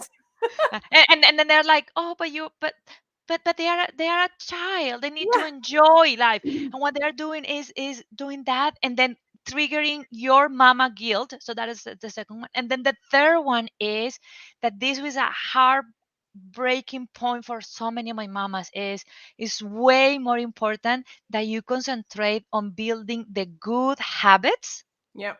that fight the bad habits. Because I have a lot of mamas that say, oh well, JB started when her baby was a newborn, so of course was easy. Oh, you start with your baby when you were pregnant, for you is easy. But no matter if there is a story, a beautiful story of a 7-year-old, and this 7-year-old was one of the 20% children in the United States that are diagnosed with ADHD. And one of the sad things about that is now, at least in the US, as soon as you get diagnosed with ADHD, they want to medicate you. And I know that there are times where that is the right choice, but I also know what is the side effect of some of those medications. And then this kid was in the edge, his mom was in the edge of medicating him. And we start working, and then I start paying attention. And JB, I'm not kidding you. This kid lived on chicken nuggets, French fries, Gatorade, and soda. Like there was maybe once upon a time was a little bit of a fruit, but that was it. That was it. That was everything that he was eating. And we start working with him on that point. And then after 8 weeks of transformation of doing some of the things I'm going to share with you, how you can do it slowly with your kids, we moved from that kid to 8 weeks later, a kid that had 9 veggies list, where every day he eat 2 or 3 of those veggies, where he drink 4 or 5 glasses of water every day, where he didn't have any more of the Gatorade and the pop. And one of the things that I want to tell you, moms that are and dads that are here listening, is we are afraid that we are taking away from them. But the beautiful thing is their brain is not as full of junk as ours.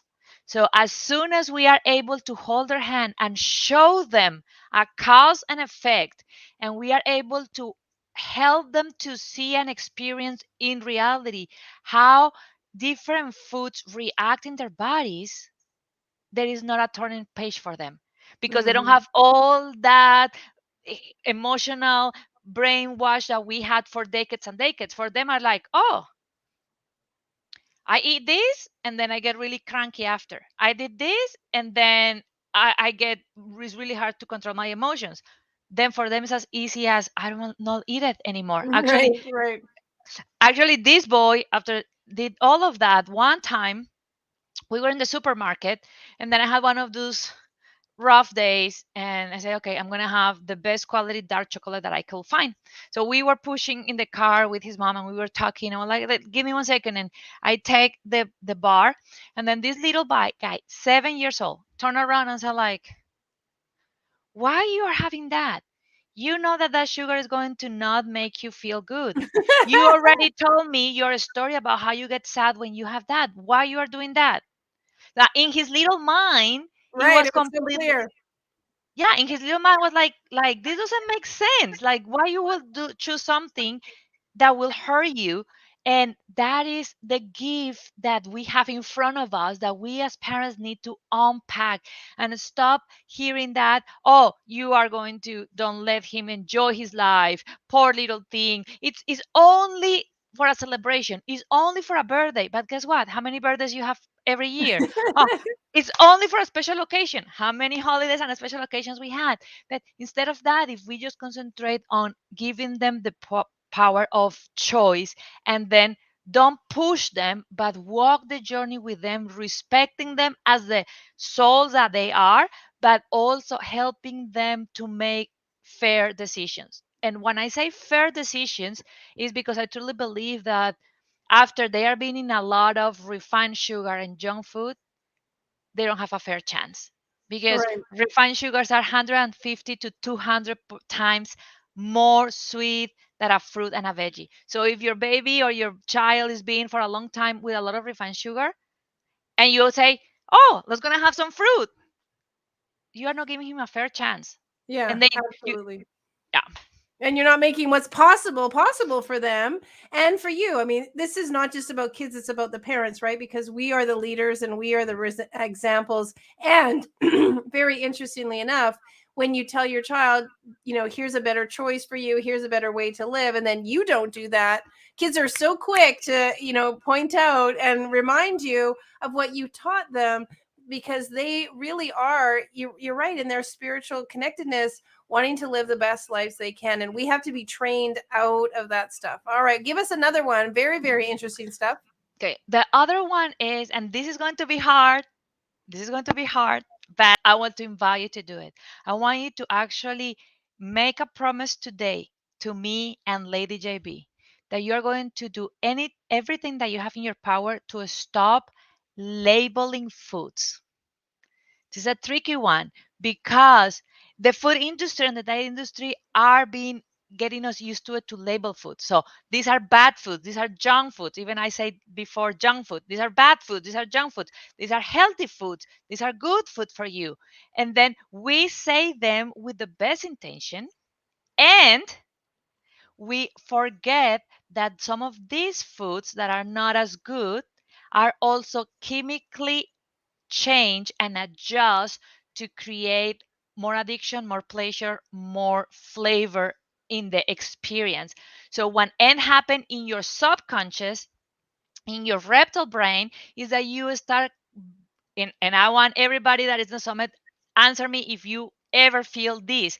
You start having this feeling that you have to choose between being healthy and enjoying food, or or having tasty food.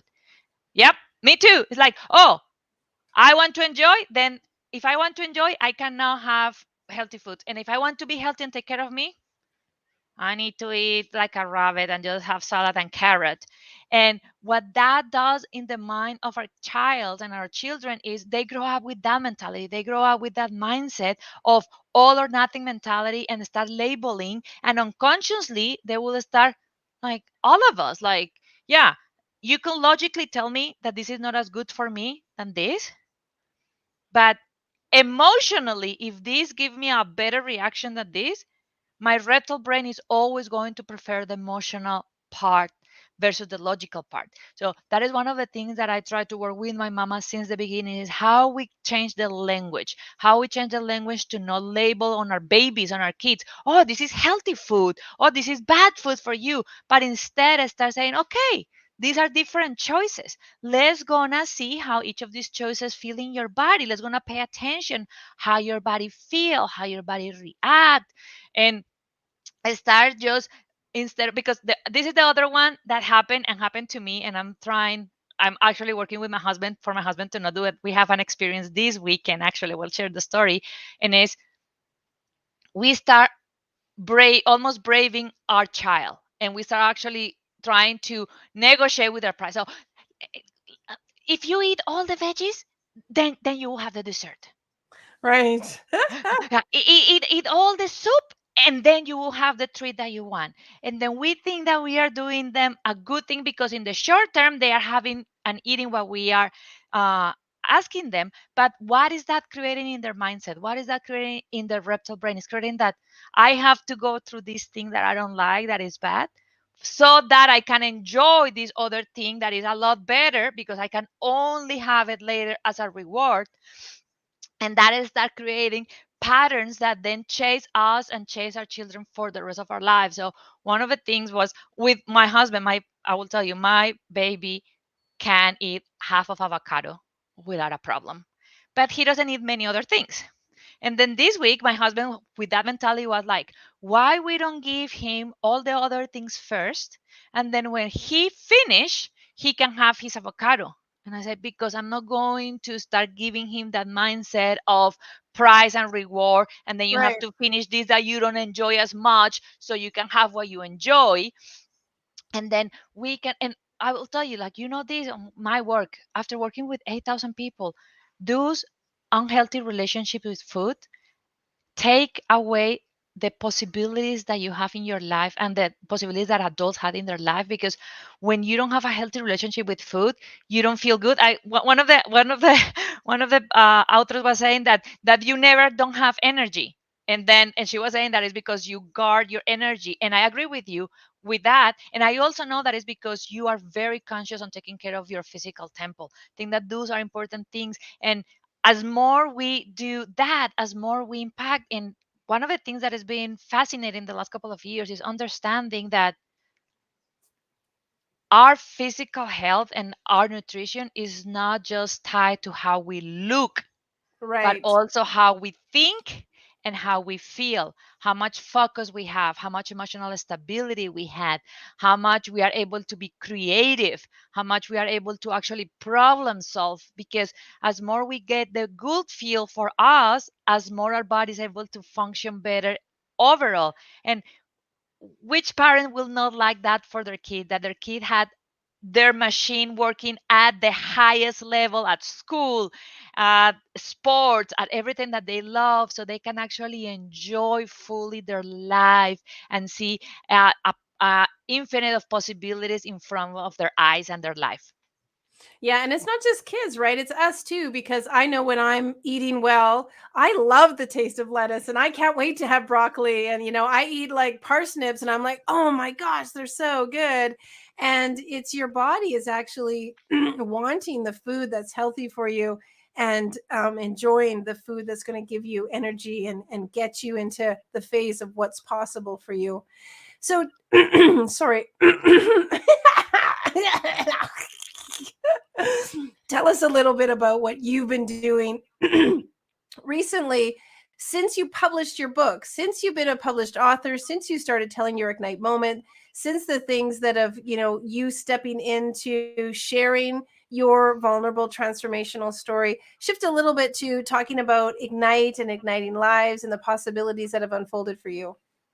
Uh, it has been a beautiful and magical journey into first allowing myself to believe and know that it was possible, that that I was good enough, that I was worthy enough, and that was the first change. And I know that one of the other authors said this, and I completely agree with her, and saying you need to start, if you want to change others, you need to start by getting that full confidence. And I think that that is one of the beautiful things that Ignite does for any author out there. Doesn't matter if your confidence is in this level or in this level, going through the process of getting into almost like a chalk that is converting into a diamond, going into the pressure and the energy and the heat of writing a chapter and writing your story and being vulnerable and getting feedback in your story and getting deep into your story and finding those breaking points that create ignite sparkles in your life that completely shift your life, start making you get a lot more grounded. And that is what did for me. And then from there, I did the first book, completely fall in love with it, did the second one on leadership, and it's been a completely transformation of my life, of finding my true passion and moving through different scenarios, different options of business, until I found that niche of this is where every cell of my body resonate, when I am able to help moms and their children and their families and humanity, and igniting possibilities for humanity in the future. And it all started. I was actually writing a letter to somebody that we made together. I think that is where we met, in Speaking Academy, a few years ago. And I was writing a letter, just remembering how much our life changed in 5 years. Like, Mm-hmm. we started the first book 5 years ago in Yeah. 2018. And if you're going to start your book right now, I can promise you, and I'm willing to bet you $100 right now, that in 5 years, in 2027, you are not going to recognize the person that you were today. And that is what Ignite did for me, what Ignite did for so many of the other authors that I close friends with. And the other one is after you go through the process, you create sisters and brothers and friends for life. Like, you have this special bond with the other authors, you have this special bond with the people that did the journey with you, with that community, that even years after, you have some that are like close brothers and sisters that you meet every week, talk several times per week, but you have others that are still brothers and sisters, but it's almost like they live in another country, and then you only talk with them every couple of months. But even then, the fraternity and the love and the connection is still there. I so agree with you. We've made so many amazing relationships from our very first book, and now 20 books later. It is true because there's this this vulnerability that people show up at Ignite. They don't care about their last name, they don't care about how much money they make, their career, whatever. They show up to tell their story, and they want their story to impact others. And you and I've talked about this. You put the spotlight, off of everyone else and kind of on yourself. And you're like, how did my journey, how did where I came from, how did my ideas and the way I viewed myself, how did that mold me? And how does my story now not define me but refine me? I love that sentence. It's not doesn't define you, it refines you. And it's really a beautiful process because often we are so busy looking at everybody else or thinking about what we've got to do. And Ignite really lets you stop and pause and go within. Did you have that experience, that real inner transformation? I did, and it was part of that. Is the other thing that is beautiful with Ignite that I will keep in my heart forever is that the coaches, the editors, you, the entire team, they are who you need, not who you want to be. So Right. they Well are said. that they are there, and if there are times that you are playing small and that you are not pushing your comfort zone, then the team is there to say, no, no, no, come here, you still have to go deeper, you still have more to go. And that push take you into that deep change and deep shift into understanding how actually a transformation is, and how actually that is the first step for the butterfly coming out of the cocoon. Yeah. And you have been a beautiful butterfly. Folks, I got some time to spend with Joanna in Los Angeles a few years ago, and we had so much fun. It was after the books were published, and we connected at a conference. We decided to stay and roommate together. And we were laughing so hard one night, having such a fabulous time that the manager even knocked on the door and said, calm down the laughing. Like we were just laughing so much because we created such a great sisterhood and such a genuine friendship, because when you sort of pull back the layers and show people your vulnerable story and then work through it together with them, again with our editors and with me and with our team, it's really a powerful bond that is really special. I so love you. I love what you're doing. I love your mamahoodness. I love that you're helping kids and parents, because we don't know this parenting thing. We got to learn it as we go. And sadly, some of us just have the reference of our parents, who sadly just got the reference from their parents. And, when I think about, the generation that my mom went through, and she was trained by my grandmother, this is decades ago, decades ago. And we need to be constantly uploading, up leveling, and upgrading our information so that we can have the most amazing children who are going to become the next generation of humanity and of our future. And so I just tip my hat to you for doing this work, because it's so precious, it's so important, and we have to ignite possibilities in the young minds of children and in parents who are going to parent and navigate this new amazing world that we're in. And I love that you're helping them do that. So bravo to you. Tell us about your special gifts so that people can play and participate and spend some time with you. Absolutely. So my gift to all of you is a free download where you are going to actually find four things that some of those tricky hiding sugars do to your children in terms of behavior, physical, mentally, and emotionally. And then I want to give you a list of tricky names that the food industry is being creating so you don't find sugar. So when you read a label, you're like, oh, this is healthy, this doesn't have sugar. And you go home and give it to your kids and it had sugar. So I want to give you the gift of taking the blinds out of you, and that you start getting knowledge and awareness of what you are putting in your house and in your children, so that one decision at a time, one meal at a time, we can actually ignite possibilities for our family as the best gift that we can give them, and for our children, so they are the next generation that will change the world, so they hopefully when they are doing summits in 30 years from now Yes. with the next Lady JB, they be actually talking about a different level of consciousness and elevation, because we were the foundation for them. We were there for them, to build them and to let them thrive how they deserve. And mama, all of you, you deserve the family that you want. You deserve to enjoy and have a lot of fun, and just be marvel about the magic in your family. And we are here to help you to do that. You are so correct. You are so true. And I love that so much. Big hugs and kisses to you. Thank you for what you're doing. Blessings to you and your amazing baby and your husband. Blessings, and take care.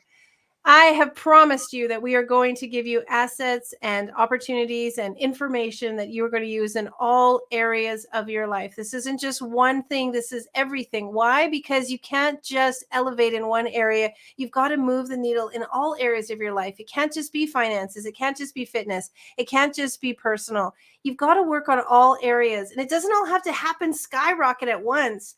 You've heard from many people, it's little, incremental, consistent, clear, concise action steps that you take. And so the reason why we have so many diverse speakers is because we want you to grab hold of the one nugget, the one thing that you need help with. If the needle isn't moving for you because of branding, we want to help you. If it's because if you're having trouble with your kids, we want to help you. If it's because of relationships, we want to help you. If it's because of locked ideas, locked behavior, I can't even just get up off the couch, we want to help you.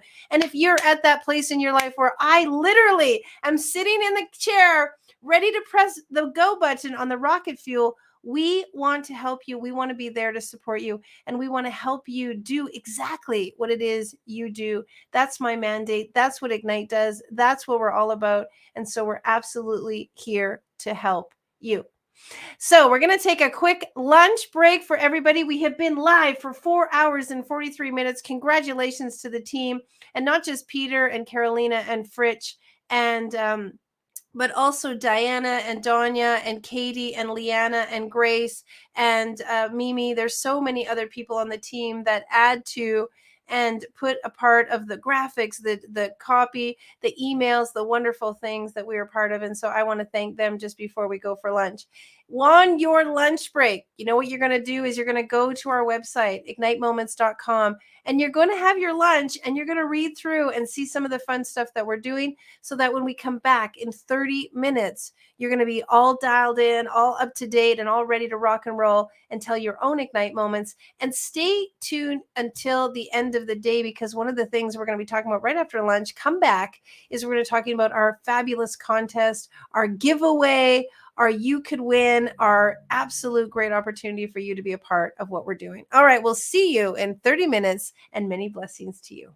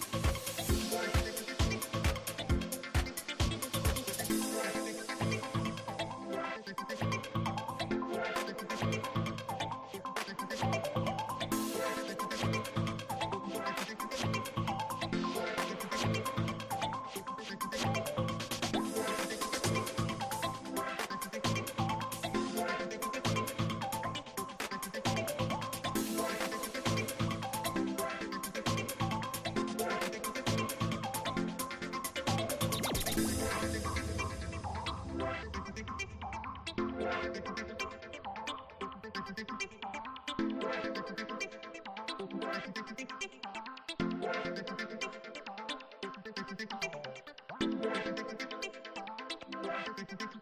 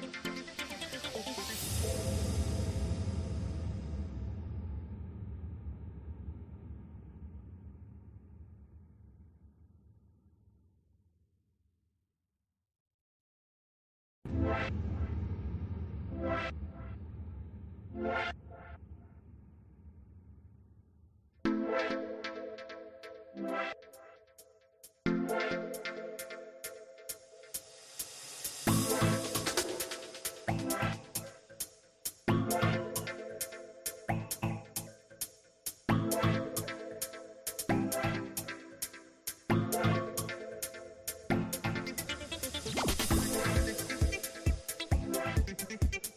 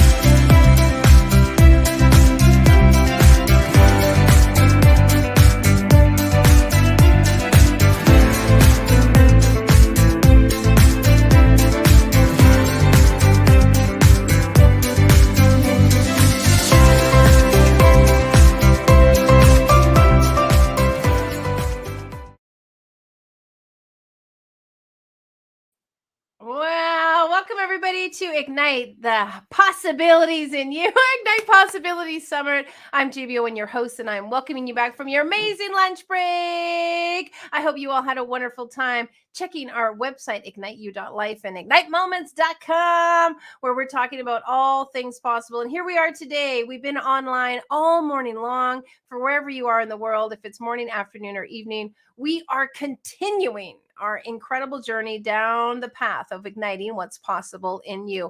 We've got amazing speakers, teachers, coaches, and trainers who are coming in especially to share with you what's possible in your life. And they're from all over the world. We've had Italy in the house. We've had England in the house.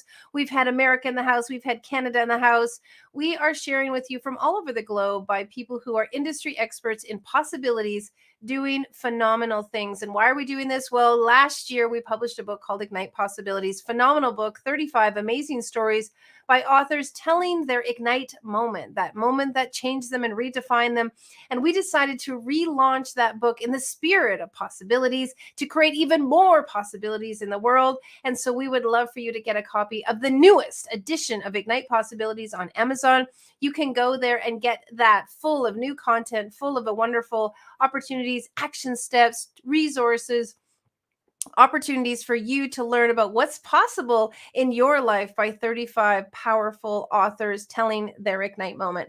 We've got 19 books in our library, and you can check them all out at igniteyou.life. Just go to read me, ignitemoments.com, and you will find all of our books about parenting and female leadership and health and wellness, and even a phenomenal book co-authored by Les Brown himself, Ignite the Hunger in You, with 35 other authors. We've got goddesses there in those books. We've got entrepreneurs. We've got all kinds of fun stuff, adventurous spirit. If you are looking to ignite your life, you've come to the right place. And all day long, today and tomorrow, we're going to be giving you fun ways to ignite your life. In fact, I told you before the break, and I'll tell you now, we've got something really, really, really special. The team and I put together an opportunity for you to write in one of our books. Now, we told you before, we've got Ignite Forgiveness starting next week, Ignite Your Courage, Ignite Creativity, Ignite Your Purpose, Ignite Your Faith. All of our Virtue Series books are coming out in the next 12 months, and we are wanting you to write your story. And how are we going to do that? Well, we're going to make it super easy because we're having a splash contest. That's right. We're going to be having a splash contest. We're going to splash up on the screen a link for you to go to, and you are going to be able to find out our very special offer. Now, what are we doing? Well, because we believe so much in igniting lives and our passion is to ignite a billion lives with a billion words, we want to make it easy, convenient, super special, and available to as many people as possible. And so we are offering a splash opportunity for you to have a 2-for-1 opportunity. What does that mean? 2-for-1 means you could write in 2 books. You could have 1 chapter for yourself and gift a chapter away. You can write 1 chapter in 1 book, write another chapter in another book. You can write your chapter and then you can gift it to a friend, a family member, a spouse, or you could even sell that chapter and then you could be in the chapter for free. So this is an opportunity. It's not going to be for everyone because it's going to flash on the page very quickly and it's going to send you to a landing page. The first 10 people that sign up and pay, and we have a great payment plan. So the payment plan is available. You don't have to pay in full, but you can go to this very special contest page, Splash Contest, and the first 10 people who sign up will get a 2-for-1 super special Ignite deal. And then anybody after the 10, you will be entered to win a draw. So you could still potentially win an opportunity to have 2 chapters. And so why are we doing this? Well, we believe that when you ignite your life, it's a ripple effect for your family, for your friends, and the people in your community. And so we know that the more people that we can ignite their lives, the more effect we can make on this heart-centered, soul-centered opportunity for people to live in the center of what's possible for them. And so the team is going to do it. I'm going to count down to 10. I'm going to let you see that URL for the count of 10. And then I encourage you to go over. Now, you've been hearing me talk about it all morning, the power of storytelling. You've been hearing me talk about all the books that we have available. And you've been hearing me talk about the opportunities because we have had authors go on from writing their books starting years ago, and now they are building businesses, being on TED Talks, being in movies, like all kinds of incredible things are being ignited in people's lives when they press the go button and say yes to telling their story. So the team is going to put up the link. Are you ready? Get your pen and paper. Take a screenshot if you want. The first 10 people to pay right now will receive 2-for-1 in any of our Ignite Empowerment books. Ready? Here we go. All right, the team is going to pop it up on the screen. virtue.igniteyou.life/B1G1. 10, 9, 8, 7, 6, 5, 4, 3, 2, 1. virtue.igniteyou.life/B1G1. Go get your copy now. Go get your chapter now. Gift it to somebody else. Decide you're going to do 2 books. I know some of you have been thinking like, I can't pick one. I want to do courage and creativity. I want to do forgiveness and faith. Here's your opportunity to do more than one. I hope you took advantage of it. The first 10 people who pay right away will get 2-for-1 chapter. Just go ahead and do it, and you can find the friend later. You could convince somebody else, or you can share that link with someone who you know wants to buy and be a part of the Ignite phenomenon. That's right. Okay, well, without further ado, let's welcome our very next guest. We are jumping all the way over to Finland. Welcome, welcome, welcome, Mika. Hello, hi JB, how are you? I'm great. I got it right this time because I remember last time I said you're in Croatia, but you're in Finland, right? Yeah, exactly. Thank you. I'm so glad. So how are things in Finland? Everything exciting and unfolding over there?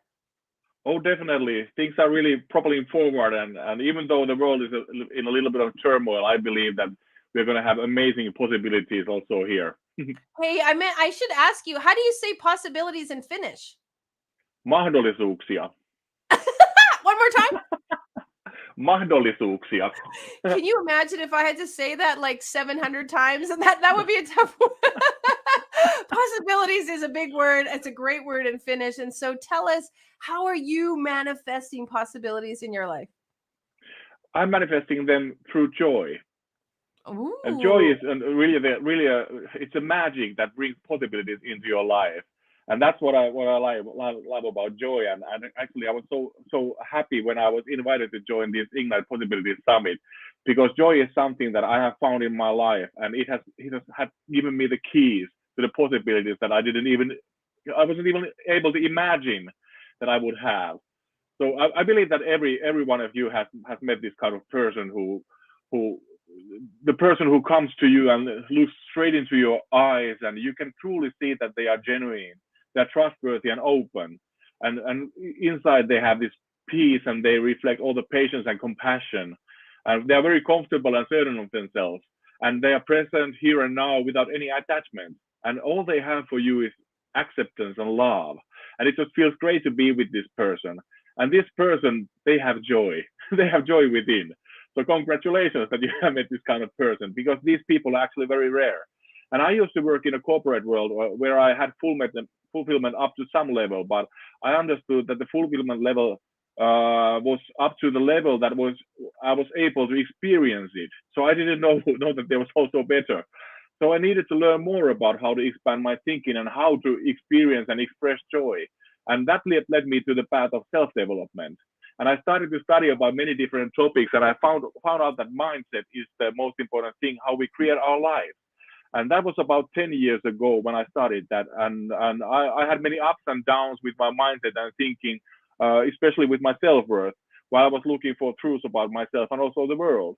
And in 2014, I finally found myself in a spiritual healing technique seminar. And I was very much blown out by the way the transformation happened with this technique. So it was so fast. And I was able to connect with my higher consciousness and also the highest wisdom of all that is, of everything.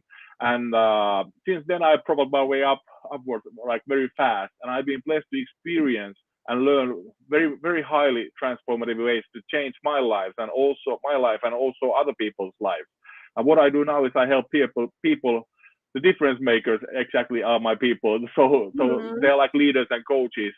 And many times they have some invisible or blocks, invisible blocks or blocks that they are not aware about. And they can even describe what is kind of stopping them.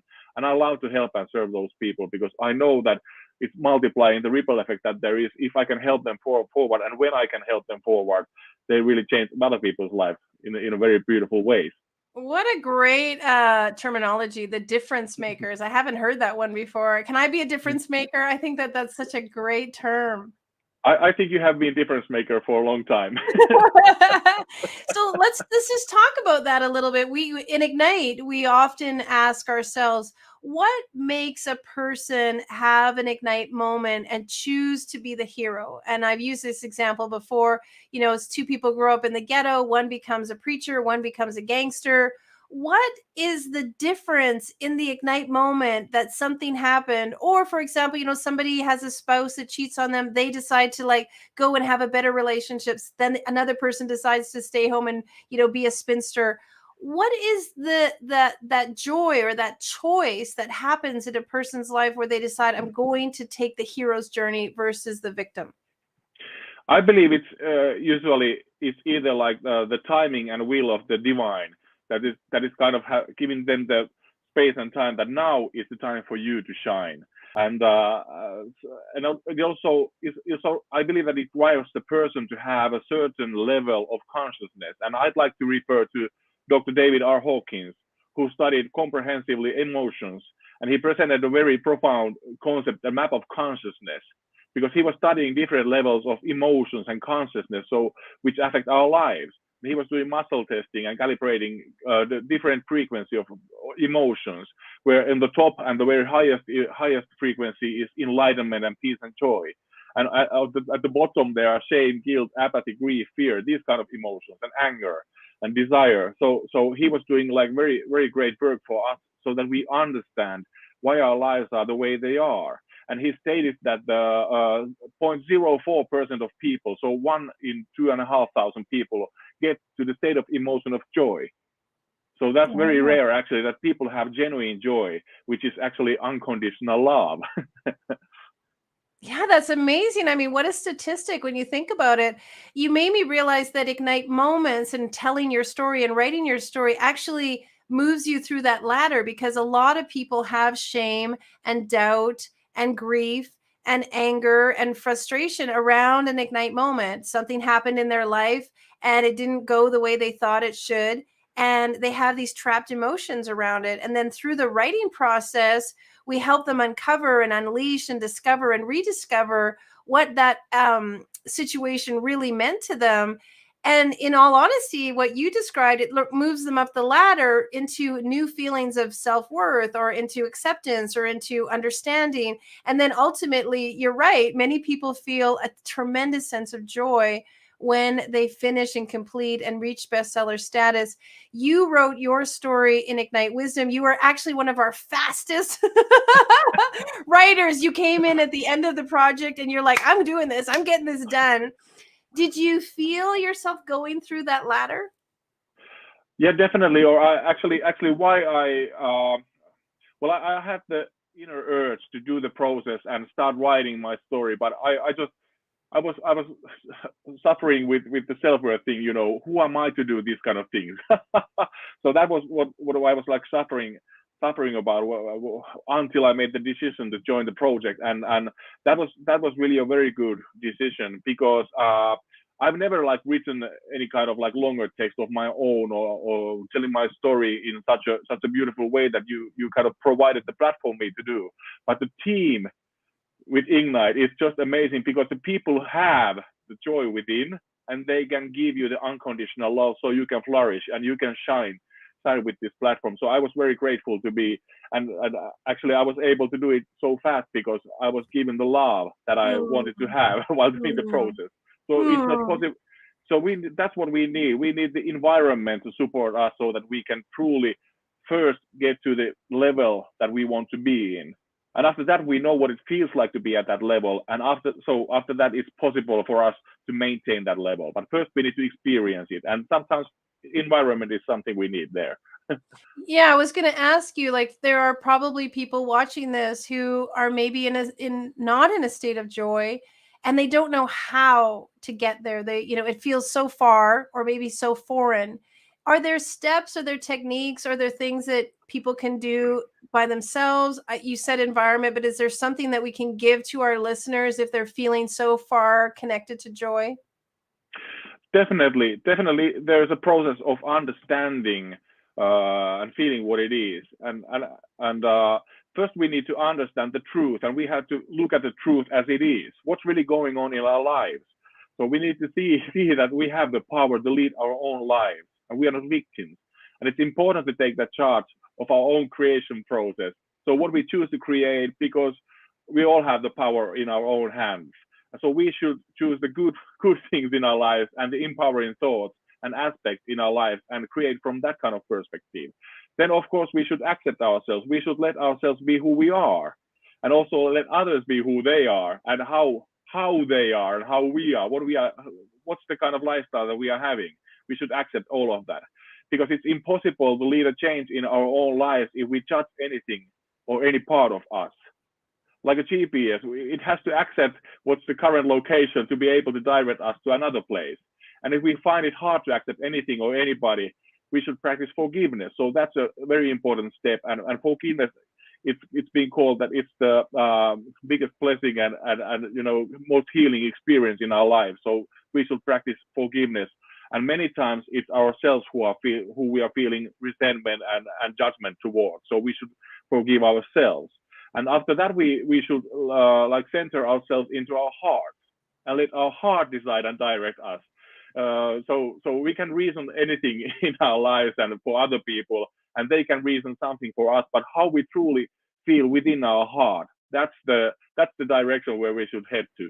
So our heart knows what is truly best for us and others also, and we should do the actions that are based on love, and appreciate what we and others do, and have it the perspective of love, and be very grateful and thankful. And the most important thing is to, instead of staying in the past or trying to be in the future, we should be here and now in the moment. And I just love the profound concept of the sign saying "you are here." It's very genius. Yeah. It could be adjusted like "you are now here." So we should experience the life and the gifts that are given to us at the moment, whatever we have created. Because life is beautiful, and the earth is beautiful, and other people and animals and everything is so beautiful, and the life is full of miracles. So we should be aware what's really in our lives now, and that will actually propel us up to joy. It's very simple. Well, it sounds simple, but Well, it's so true. When you first of all, when you think about kids, they're in the now all the time, and they get joy from, a balloon, or joy from, a toy. They find joy in the now. They're not thinking like, if I play with this balloon too much, it might not be good tomorrow, or what are people going to think if I'm having too much fun? I mean, we are an interesting creature that we put so much intellect into the now and into joy and into bliss. Conversely, an animal in the animal kingdom, a turtle is just enjoying being in the sun. He probably doesn't think that like, oh, I shouldn't be doing this because I'm taking too much space, and what are people going to think, and they're going to interpret me as lazy. And it's really interesting how humans really put all of that intellect behind something that's just so pure and so genuine. Have you noticed that in your life, that your own journey, you had to make a lot of transformation to step into this bliss of joy? Yes, definitely. And the most hard part for me was to accept myself for who I am. But just like you said, the kids are amazing examples for us, and they never go like, and we either never go like, look at the tree. It grows in the wrong place, and look how it twists, to the right. It should really go to the left, and that's not how we look at the trees, but how we look at ourselves. We are very judgmental. We And if we are. don't act, so and if we don't accept ourselves, how can we change? Because change requires acceptance in the beginning. It's very hard to change without accepting where we are now. Yeah, And I the kids, totally agree. And when you do step into that acceptance, I remember my son, his father's Greek, and my son loves to have Greek mannerisms and speak Greek, and he just has this way to him. And I always was trying to like, put him into the Canadian mold, until one day I just really remember saying like, this is who he is, and who am I to change him, and who am I to think that he should be like me, when this is who he is innately. He just does, this is his mannerisms, his voice, his expressions. He likes to do that. And I really had a moment as a parent where I was realizing like, who are we to have that kind of decision for anyone? Women are notorious for wanting to change their spouses, and parents are for their kids, and girlfriends for their other girlfriends. It's actually an interesting phenomenon of humans wanting to change one another. And yet, when we are truly ourselves, we feel the most amount of joy when we are living in our perfect expression. definitely. And then we can also enjoy, like enjoy is also beautiful, like enjoy. So we can enjoy what other people, how they are expressing, and what they are expressing in their lives. And kids are actually, going back to the kids, how amazing they are, because I found myself laughing so hard when it was like many years ago already, but I was thinking that when my child was, I have five children, so, Oh, I have wow. plenty of experience. So I found one of my children playing with the toy in a certain way, and I was like, I didn't think about that. Well, that's the wrong way. You really should play like this. And then I was like, who am I to define how they should play with that toy? Like, I was so like set up in a different certain kind of thinking, and they just jumped out of the box, and they had imagination that I couldn't even imagine having like at this age. But they have taught me so much, and they have helped me express myself very much differently and expand my thinking also. So now I'm playing all the time with my kids. I do stuff with them, and try to be as imaginative as they are. And why have we thought that if I'm super happy, it means somebody else isn't going to be happy? Like, why do we feel like it's a teeter-totter? If I'm happy, then means, I can't be too happy because there's people who aren't as happy as me, or there's not has as much joy. Have you noticed that it's not a teeter-totter? It's more like pulling, when you have more joy, you're pulling the people up with you. Definitely. And there's this concept, and people talk about this auric field, which is the energy field around us. And definitely all of us, and it's been scientifically studied also, that our thoughts and feelings, they are not inside of us or in our head, but we kind of like reflect them outside of us. So other people know how we feel and what we think. Most people are not aware of that, but they receive the messages, and it's actually funny how people react to what we reflect. So if I reflect joy, then people act through the joy also. So we can help other people to raise their level of consciousness, or raise their level of emotions, like from anger to happiness even. That is so true. Yes. Goes When you also show other joy. way. Yeah. See how joyful we are? It really is true. I mean, I remember seeing a study that lions, when a lion yawns, the whole lion pride will yawn, because it's just like this nervous system, or this mirror. Like they see each other, and there's like they can't help themselves. And I feel the same, when you see people laughing, like belly laughing, or happy yoga, like you can't not laugh. And as a parent, or as a spouse, or anyone, even just is a stranger, when you walk into a room and you're showing joy, or you smile at somebody, and it creates this mirror effect of allowing people to smile back and create joy. Are there some tools you can give us to have more joy, and some fun things that we can do to mirror joy for others? Well, actually, excitement is pretty good, like step towards joy. So if we are excited about things, it's actually a very high also vibration. So that can help us find the joy within things, because excitement can bring us also curiosity and imagination, and different kind of qualities which we express when we have joy. And definitely, like for leaders, that's why I actually love to help leaders, because they want to give their best and they want to serve their people. And why wouldn't they? Because when they find the joy within, they have the ability to receive the intuitive information that's beyond reasoning, and they get very, very high guidance in decisions and directions, what to do, where to go, how to handle different situations. And then they don't have to actually experience any worry or stress. And the emotional intelligence part, which is highly valued nowadays in leadership, it takes it to another level, because you truly understand other people and you can meet them from the level of joy. And the most relieving part is that they can be themselves, because they give themselves the permission to be who they are, because they accepted themselves. Yes. And that gives them the ability to express love and encounter people with love in any situation, whatever the crisis is. And they, because they see their people as who they really are, and see the potential within those people, and they can focus on kind of helping their people expand the potential they have within.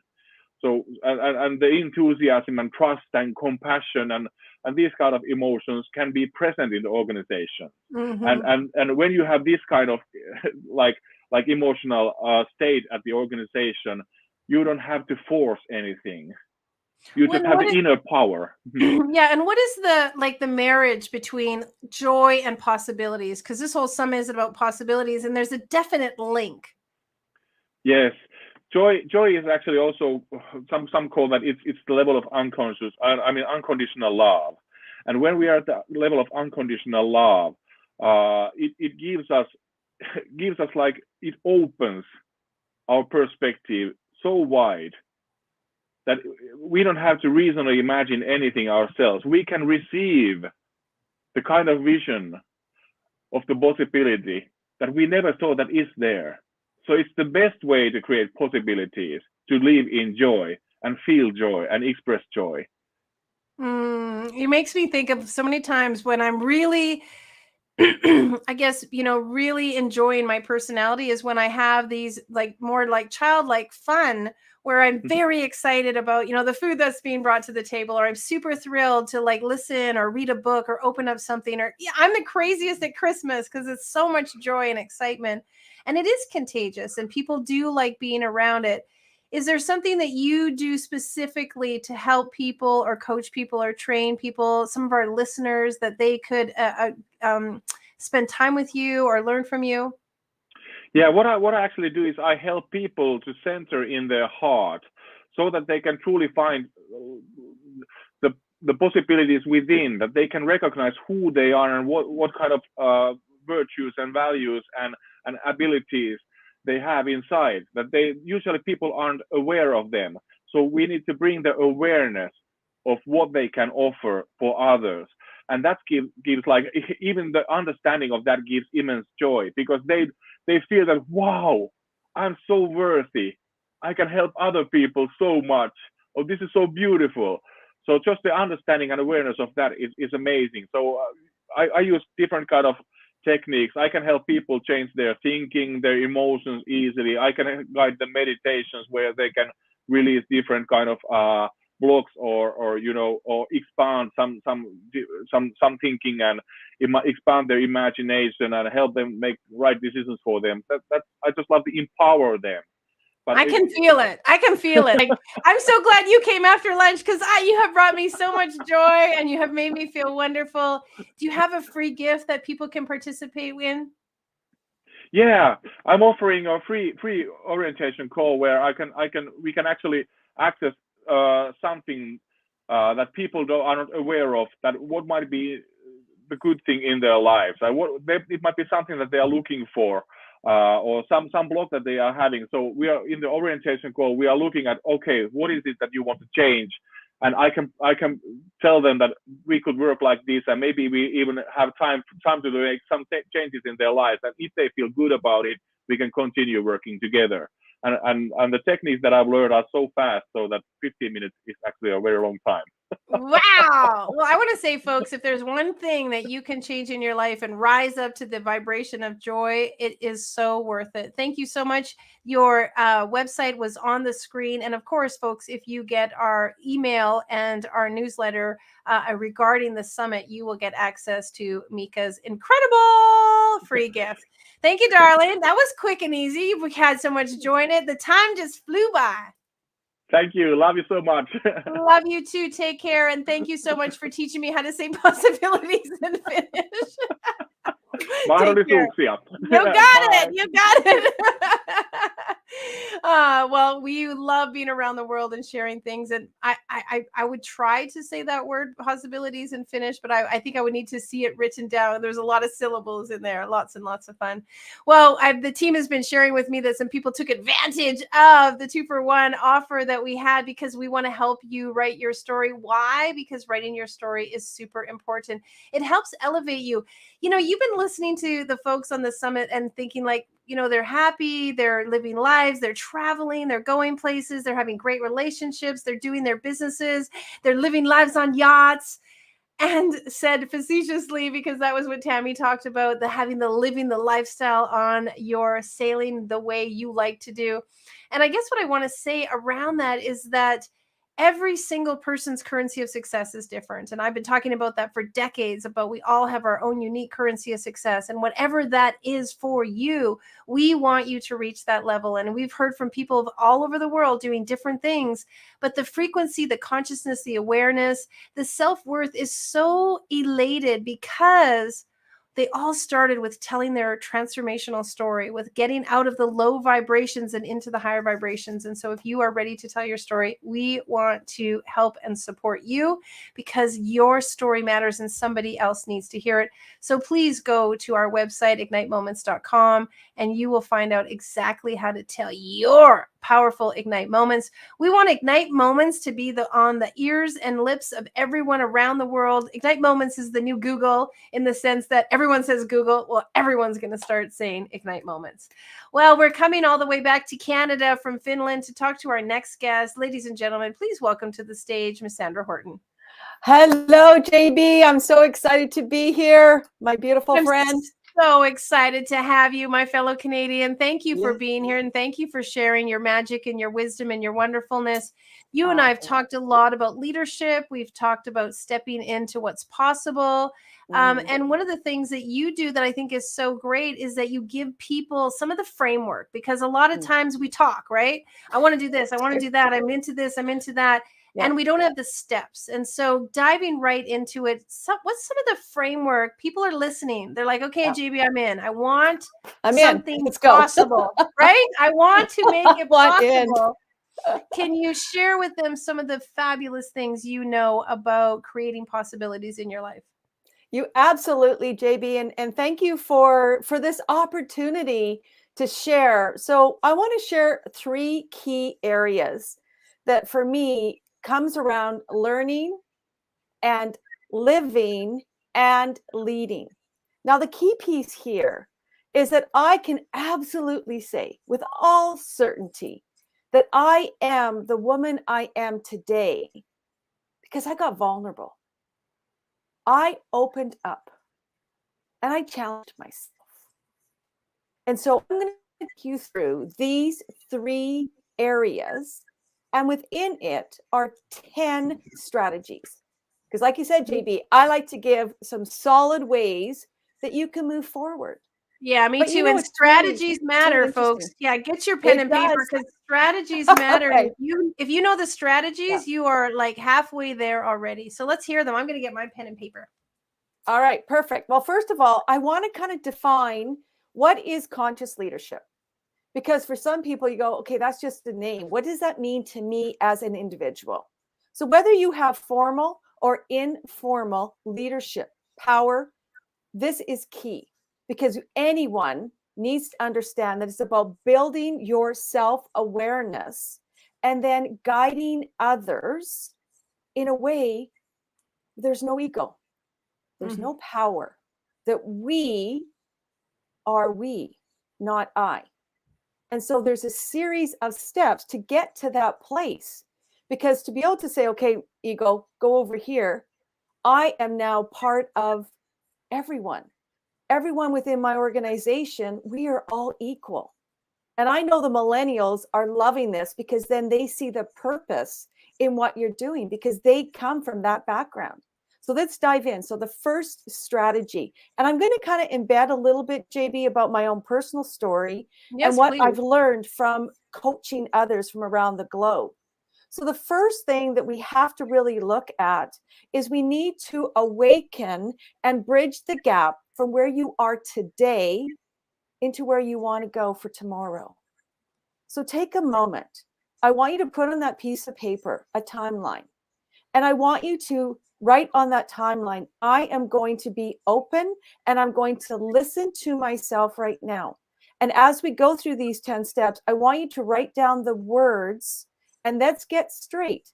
Let's open ourselves up. Let's breathe now and release so we can be here present now. I want you to write down what are your patterns? What are some of the things that have happened within your life? Write the words down now. You just begin right now. And what I found is I learned the discipline of just becoming open to that possibility. I found that through my life, as a woman of a certain age, that my discipline and being open to my past, that my past was for me, not against me. And that what I found is the words that I showed up, the patterns that started to emerge were pretty powerful. I realized that I had overcome repression. I had overcome keeping my emotions and my intelligence completely separate and suppressed. And so, for many people, when we are leaders, we don't realize that there's these patterns within our lives. We can become people pleasers. We can enable and attract toxic people into our lives. We can set systems and structures in our organization where we realize that we're not connecting. So the first thing you can do is start to look at your patterns. So when I began to look within myself, I realized that I had a mentality. Like, just if you have a chance, look at those words. Are they positive words? Because what I found is that I had led to many failed marriages. I was unhappy, but I was successful externally. But internally, I was lacking. And so I was protecting myself. And for some, they saw me as aloof, or that I appeared, like this, kind of guarded or prickly. And so when we look for those patterns of how we're showing up, what our mindset is, that's the first strategy. We can start to say right now, what do I want to release and let go? What is it that I'm saying to myself? Then the second way, which we move forward as a conscious leader, is to then challenge those old paradigms and those expectations. Because what I found was that in unearthing my story, that I had to begin anew to stand up. And you talk about this so much in the beautiful work that you do. Stand up. How are you standing right now? How are you breathing? Like, that's why I got everyone to breathe in after lunch. Like, come on in, invite yourself into this opportunity to look within. So I started to choose me. I started to choose my way of being, not how others or the expectations that I was raised with. So JB, I mean, I'm sure you've done all this beautiful work and you see this in people through their books. Like, really, like, this is a key piece. Yeah, well, thank you so much for Yeah. saying it, because I literally just had something happen to me last week. I was at we had the Ignite Humanity Forum down in Las Vegas. We invited some really special people. There was 3 billionaires in the room, and one of them came up to me after we talked about how to ignite humanity, and he said to me, what do you need? What do you need? How can I help? Yeah. And I kind of went into gridlock, and I didn't have an answer. And he goes, "No worry, you're busy. Tell me later. We'll talk about it later." But I went home that night and I thought about it. Why did, when he say, "What do you need? How can I help?" did I kind of freeze? And what I realized is, when I was a kid, because of the way I was raised, I put my foot in the stance and said, "I don't need anyone, and I don't need your help, and I'm going to do it all by myself." My little kid in me. And it was fascinating to realize that was, I don't need anything and I don't need anyone's help. Actually, now 52 years later, was kind of like, it took me back to that old limiting belief and that old awareness that you were just talking about. And it's so powerful because for many individuals, we feel things, but we're not aware that we're feeling. As an emotional intelligence practitioner, and I love your earlier guest talking about the importance of EQI, that's that critical piece. We need to evolve our self-perception and also to feel all those beautiful feelings inside. I had this really interesting experience recently, JB, that really challenged me too. Just kind of like, there's always these opportunities that are coming in, always to give us curiosity, this, exactly. curiosity, Opportunities, yes. Opportunities, possibilities. Because what it did for me, and this was one of my aha moments, is I started to feel resistance. And I want everyone listening now or later, I want you to embrace resistance, because that's your way of leaning into you. Because what the situation was is that I was confronted by a situation where others had misinterpreted, perhaps, something that I had said. My old way of being, because I had been bullied, I had been a victim of childhood trauma, et cetera, my natural way of being was not to express, but to shut down. I had a choice to make in this second strategy, which was to challenge my old paradigms and my expectations. This inner voice, that inner restlessness and I said, no, stop. I need to speak. And I shared my truth. I shared and I stood, like I actually just moved, and I stood in my power. And it's interesting because as a conscious leader, you will be challenged. Right. And then you have to understand, okay, what is happening within that resistance for yourself? and finding the time to really, truly share your voice. And in Right. doing that, you know what I did, JB? I fundamentally shifted something so profound from my early childhood that I am now truly a different person. I integrated even parts that I thought were already integrated back into myself, because that's the Exactly. truth. It's such a fascinating thing. So moving on, I want to kind of, this was the learning part. This is the part of the L, learning, getting into yourself. Now we're moving into the living piece, JB. And this Yeah. is where we're learning, but now we need to live it. Because in these moments, for all of those who are viewing and listening, that there could be these silent parts of you, but you need to break open, like physically just break open. The next is committing to self-awareness. What does that mean? Well, we've heard it. It's about mindset. It's about going within and learning that there's a connection to your heart, to your mind. Because the greatest evolution for myself, whether we look at Maslow's hierarchy of needs, or we've heard about the joy, the kind of the ladders as you go up, it is powerful, because when we are living, we're living our truth and becoming self-aware. I found from my earlier experiences, and I do see this in the people that I am coaching, is that if you have early childhood trauma, you can get stuck. And I'm very mindful of the words that I use as a leader. You can become stuck or below the areas you want to grow. For me, it was about belonging. It was about feeling that sense of belonging. So as a leader, as a conscious leader, I'm hyper vigilant. I'm very self-aware that perhaps for some people, that could be a wound. That could be a limiting belief. How do I fit in? Where's my part in this story? And if you're self-aware, if you have that emotional intelligence, you're attuned to how you are. So that's the third. The fourth strategy is learning to quiet your mind, getting into presence. And I've heard all of your earlier speakers, because I was on the very beginning. There's an element of getting into presence. And so how we do that is, whether it's through meditation, purposeful meditation, it's to just become aware of how you're flowing. We talked about the energies. Like, how are you feeling right now, JB? Are you feeling up here? Are you feeling here? Like, where are you at in terms of your flow, of your energies? Because for some leaders, if you're busy and you're going and there's so many dynamics happening for you, you can get scattered. You can get detached or disassociated from what's happening within you to what's happening in your external environment. We have to pull back in and become that super aware of who we are. And that's where that feeling of security, that sense of belongingness, because we're connected to the essence of who we are. And for many, that is a journey.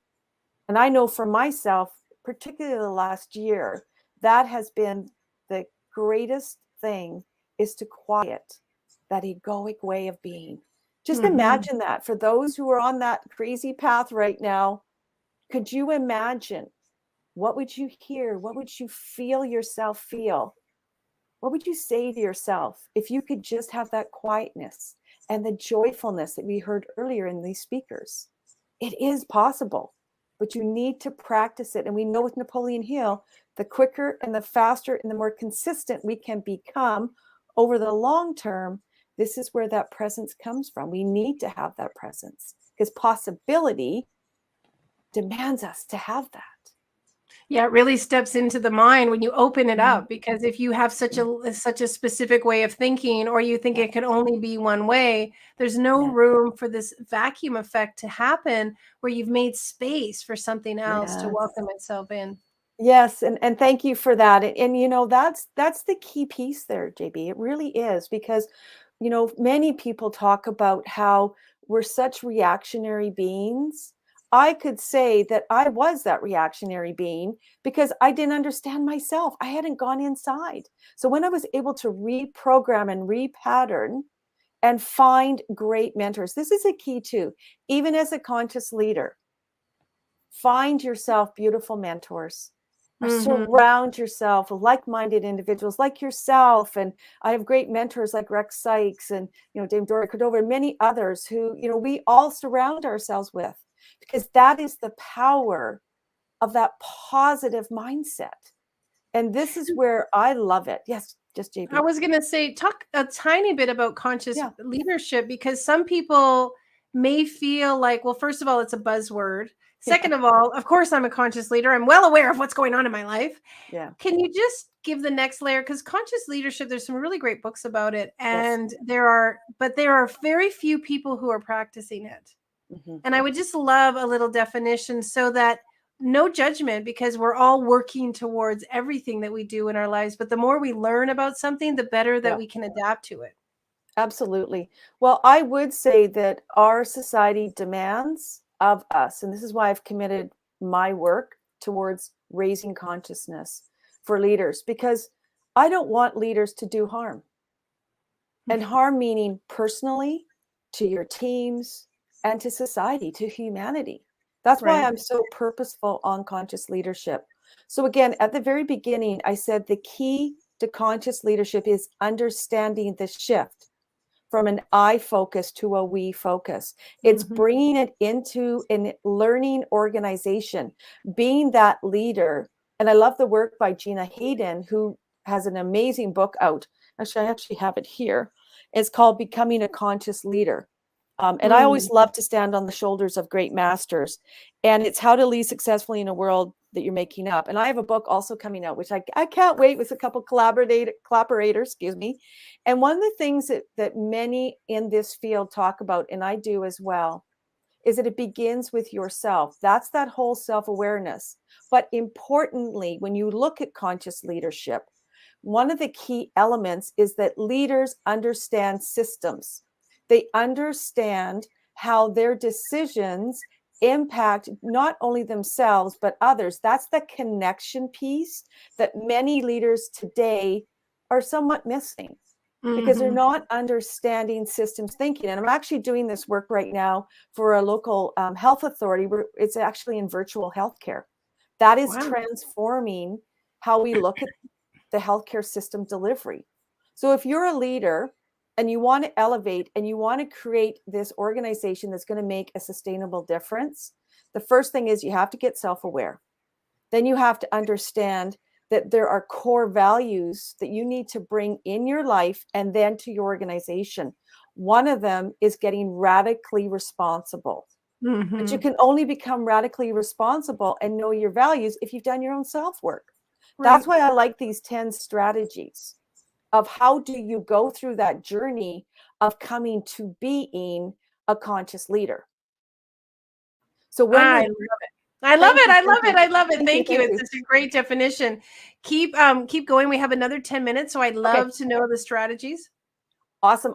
So as we are building this understanding of conscious leadership in the lens of as an individual, these 10 things will get you from where you are today into being a conscious leader. Absolutely. So again, kind of starting that beginning, you have to become aware. You've got to look at your patterns. You've got to go inside. You have to also build trust, because trust is a key piece for conscious leaders. Because think about it this way. If your organization is very much lateral, meaning there's not a lot of hierarchy in there, trust is that key piece. You need to trust your own decisions, and you need to trust the decisions of everyone else that you surround yourself with. So trust and breaking open, creating that environment where people can come to you. And this is where this totally links in with possibilities, because conscious leadership is directly opening up possibilities, because you're challenging the status quo. There is no definitive way of being. You are existing, you're co-creating. We are a we instead of an I. It's not like a top down. Of course, there's some things obviously you have to have, delineation on, like finances and things, but overall, there's this fluidity within the organization. There's effectiveness, looking at how can we do things effectively and efficiently, but importantly, it has to be purpose driven. What Correct. is it that I'm doing today that will positively impact change? Change for who? For your stakeholders, for humanity. So that's where this shift is happening. We see it, there's been some great work by the CEO of Whole Foods and how he brought in this kind of living Yes. organization, right? I Where read his book. Yeah, very isn't it good. fascinating? It's Yeah. so beautiful. And so I believe it's a combination. This is where my conscious leadership coaching also comes into the work I do as a change management practitioner. So there's actually a thing called conscious change leadership. It's this intersectionality between the mindset, the consciousness, and actually creating change, helping people, organizations, and systems to change. And this is where I believe all of us are in, and we're invited into this possibility. And so, how we do this again within those 10 strategies is to define your values, get clear, and then get clear on how everyone in your organization is going to live them. There is no structure. This is right or this is wrong. Everything is possible. So going back a little bit, JB, so remember there's the learning is your first way of being as a conscious leader. Then you need to live it, be it a certain way that you bring into your organization. And as you master your self-awareness, as you master who you are, you raise yourself up in your own consciousness, we've heard, then you begin to lead and you change and you bring in these traits, these characteristics, high emotional self-intelligence. And then that becomes kind of the new culture that you bring in your organizations. So that's where I'm trying to really make it a roadmap. If you adopt these 10 practices, you are going to grow. You are it. And the important thing is, it's what you think. Where do you put your energy? Because conscious leaders are very conscious. I love the work I said earlier with Gina Hayden. She has a beautiful analogy where it's above or below the line, as well as other thinkers talk about this as well. And you see it in many of the books. If we are below the line, like you can think of the iceberg, it's a great, visual. Anything below the line, leaders are more closed. They can be in victim mode. They're not supportive. Think of yourself now in your last interactions with your teams. Where did you show up? Where if you're above the line, guess what? You're open and you're abundant and the ideas are flowing. There's possibilities. That's where, think of the energy. Like even as I bring that up and that visual, you're thinking, yes, that's where I want to be as a conscious leader. I want to have a positive environment, a culture where we're doing great things. And if I fall below, there's a common dialogue, a common communication within all of the teams because everyone has been raised up. And this consciousness really works also in families. I mean, I'm just thinking, of course, in the family unit, it's so important to do this with family, with your kids. It's easy to do it. Your home life is a structure. There's systems with home, and you are a leader. And if you're consciously parenting, consciously leading, and of course, even if you're not a parent and you're just in relationships with friends or a spouse or a partner, this modality, this thinking, this mindset, this way of being, it's so important to any kind of community whatsoever, this conscious state. So I really, really appreciate it. And of course, it manifests possibilities all the way. It does. It does, right? It does. It does. And then that's the leading. That's the whole part, JB. Like let's bring that energy because that's the key. Like the last three, I know we're almost towards the end. So I want to make sure I get through those 10 things because that's my commitment.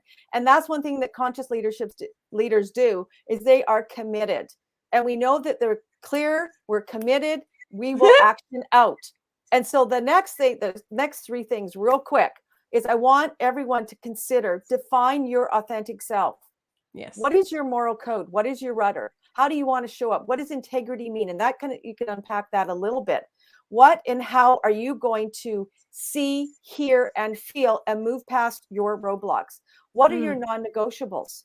Like for me, that moral rudder is so key. That's why I stood up that one time and teaching others to do that as well, because we're in the growth mindset. The other most important thing also in strategy number 9 is having empathy, loving yourself and loving others, being empathetic as well, living to your fullest, highest potential, because it's about integration. It's about the journey. It's not about the destination, and conscious leaders are present. Yes. So you take the practices, you ground yourself every day, you connect to a higher source in consciousness.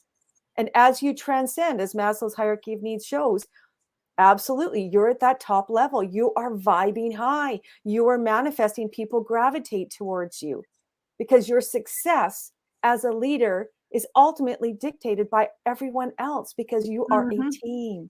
And the last is strategy number 10 is to create a we. And I said this earlier, not an I culture. And that is where we're truly living from that space, where we're open. And this is the most important thing. And I invite everyone into this. If you are finding any resistors in anything that I've said today, question and challenge yourself. Why is that? What can change? What am I prepared to release and let go? And that's where we can ignite possibilities, JB. So true. We heard it before from one of our other speakers about letting go is so important. And it's so valuable because leaders don't get rigid and stuck and have to be a certain way. Some of the best leaders obviously are fluid, are moving, are pivoting, are going with the flow, or, you know, taking some of the dives and the deeks. And that is what makes a great leader, is being willing to be flexible, be in flow. And as you said, bring everyone with them. No one can get where they're going all by themselves. And so you need to lock arms with people who are like-minded like you, who have great ideas, who are thinking, vibrating. We talked about the quantum physics, vibrating at the right capacity, living in the vibration of joy. Folks, we are just layering in all the things just that layering. you know about creating possibilities. And Sandra, you have given us 10 fantastic steps. Now, how can people play with you and get to know you a little bit more? Oh, thank you so much. So you can visit my website at www.sandrahorton.com. And I do have a couple of specials just for this beautiful Possibilities, Ignite Possibilities Summit. I'm offering 30% off of my 4-week coaching. And it's a really powerful 4 weeks where you will get this roadmap. You will walk away truly as a conscious leader. And there is infinite possibilities in doing that. I also have another free thing about building the confidence, because everyone is at a different point in your life. So just know you are where you're supposed to be, but you can set that new path forward and invite in infinite possibilities. So great. Everybody is where they're at. And you know what? You're meant to learn it. You're meant to experience it. Thank you so much, Sandra. We're so happy to have you here. And in honor of you, I've asked the team to play this really great video. It's called You Got This. It makes me think of you. Blessings I love you. And I'll see you soon. I'll see you in a couple of weeks. Yes, all right. I'm excited. Thank you, JB. Take care and take it away. Bye-bye. Thank you. Get up. It's time to go after your dream. You've got an idea, so wake up, baby. This is your day to start moving towards achieving exactly what it is you want. Put your shoes on, grab your coat, and get outside. Light that candle, sit down, and meditate. Do what you have to feel good. Grab some water and drink the whole glass. Stretch your body, move, reach, wiggle your toes, and get out all the old stuff that doesn't feel good, because today's your day. You're going to do something magical today. You're going to make a difference because you're going after what it is you want. This is your moment, so take it. Do something today to get one step closer to what it is you want, because guess what?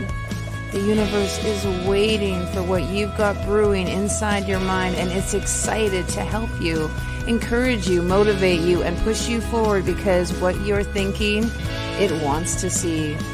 So go after it. Sit down at the computer, get some work done, grab your notebook, write out that list, do some training, teach yourself something new, be a good student, learn what it is you don't know. Ask questions. Look to people who are doing what it is you are doing and emulate that. See how you can do more. Well, can you learn? How can you stretch? How can you push the boundaries of what you're used to and do something different? Because you gotta be different if you want different, and this is your time. You know this is what you want, and so go get it. Push yourself. Encourage yourself. Support yourself. Because you can do it. You've got this. We're all watching you, and we're cheering you on because we know that your passion and your belief is undoubtedly going to get you there. Don't let anything stop you. Just keep reaching, keep leaping, keep climbing over whatever obstacles you have to go after it. You got this. It's yours. It's just waiting for you. The idea came to you because it wants you to execute exactly what it is you're dreaming of. It wants you to succeed. So grab the day. Grab hold of all the possibilities that are right there. Just reach out into the air and grab them. They're right there, waiting for you to be amazing. Because you are amazing. You're fantastic. You're exceptional. And the universe loves your idea. Seize the day. It's yours. You got this. Go get it. Go get it.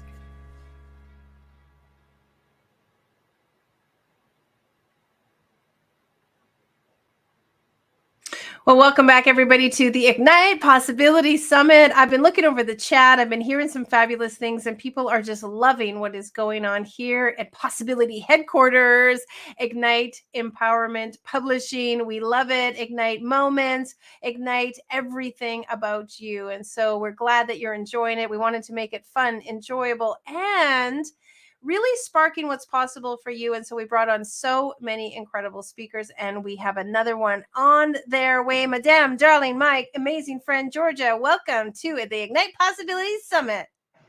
Hi, thank you for having me. It's wonderful to be here, and happy birthday.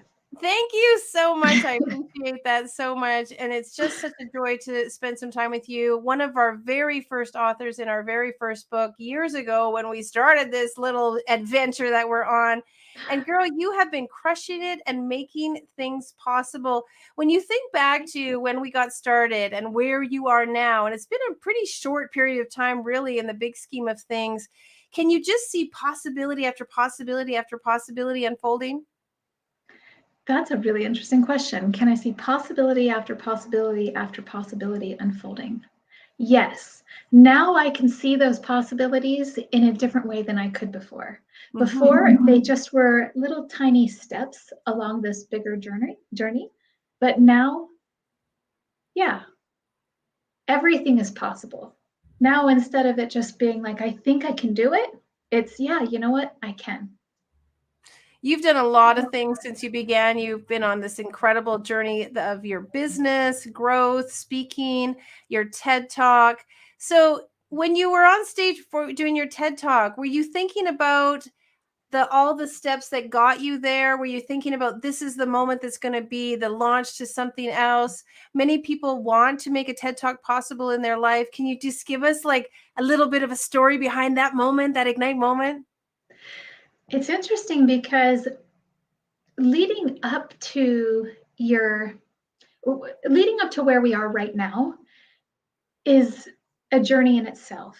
And with specifically what my TED Talk was about, specifically, I did not ever expect that right there, that moment, to lead where it did.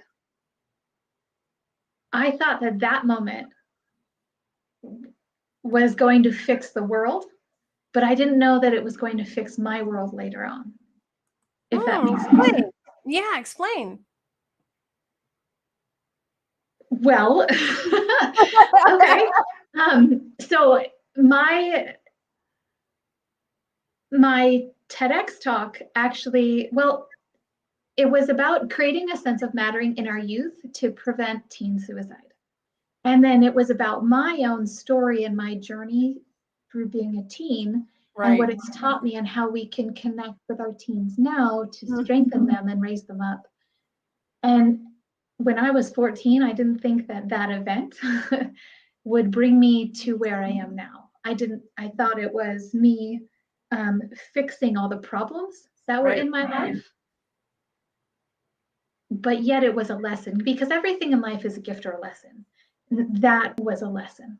And actually, I hate to put it this way, but it was actually a gift as well. Everything is a gift and a lesson. There was like this daisy chain of events, right? That you could see sort of that maybe started at 14 and then have come over and over, and they just connected and connected. And so going back to originally, like what's possible becomes possible, just keeps moving forward in many, many different ways. And there's a lot of things that you've been doing.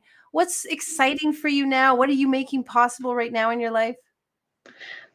Well, what's exciting right now? We have a lot of things, actually. Of course, just finished my TEDx talk, and so we have that in production, and that's really super fun and a little bit nerve-wracking, but super fun. And then also, we actually just moved warehouses. So we own, we own a candle company, Shorty's Candle Company. We just hit our 20th anniversary. Yay! Congratulations! You're like way ahead of the curve on the fabulous candles.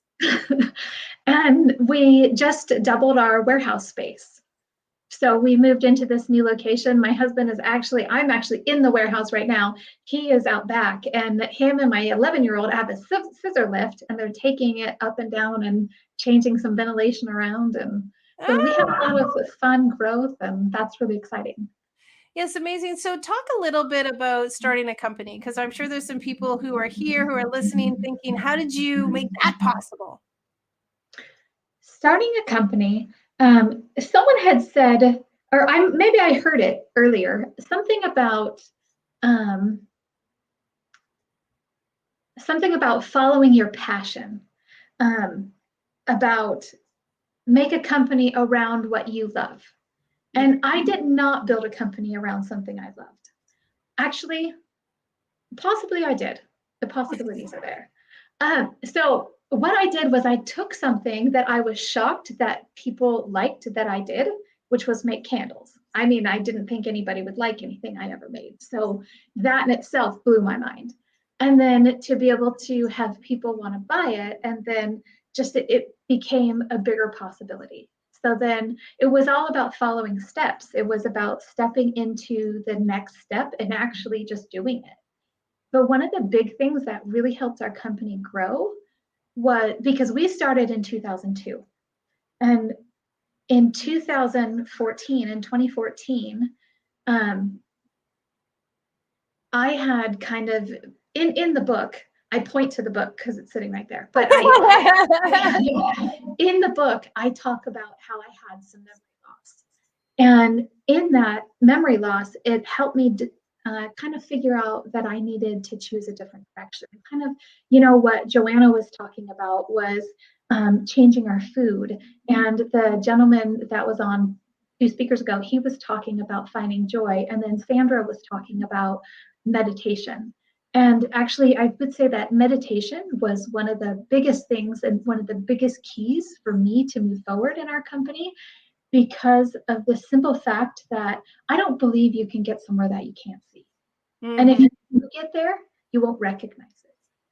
But I believe that meditation gives you that ability to step into a different situation, step outside of yourself, see possibilities, and ignite them inside of your meditation and take them just somewhere incredible. So I think that meditation was one of the biggest steps for us and our company along the way. Yeah, it's a very good point. If you can't see it, you don't know when you're going to get there. I haven't heard that before, so I really like it, because if you can't see yourself succeeding, if you can't see yourself happily in love, if you can't see yourself, having a great relationship with your kids, if you can't see, the success that you want, then you probably might even could have it, but you don't realize it, or you can't see it, or you can't manifest it. So that's a really, really good point. What other sort of golden nuggets do you have to share with us? I've got lots of golden nuggets. Let's see. Let me share a story with you, actually, of something I experienced this morning. And it really actually has to do with meditation. But I'll back up real quick and let me give you a background of where this whole thing started. So of course, we've hung out in multiple locations across the world. And I was in Croatia, and I had been recruited to go to Croatia and teach speakers, CEOs, entrepreneurs, and leaders through a speaking academy. So I went over there, hung out, did everything I was going to do. I was there for about a month, and then I ended up flying home. And on the way home, I had several different legs on my airplane that I needed to go on. And we're flying, and on one of them, all of a sudden, I heard a noise. It went, and I looked up, and I noticed that the stewardess, the flight attendant, had closed the curtain between first class and the back of the plane. And I thought, oh, that's interesting. What would it feel like to sit in first class? And I thought about it, and it was so much fun. I was like ordering things on Amazon, hanging out with all the people up there, taking everyone through a guided meditation. It was fun. And then we landed in Portugal. And as I'm in Portugal, I've got a really short layover from one plane to the next. And I've got to get there. And it hit me. I had a thought, I have 2 kids. I've been gone an entire month, and I only bought one of them a gift. I had to get my 8-year-old a gift. So I've got my huge backpack on, and I'm walking to the airport going, I need an 8-year-old appropriate gift. Where? And all of a sudden I saw it. And it was yellow and green and red, a candy store. So I headed on into this candy store, and I get in there, and there are all these cans. And I'm like, what is this place? What am I in? Where am I? And so I asked the cashier, I'm like, what are you guys selling here? And this customer in there, he takes the liberty to tell me what it is. And he goes, this is the best store in the entire airport. It's 100% dedicated to Portuguese canned fish. And I thought, okay, that's random. So I went along, and I had like no time. Time was running out. I saw a can. It was the only can that was in English, and it said sardines. So I thought, well, what 8-year-old doesn't love sardines? So I grabbed a can of sardines. Still has not been eaten. But I book it, I stand in line, and I'm talking to this guy, and he keeps telling me all about sardines, all about Portuguese canned fish. He's got many facts. And then I find out he's on the same plane as me. So we book it down to the plane, and we get on the plane. And as I get on the plane, he sits down right in first class in this huge, gigantic pod. And I look at my phone to figure out where my seat is, and I had no service. I had lost service when I came out of the airport. So I'm looking at it, and I'm like, I don't know where I'm supposed to sit. And he goes, oh, well, just sit right there in that pod. And I was like, okay, sounds good. So I walked around, and I sat down in the pod. Well, nobody ever came over and said anything to me. In fact, they brought me 2 meals and a toothbrush. And there was a young lady that was sitting across the aisle from me, and she was having a really, really difficult time because she was going to New York to meet her dad for the first time, and I got to take her on a guided meditation. And afterward, she was so excited to meet her dad because all of a sudden she could see the positivity, the possibilities that could come out of it. And I keep going back, and I keep thinking, what is it that got me into first class? And it was this simple little phrase, and I really do think everyone should write this down. It's, what would it feel like if? And just this morning, I sat down and I did a meditation. And we live in Reno, Nevada, and there are no wild animals here really, except some wild horses. They don't live anywhere around us. But my son and I, we just finished reading a book all about wolves. And I thought to myself, oh, what would it feel like to see a wolf on my run this morning? And I just felt this glorious feeling of, oh, it would be so magical. We'd lock eyes and it would be beautiful. And I headed out for my run. And on my run, I ran into a coyote. I have not seen a coyote out in the wild in years now. It was magical. And it was just this little phrase, what would it feel like if? And it's such a beautiful phrase to bring into your meditation, even if you only have 2 or 3 minutes a day. Just sit there and bring that in. Because you'll get the results you ask for. Because it gives you the opportunity to ask for results. You know, a long time ago, I would always ask for patience with my kids. My kids will tell you I sucked at it. And I probably did. Actually, I'll tell you I sucked at it. But I was always asking for patience. And I was always given the opportunity to practice this skill that I wish I didn't even know existed. I didn't even need to know it was a thing because I didn't want to have to utilize it. But through all of this asking for, I wasn't asking for the result I wanted. I was asking for a skill I thought I needed to have. So ask for the result. And one of the best ways, I think, is that phrase, what would it feel like if? Mr. Rogers, he actually had this little quote, and it said, I feel like Mr. Rogers said it best when he said, the best part of a book is the quiet space between the paragraphs, or the white space between the paragraphs, excuse me, because it allows you the opportunity to process what you've just read and prepare for what you're going to go into. And that's what meditation is. Meditation. So beautiful and so powerful. And what a great story, great storytelling, great revealing, great sharing. I really think that's wonderful. And you're right, you can manifest all kinds of things by just planning it and visualizing and seeing it in your meditation. And the space between the paragraphs, I really like that also, because we've written dozens of books and 700 authors have come through our platform and shared their story.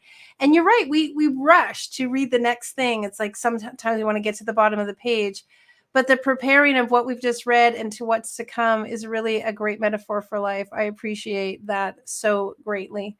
Is there something you would like to share with our listeners, so ways that they can connect with you or spend some time with you? Well, if you'd like to connect with me, you can do it on Facebook or Instagram. Yeah, how do they see your TED Talk, maybe? Oh, my TED Talk? Well, if you were to subscribe to my YouTube channel, I'll post that on there. Or you can always go to georgiavanderbilt.com and you can put your email in there. And I don't actually send out much, but I will send that out. So you wouldn't get stalked with emails, but I would definitely, we're going to definitely put that out on there. So you would have that. Fantastic. And is there a free gift that you have for our listeners? Because we love to give things away. I do, actually. So I have this whole theory that in life, we have these different buckets. And, you know, everybody else is sharing these wonderful things that are fantastic, but they are ideas and concepts that people have worked their way to. And sometimes it's difficult when we haven't worked our way to those concepts yet ourselves. So until we make our way to them, I believe that we have this bucket and it's labeled our lie bucket. And it's filled with truth. It has all of this knowledge and this desire and this want and what we feel we need inside of that bucket. But we have to take the things out one by one and move them into our truth bucket. Because I can give you all of my truths, but until you figure it out, on your own, you're going to put them into your lie bucket because they're not your truths yet. So I believe that if we can just take our truth out of that lie bucket, take what we consider lies, we can learn and we can put them over into our truth bucket, then that's how we can keep them and that's how we can grow. And I actually recorded for one of my friends, but it's been such a powerful meditation that I've decided to share it with everyone. And I put meditation on my YouTube channel. It's all about taking your lies out of the lie bucket and seeing them as your truths and putting them into your truth bucket so you can grow. Thank you so much, Georgia. I really appreciate it. Blessings to you and all that you're doing. Congratulations, folks. If you don't know, Shorty's Candles is one of the things that we use. Ignite. We buy those Georgia's beautiful Shorty's Candles, and we also ignite lives with those amazing candles. So thank you so much, darling. Blessings to you. Take care and have a wonderful, wonderful Saturday. Thank you. You too. As you can see, there's just so many fun things. Truth bucket, the lie bucket, all kinds of learning, fun things to happen. And it's all in the name of possibilities. if you love this theme of possibilities, well, we'd love for you to jump on over to our website, because we have a shop page over there, and we have some fun things available, some fabulous t-shirts that say Ignite Possibilities. My husband wears one, and I just love seeing it on him. There's some really great ones that says anything is possible. You can jump on over to igniteyou.life/shop, and you will see the Ignite Humanity, Ignite Your Life, and Ignite Possibilities t-shirts that we have over there. And then also we have our books, our 19 different amazing book titles are available, including our brand new modified second edition, our newly coverized, what's the word for that? With a brand new cover on our Ignite Possibilities book. You can check that out absolutely at igniteyou.life/shop, or you can go to Amazon and get a new copy of Ignite Possibilities. Now, there's been lots of phones ringing off the hook and lots of people reaching out to our team. They didn't get a chance to see that URL long enough. My countdown of 10, 9, 8 down, and just letting people see that 2-for-1 special for 10 seconds was not making people happy. So I will show it to you again. For those of you who want to take advantage of being in one of our fabulous books and becoming an international bestseller in the year of 2022, we have Ignite Your Life, Ignite Forgiveness, Ignite Your Courage, Ignite Your Faith, Ignite Creativity, and Ignite Courage. And we are having a very special splash sale for the Ignite Possibility authors. Only for those of you who are watching and are sticking around, only you guys get access to this. So for 10 seconds, we're going to show this special URL that's going to let you go and purchase a chapter of one of our books, and you're going to receive a second chapter absolutely free. A second chapter for you to do 2 books, a second chapter for you to give to somebody that you love, or a second chapter for you to sell to somebody so that they can also be a part. So you can use it however you like, but we're just taking the first 10 people who purchase now, and then we are taking the next round of 10 people, and we are drawing names. So you could buy it right now, or you could win a chance to win it. So we're going to show you that link one more time. I'll count to 10 again, and then the team will take it down. All right, copy this down, take a photo, go for it. Here's the link for you to get our buy one, get one free. If you want to grab your phone, take a photo of it so you can keep it. The first 10 people who purchase right now, and you can finance it through our purchase payment plan and make yourself the opportunity to do 2 Ignite chapters. That's a $4,500 free gift offer to you right now. 5, 4, 3, 2, 1. All right, take it off, team. Thank you so much. I hope you guys enjoy it. Jump on those opportunities because you want to say yes when the universe presents something in front of you. And it's no coincidence that you're right here, right now, seeing that, because this may be exactly the thing to ignite your life. All right, well, we're going to bring in our next guest because all kinds of fun things are happening, and we never, ever, ever, ever want to make anyone wait too long, especially our next guest, because she's going to do something really special. So I want to give her a few extra minutes. If Tish is in the house, bring her on in. Hey, girl, welcome, welcome. Hi, how are you? Good. Thanks for coming on a little bit early because I know we're going to do something special before we get going. But first, before we dive into that, let's introduce you to our audience. Tell people a little bit about you and what you like to do, your area of expertise. Sure, absolutely. Hi, everyone. I'm Tish Meehan. I am a spiritual healer, a spiritual teacher. The name that I have given to myself from my angels and divine team is Transformational Soul Coach. I feel like that encompasses all of the teachings and things that I have learned over the last 20 years and have brought them together so that I can be of the best service for my clients. I love a transformational soul coach because many of us are caught up in the world and the busyness and the expectations, and we're not always listening to our soul. We're not listening to that calling. And transformational is because, we come here, we have this experience, this human experience, this experience on earth, and it is very transformational. If somebody has never heard of a transformational soul coach and they wanted to utilize one very powerful aspect, is there something that people can start with that's sort of helps them go down this beautiful path? Well, one of the most important things to remember is that when you're ready to make a jump in your life, even if it's just a little step forward, one little tippy toe forward on your path, the best thing that you can do is learn how to tune into your heart. This is the very first brain that is created when you're in utero, in womb. So Mm-hmm. this is your first brain, and we have learned that we need to process everything through our mind. And that is where our um, busyness is, where our ego lives. And I'm not talking about ego as in like I'm better than everyone, but it's that part of you that's always the naysayer that's going to keep you in a place of fear. So, learning how to connect in with your heart space, that truth that lies within there, it's very simple yet profound.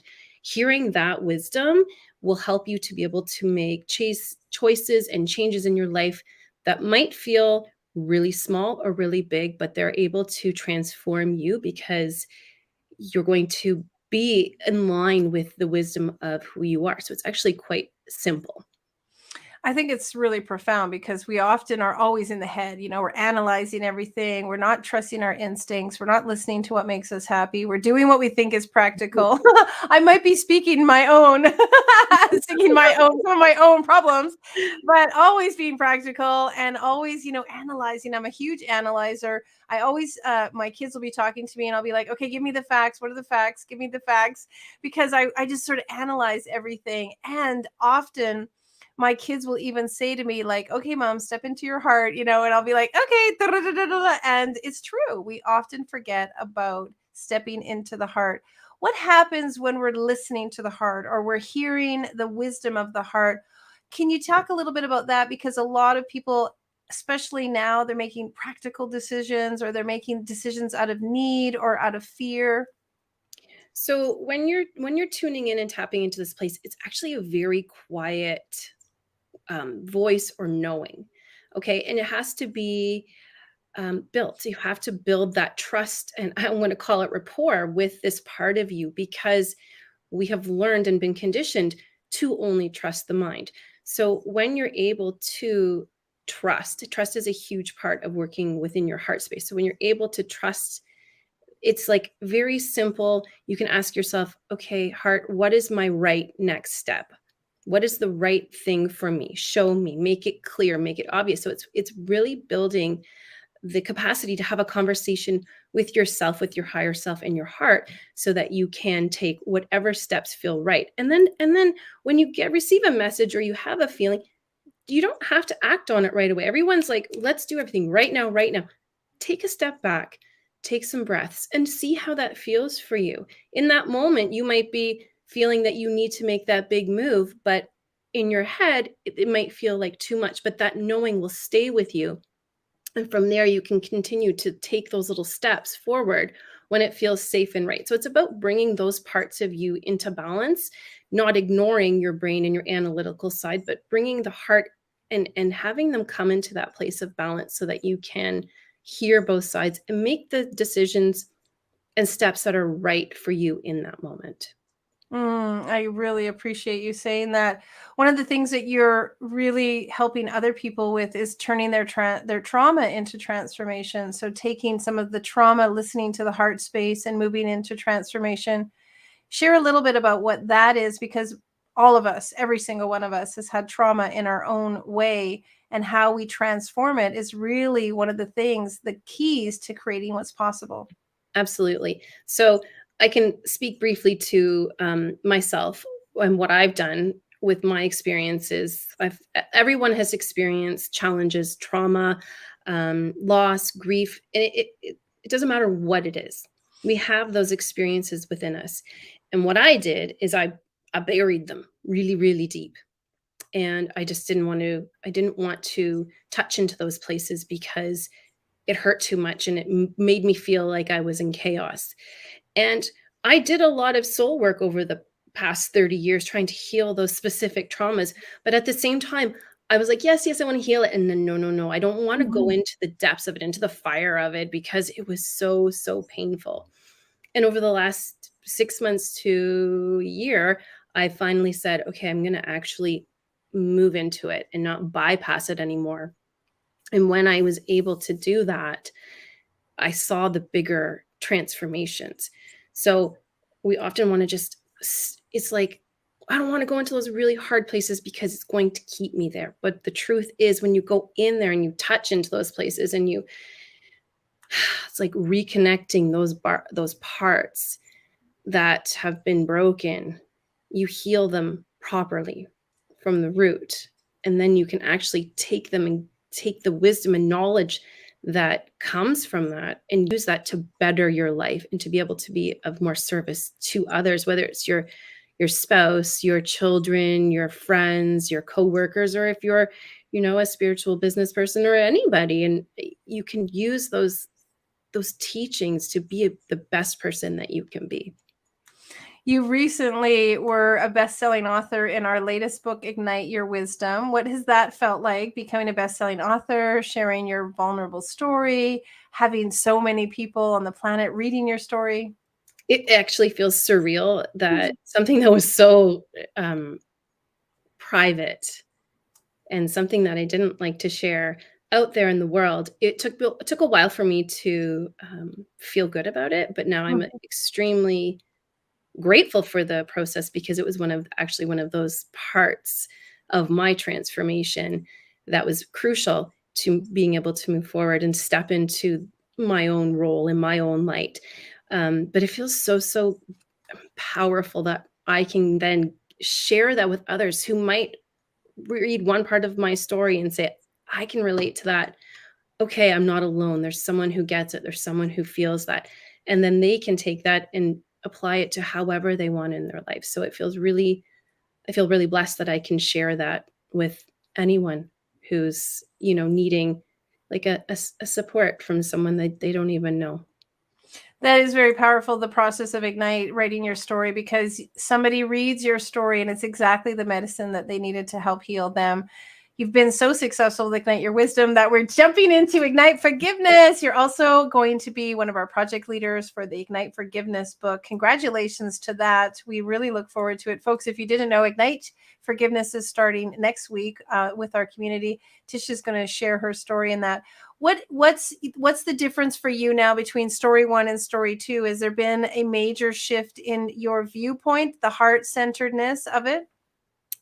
In the first story, I again tried to do the bypass, and what I found was my story wouldn't come together because I wasn't really allowing myself to go where I needed to go for my own healing, and I used it as my own medicine.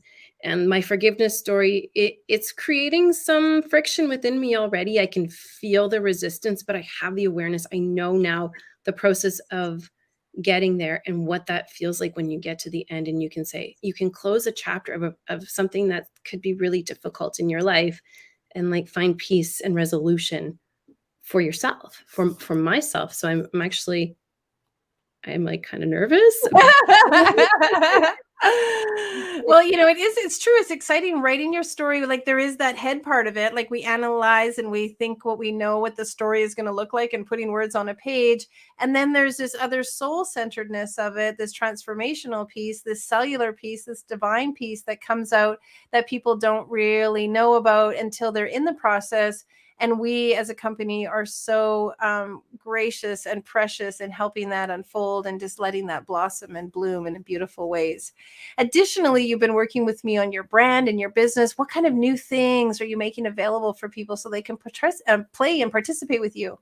Well, I have a 5-week course that I'm going to be launching in early September that is called Keys to Unlocking Your Divine Wisdom. So it's a 5-week course that will connect you into meeting your spiritual team, connecting in with your heart wisdom, doing some chakra healing, and then working on transformation through writing, and then connecting in with the wisdom of the moon with a little bonus on for those who feel called to participate in the little bonus ceremony. So this is a really great way for me to impart the teachings that I have been gifted over the years to anyone who's ready to it's just like a little tippy toe dip into your own healing path. It's being able to connect you into those avenues to the wisdom that's available, getting out of the busyness, getting back into your body, getting back into alignment with your breath, and spending an hour a week minimum for yourself. Mm-hmm. Being able Which to isn't a lot of time, an hour a week. Like, come on, we feel like, how can we find that? And yet, in the big scheme of things, it's hardly any time at all. What you're talking about sounds so yummy, Tish, because I think people, we need this. We need the balance, right? We're so busy. We're so active. We're doing so much for so many other people. We're taking care of so many things. We need to have this balance where we're diving into self. We're taking care, we're listening, and we're learning in a way that is really divine versus, so again, so intellectual. I'm all a proponent of reading stuff and studying stuff and listening to stuff, but you are your greatest teacher. Would you agree? 100%. Totally, absolutely agree with that. When you can step into the role of teacher, you take on those teachings. You become those teachings. They're not just something that's available to you. You own them, and then from there you can impart them, and then hopefully the people that you touch can take that and then apply it into their life, and perhaps they can start teaching what they've learned. And then it's not just coaching and talking. You have some other modalities that you like to use. You want to tell us a little bit about that? Well, I'm a divine channel, so that means that I connect with my spiritual team, with Source Universe, whatever you want to call it. I usually call it Source Universe, and I read cards. I could literally throw a pile of dirt onto a table and look at it and do a reading. So I pulled some cards. I'm excited. Oh, I'm excited. Talking about joy and excitement. Here I am. Yeah, it can be really fun, and like just even like grabbing like an oracle deck that you just pull from every day, and you just ask, what do I need to know for my highest and best good today, and pull a card. And the cards, like the oracle cards, will just have a picture and a message. And I connected in before we started here, and I asked, what does the collective need to know? What are those beautiful souls that are connected into the Possibility Summit? What do they need to know? And the card I pulled is incredibly beautiful. It says, with a steady mind, I am connected to the collective experience. So what that means to me is that I'm doing the work. And because I'm doing the work, and JB's doing the work, and you're doing the work, those of you who are watching, that has a ripple effect, like a stone going into the water, and that reverberates outward. So sitting and taking some breaths for yourself, that has a reflection and an effect on the collective. We're all connected. Okay, so it's hard to believe that we're all made from the same stardust, but we are. That is the truth and reality of it. We've learned to disconnect and be disconnected. And this card is telling me that the work that we do individually impacts the collective. So keep that in mind when you are moving through your day, connecting back in, just closing your eyes, taking those deep breaths. The breath is like your most powerful healer right now. So that's really, really important. And then the other card I got, so then I just pulled out my regular old Rider-Waite tarot cards, and I got the Tower card, and the Tower means big so change. Hold it against your chest. You'll be able to see it. Oh, there we go. Yeah. Yeah, so the Tower means big change coming. So it sounds scary, but it's like, be ready to let go of all of the burdens that you're holding on to that you don't need to hold on to. Something that your neighbor said, somebody that honked at you and gave you the finger because you turned the corner wrong. Let that go. There, like all of these burdens and things that you're holding on to. And it's like the Tower is here to say, get ready to step into the best life that you've been wanting to live. That might mean that you're going to lose some people in your life, people that aren't aligned with you anymore. And on the other hand, you're going to bring in new relationships, new friendships, new possibilities for career, new possibilities for making money, new possibilities for stepping into your own light. And then I pulled the Strength card, and the Strength card is absolutely beautiful. It's being able to pull into your own strength, your own wisdom, but also connecting to the spiritual world, to the earth, and connecting with all of that beautiful energy that surrounds you, so that when the change comes, you're prepared to make those changes and not resist them. So those are two beautiful cards that I pulled. I can pull another one if you want.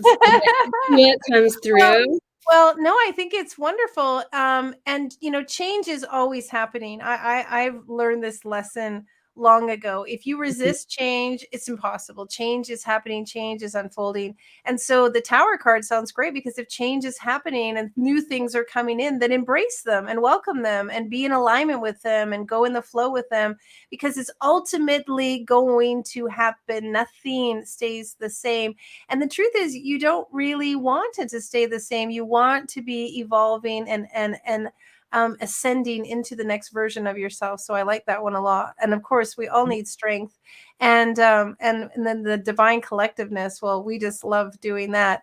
You and I talked the other day about pulling a card for me, so I don't know what that looks like. All right, let's see. What does JB need to know? Okay, well, one already came out, so It fell out or jumped out. okay. Okay, so I got the hanged man or the hanged one. And this is spiritual enlightenment. This is going within and taking all of that knowledge and turning. So it's like taking your analytical gifts and transforming them and bringing them outward. So this is what you're already doing. And then I have the 6 of Cups, and the 6 of Cups is a beautiful card of giving love, giving patience, giving care. And this is just a reflection, JB, of all of the things that you already are bringing forth into the world. So this is the universe spirit saying, kudos to you, because you're on the right path. You're doing exactly what you need to do. And then let's see what the next one is. How exciting. One more. The Knight of Pentacles. So that's standing in your financial stability so that other people can stand in their financial stability. And what I'm hearing is that the money that you raise, the awareness that you raise, is changing lives and standing steadfast in making that progress. It might be slow and steady at the beginning, but eventually this horse is going to take off and you're going to just keep igniting. And it's like, I see it just like an explosion of love that's being sent out. Thank you so much. I love that book and the movie, The Little Engine That Could, when I was a kid. And it's like, it's just, it takes a little bit of time to get out of the station, but then it gets the momentum. And so I always loved that movie when I was a kid. And I'm like, it just takes time, but you just need to get a little bit, and a little bit. Fantastic. Absolutely. Fantastic. Now, some people may ask, Tish, how did this come to be? Was there an ignite moment in your life that you achieved these gifts, that you felt that these gifts were ready for you? Can you share a little bit of that personal side? Well, I was introduced to spirituality when I was around 20. Somebody gifted me, a really good friend of mine gifted me a Reiki session. And I shelved that little gift certificate for about a year, and I found it randomly. And I said, okay, I'm going to go. And having a connection with someone that could see all parts of me, mental, physical, emotional, and spiritual, and connect with me and connect me back with my divine self, it just opened up something in me, this wanting, this need to learn more, to heal. And it's just been snowballing again, kind of slowly until I got to the point where I'm like, I have to do this. I have to do this for a living. This is my calling. That's so great. I also had something similar. Somebody gave me a product and I just, put it in the drawer for like a year and a half. And then the situation unfolded and I took it out of the drawer and I loved it so much that I started a business. I started manufacturing it. I went to China like a month later and I was like all in. But interestingly enough, for a year and a half, it sat in my drawer. And I remember thinking like, wasn't I all in the beginning, the first time they gave it to me? And sometimes, your body, your brain, your system, everything just needs to catch up to, or you need to get to. It's all unfolding divinely, because I look back now, and if I would have started that business a year and a half earlier, it probably wouldn't have been what it is now. It wasn't ready. It wasn't the right time. It would have set me on a new trajectory. And so it's beautiful that you say that, because the right and perfect time, it just shows up and you're ready. And when you're ready, what do you got to say?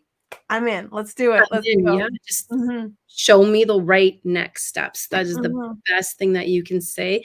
and be open to what comes, because you might think in your head, okay, I'm going to receive an offer. It's going to look like this, or I'm going to meet a person.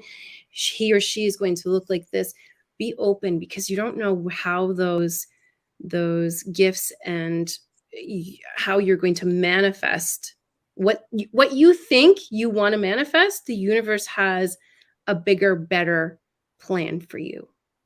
So you only like wish this much, when the universe is like, why are you limiting yourself? Right. Be open, be open. Let's talk a little bit about mentorship and about having people support you. You just shared very briefly, and thank you very much, my cards, which helps move me, plant the seeds, set in the intention of moving me forward in these positive ways. You and I have been working together one-on-one. I've been helping mentor you with your brand and your messaging and your courses and your training. Can you share the power of mentoring and the power of using the collective information or source of somebody else to help spark that quantum leap for yourself? Well, oftentimes when we're working on our own, and I can speak from experience because I've been trying to ignite my business for quite some time, there's a lot of overthinking that happens. I'm a chronic overthinker. So having someone to repeat back to you what you've said in their own words, to ask questions, to pull out the information that you have inside that maybe isn't coming out in a way that's accessible to those you want to be of service to. So having someone to mentor you and help you to step out of your fear and give you that little push that you need, I know I need, to finally step up and step into whatever your next step is. So having worked with you has really propelled me forward to get the things done on my to-do list that I ignore because I don't want to do them. And but also it's having a sounding board, and if something doesn't sound right or feel right to you, you're going to say it to me, and then I can take it back and look at it and say, okay, I'm missing those pieces in order to make a product or a service that is readily available to people. So having a mentor is beyond important, for sure. And you're a great student because you're at that place where you want to learn and you want to go deeper and you want to make your product more accessible. And it really is a lot about systems. How do we create systems? How do we grow to that next level so we make ourselves more accessible? And I just want to say kudos to you because you're such a joy to work with and you get things done. You get things done. And I think sometimes a lot of us want people to do it for us, or we want people to give us the answer. You and I have talked about that you don't tell people what to do. You don't give people the answer. Can you speak a little bit about that? Absolutely, because everyone's journey is their own journey. And I might see a potential for you, or I might have a divine download for something for you, but I'm not here to fix people. I'm here to guide. I'm here to teach. I'm here to help open up doors and help you see things that you might not see. So if someone comes to me and says, I need to fix my relationship, that's not my job. That's a you job. So you have to be willing to do the work. You have to be willing to do the hard work and not do, I can speak to it, that spiritual bypass where you try to go around. Doesn't mean you have to stay into the hard stuff for a really long time. That's hurting and painful. It's being able to look at it and transform it, look at it in a different way. And that will make the change authentic. It'll make it yours. It'll make it more powerful than going to someone and say, okay, read my cards. I want my future read. I want to know what's going to happen, when it's going to happen. It doesn't work like that. Everyone has free will. I could say, okay, in 2 months, I see you doing this and this and this, but you might choose a totally different path. And the things that I've seen don't come into fruition. So if you do want to work with me, be ready to do the hard stuff. Yeah, I do the work. And I remember when I was really doing the work, I thought that it had to be hard. Like if it was hard, then it was like, it was dutiful. And if it was hard, then it was more authentic. And if it was hard, then, somehow it was better. And I remember very distinctly, and you and I talked about this, there's, the climb up the mountain. We're all climbing to get to the top of the mountain. But for some reason, I felt like I had to take the little tiny path on the, the side of the cliff that the little billy goats take, and that they're wobbling and they can barely get there. And it's totally treacherous.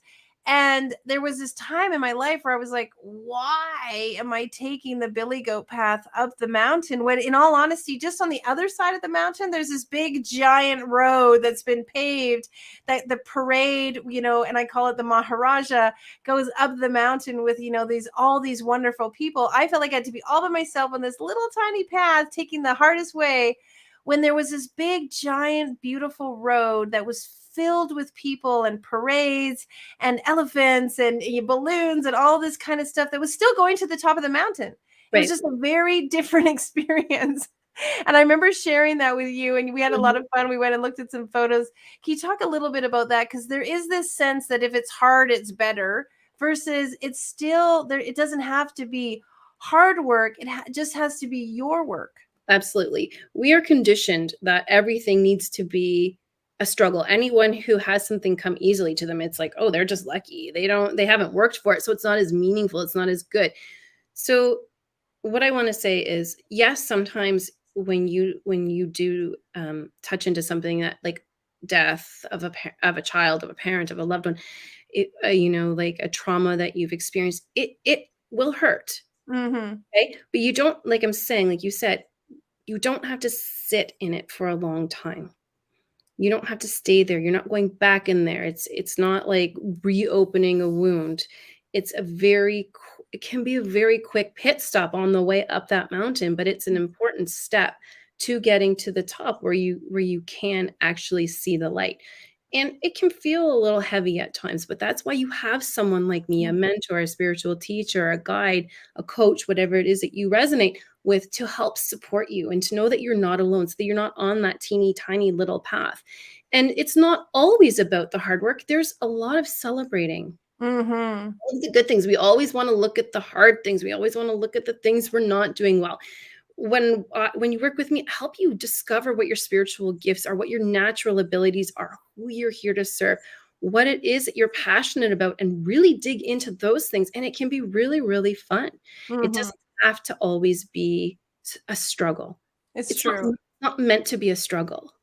And there's ebbs and flows, right? And the better you get, the easier you come out of the ebb and you're into the flow. And it is practice. Like, it's so ridiculous. Somehow we learn that we're just supposed to know all this stuff. And the truth is, we're not supposed to know it. We're supposed to uncover it. We're supposed to discover it. We're supposed to find it out because it's unique for me. What your experience writing a book and my experience writing a book, two different things. Your experience in business, mine, two different things. And it's supposed to be that way. But it really is up to us to, as you said, do the work and be curious. We've had authors today speak about that. Curious,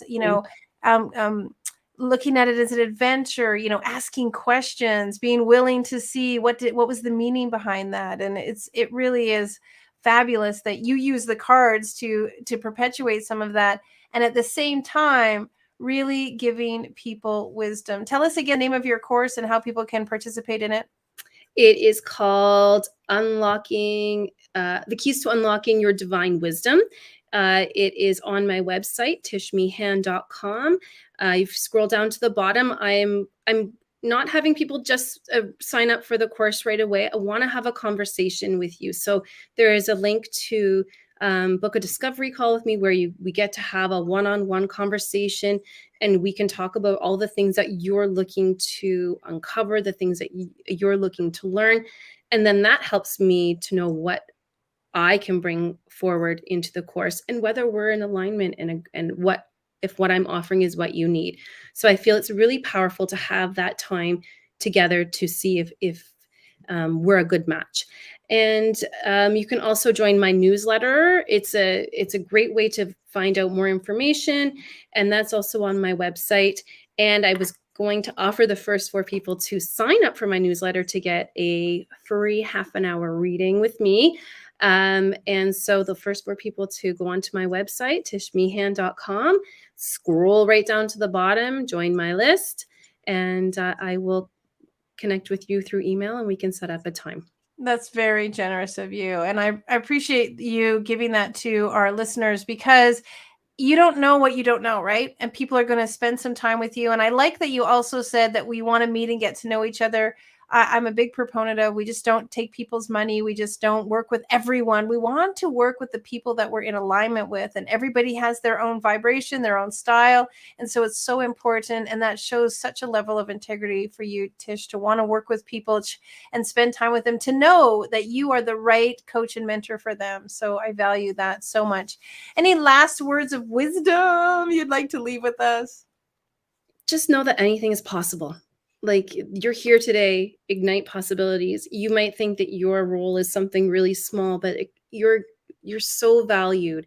You are just as important as every other soul on this planet. So you deserve unconditional love, light, healing, perfect body, mind healing. That's why you're here, to heal all those parts of you. So know that you are loved and supported, no matter what you're going through, no matter what's happening. And I really hope to connect with you. Aw, yes, you will. Yes, you will.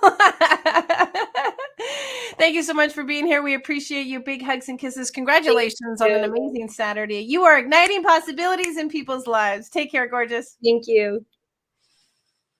Well, we know that possibilities are endless and abundant. One of my favorite quotes is, anything and everything is possible. If you see anything about me, you'll see that that's my quote. I love to say it. I love wearing the t-shirt that says anything is possible. And I love igniting people with what's possible. If you're unaware of what you can do to create some possibilities, let me pour into you and share a little bit. You can go to our website, ignitemoments.com, and find out what we're up to. We have another kind of cool thing coming up. We're doing a challenge, and I haven't talked about it yet today, but I'd love to share it.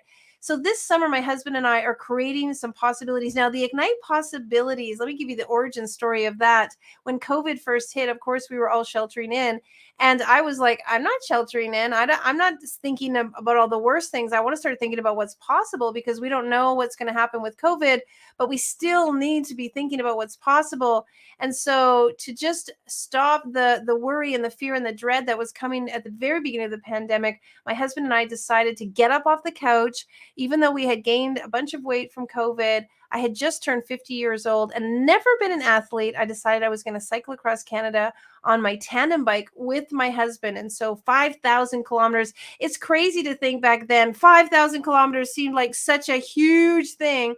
But we just got on our bike and put one pedal in front of the other. And eventually, after 56 days, we had cycled 5,000 kilometers, not practicing, not training, not anything. We just got up and decided we were going to do it. Now, that was the precipice of so much. I didn't know that that one thing was going to become my passion, my purpose, part of my mission, about igniting possibilities in people's lives. And now here we are 2 years later. We published a book about it. We went on last year to cycle 6,500 kilometers all the way up to the Yukon, igniting people's lives, raising money for charity. We raised money for charity the first year. We are raising money for charity last year. And of course, this is what's crazy. Last year when we were cycling 6,500 kilometers, we're like, wow, this is so great. Can you imagine if we did 10,000 kilometers? I remember saying it to my husband. We were cycling one day and I was on the back of the bike and I'm like, can you imagine, like, we could do 10,000 kilometers one day? And here we are a year later. Peter and I are going to cycle 10,000 kilometers this summer. We are going to go from Vancouver to Newfoundland, 10,000 kilometers on our bike. Crazy, but we're going to do it. And it's because that very first time we decided we were going to make it possible. And that gave us the exercise, the skill, the willingness, the success to be like, we can do it again, which then gave us the willingness, the success, the abilities, the knowingness that we can go even farther. And each and every time we cycle, we just push ourselves and push ourselves to the next limit. And so this summer, we're going to be cycling 10,000 kilometers from coast to coast, and we want you to join us. And how are we going to make that look? Well, we've developed an app where you can come along with us. You can watch us on our 10,000 kilometer journey, and you can join us. Now, for a very small amount, you can join us. All of the money will go to charity and to an incredible race medal that we have had made for everybody. But the fun part is using your Garmin or your Fitbit or your Apple Watch, you can track your own exercise. So if you're cycling or biking or running or swimming, you can track your exercise using one of your electronics to pace yourself along with us as we are cycling. And once you sign up and register, and the link is here at the bottom of the screen, you will get a little tiny bubble on our trip and your name, and you'll be like moving your increments along with us. And we'll be cycling, you'll be cycling. The thousands of other people who join the challenge will also pop up, and we'll be able to see where everybody's at. Now, because we're a publishing house, we wanted to take it one step further. It's not just about cycling and running and swimming where you can track your 10,000 kilometers. We've also converted it into writing and reading. So for every 100 words you read, every 1,000 words you read, you are going to get a kilometer, and every 1,000 words you write, you're going to get a kilometer. It's on the screen. And so what we wanted to do was have your reading and your writing actually also help you move along our challenge. So we thought that would be so much fun, because not everybody's athletic. Some people are bookworms and they're reading all summer. Some people are getting ready to write their book. And if you are on a desire to write your solo book, what better way than to join a challenge so that every time you write, you can track your writing, and then you can move yourself along the increments, and you can be on this 10,000K journey with us. I think it's phenomenal, powerful. It's about accountability. It's about joining a community. It's about a tribe. And this cycle tour that we're doing this summer, we're super excited about, because all the proceeds are going towards building schools in Indonesia. We're building schools out of fantastic recycled blocks made from plastic out of the landfills. And we want your donations to go towards those school projects. So click on the link below. It's very easy to join. And then starting July 1st, you get to kick off with us and 10,000 kilometers of making things possible. Absolutely. Make it possible, make it possible, make it possible. Well, we're coming to a close. We have one more amazing author. And of course, as they always say, we save the best for last. I don't know if it's true, but it's a saying. We save the best for last. Hello, Lady JB. Thank you, Reverend Sheila. How are you? I'm great, and congratulations on your knighting. That's pretty cool. Thank you for saying that. It is pretty special. I will admit, who thought we could make it possible? But yes, the universe has made it possible for me to be knighted. And recently with the Royal House of Cappadocia and St. Helen, I'm very, very blessed to be a lady. Yeah. And thank you for saying that. My first official live event being Lady JB, and it has changed me. It has changed me fundamentally. To think bigger, to think broader, to think more expansive, and to create more possibilities for other people. So thank you for pointing that out. And you looked so beautiful in your dress and your hair, and it was such a gala event. It must have been so much fun. Yes, it was. And again, we had the opportunity to bend reality and create what's possible in our future. You've been a part of many of our books. And the interesting thing is, often we talk about possibilities in the past, things that have happened to us and how we've adopted into the better version of it. I like to talk about now how we can create and manufacture and orchestrate our own Ignite moments going forward. Will you share a little bit about some of the things that you're doing, because you have been igniting possibilities in your life now for a while? Thank you, JB. Yes, it's been great. I've been meeting up with all kinds of people and doing lots of speaking events. It's great to be live again and not having to be on Zoom all the time. Although Zoom is awesome because we can get to people around the whole world. But recently, last Friday, I was actually contacted by the hotel, the Merrill House in Picton. It's been known to be haunted. So I went there. Yeah. So this is another side of what I do. I'll talk a little bit more of my day-to-day stuff, but I also do house clearings and ghost hunting and that kind of stuff as well. So they contacted me, and it was the cast of Chucky, the Chucky TV show. So I was a little bit intimidated because, I'm going to meet with a bunch of movie stars kind of thing. And I went in there and I felt a little bit intimidated. So I was listening to lots of rock and roll on the way there to get, so I wasn't so nervous. And it was great because, I started off basically explaining to the cast there like what I do and how I work, and how I work is very sacred to me. So I think because they're in the scary TV show, they kind of wanted a seance. And I says, well, I've been to seances, but I don't literally do seances. But so what I did is I just kind of went one by one around each person, and I gave them evidential readings from their loved ones in spirit. And obviously it touched them because they're all crying. Everybody was touched by every single message. Even the kids were really touched by it too. There was a couple of kids in the cast, and they're maybe 16 or so. And at that age, people don't always know a lot of people who've passed away. but Spirit still came through with all kinds of great messages for them, inspiration. And afterwards, some of the younger ones were asking me so many questions, like they were so interested in the work, what I do and how they can do it. It was awesome. We met in their studio, like they all stayed in one large studio suite, I guess. And it's a 1800 old building. So it was pretty cool. And then after the session was over, I did a meditation with them, and I helped them kind of to meet their own spirit team and give them all the messages, like I said. And then afterwards, right across the hall from where they're staying is what they call the haunted room. So I did go in the haunted room with them, and I told them about a few things to prepare for it. So I talked about energy, because spirit is energy, right? We all have energy, and spirit also has energy. So you've heard me speak before, JB, about having to expand your energy. We need, as a medium, as a working medium, we need to expand our energy to connect with the spirit world, because they vibrate at a much higher frequency. They have to lower their vibration, and we have to expand our energy to blend our energies together. And I always like to expand from the solar plexus, because that's where I believe our soul resides. And we expand and expand, and we get into the energy. So then I was explaining the difference between spirit and ghost to the cast, because they thought it was the same thing. And I said, well, no, it's not. So spirit is, generally a loved one, someone that knows you, or it could be one of your ancestors that maybe you never met. But a spirit is someone who usually has lived, and that is known. And so when I bring messages of love and inspiration, it's for people who have lost their loved ones. The loved ones come through, and the whole point of what I do is for healing, to help people heal through their grief. I'll talk about grief in a bit, because it's a very important part to talk about today. But so the difference between spirit and a ghost is more an energy imprint.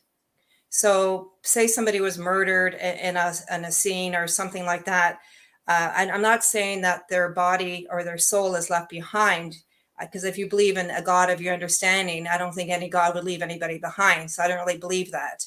But what I believe is that it's an energy imprint. It's almost like watching a movie playing over and over again, like that energy is still there. So we went into the room, and there was definitely, as soon as I walked into the room, it's almost like I got like a smack in the face. I was like, I got pushed right back. I could really feel it. And one of the young men that was on the cast, he says, oh my God, my heart is racing. So I let them use this. I have this, it's called an EMF meter. So when you work with spirit, it lights up. So I don't know if it's going to light up right now, because I don't know if I have any spirit with me. But we're in the room, and this, it's lighting up like this, and they're walking around, and they're so thrilled to have this tool, because they were walking up to say, "Are you haunted? Are you haunted? What's going on in this room?" And it was really moving a lot. Like you could see that there was a lot of spirit energy in that room. And I was telling them about one of my best friend who passed away. It's almost 4 years now. I host a Friday circle with a bunch of lady friends, and she was part of that circle. She still comes in spirit. I still sense her around. And one day, she just flicked on it already.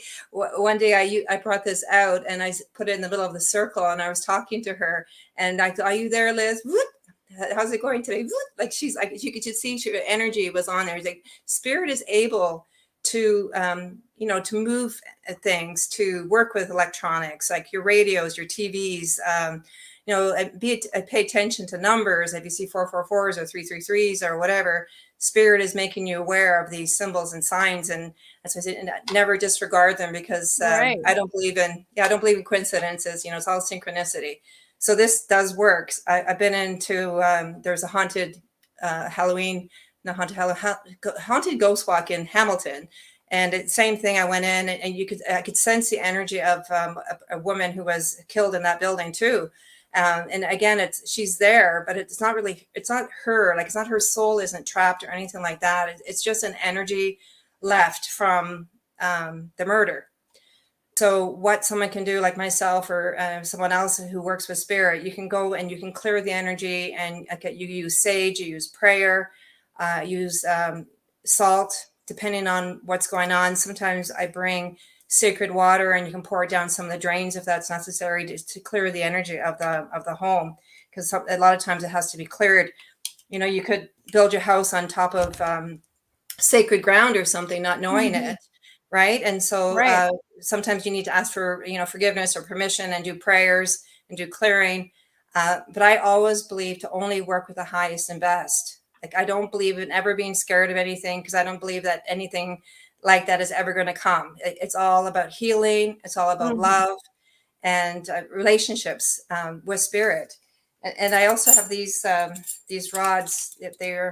These are really great. These are called L rods because of the shape. And when you work with energy, you can, like, I just taught a class last week, and I was talking to my students about the energy. So you could walk up to somebody. I could walk up to you, JB, and say, expand your energy for me, and then you can physically work on expanding your energy, and then the rods will open.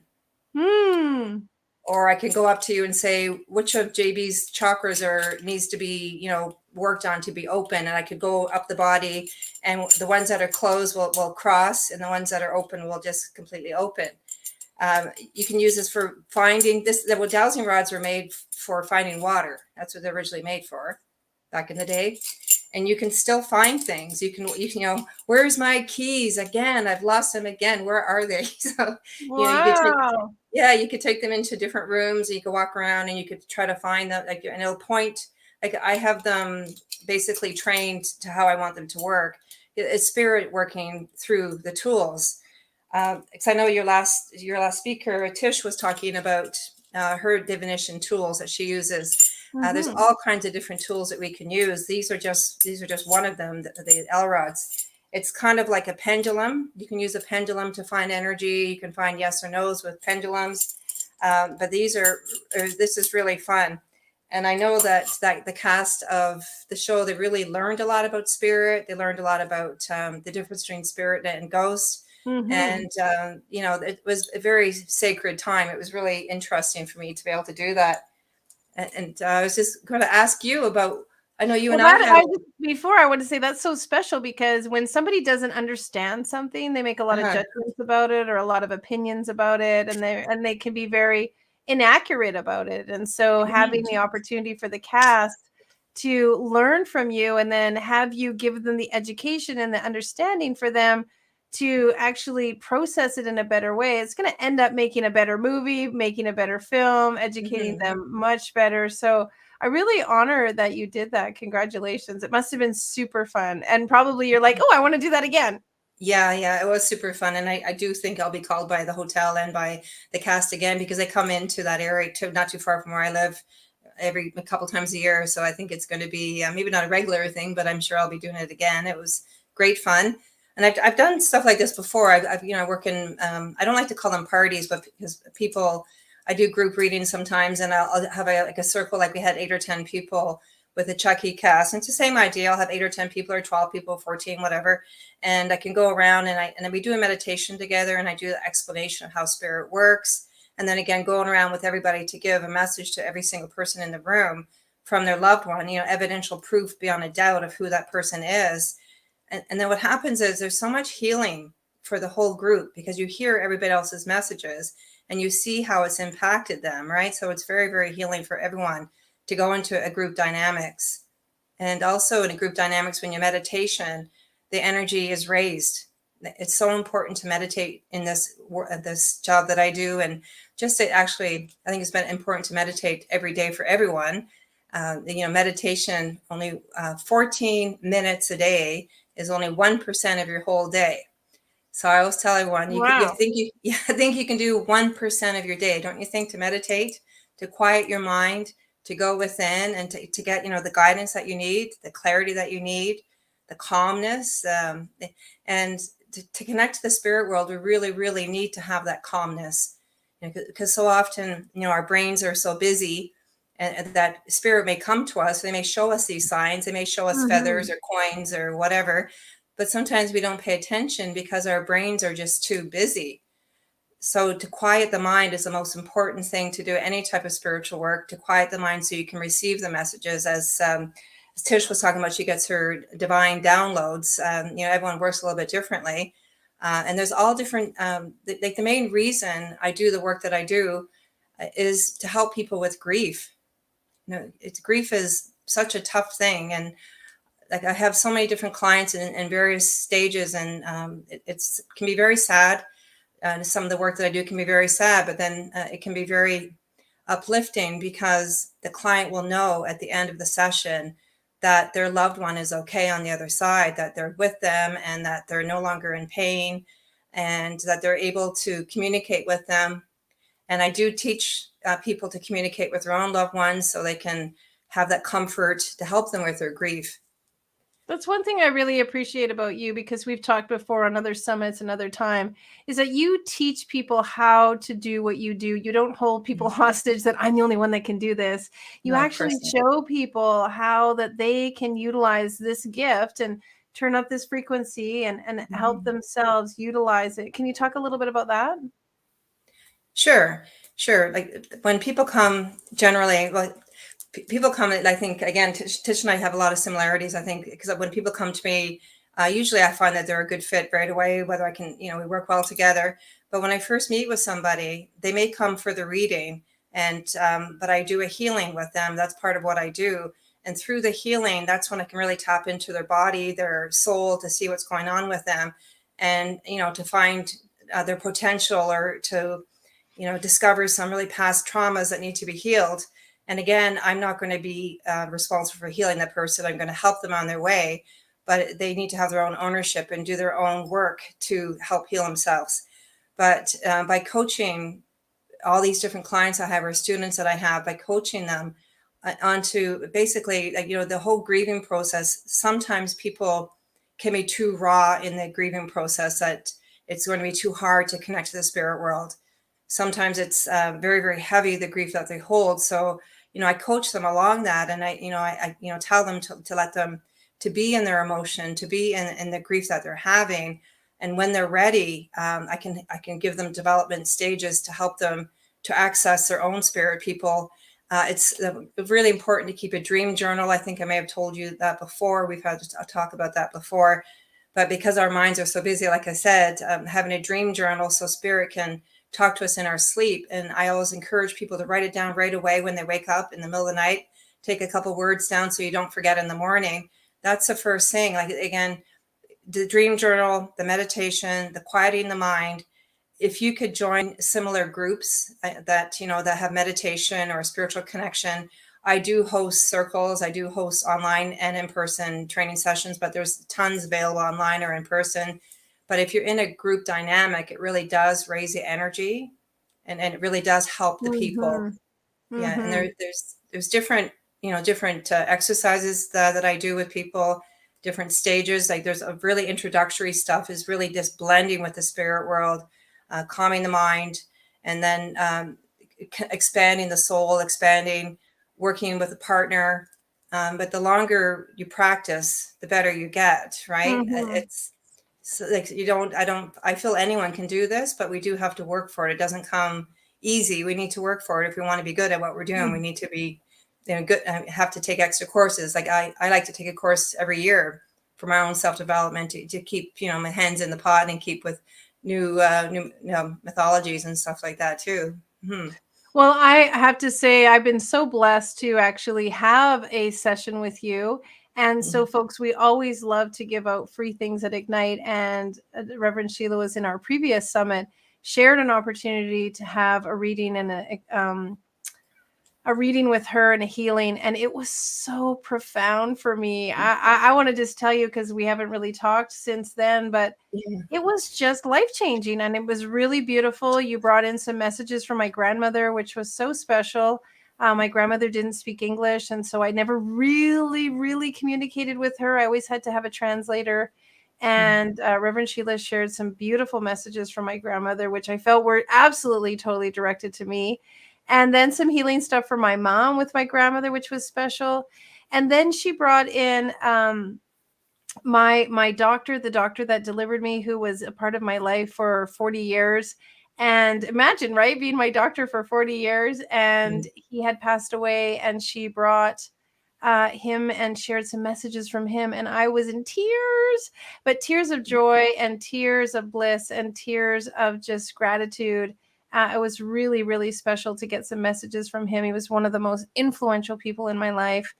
And I just felt like you were bang on. Like you didn't even know any of that, and I didn't even think of any of that. And then the things that you shared, like right down to the first letter of his name, and the things and the way and the clothing that he wore, and physical features of him, it was just incredible, and it really took me to a special place. So I just want to say thank you for that.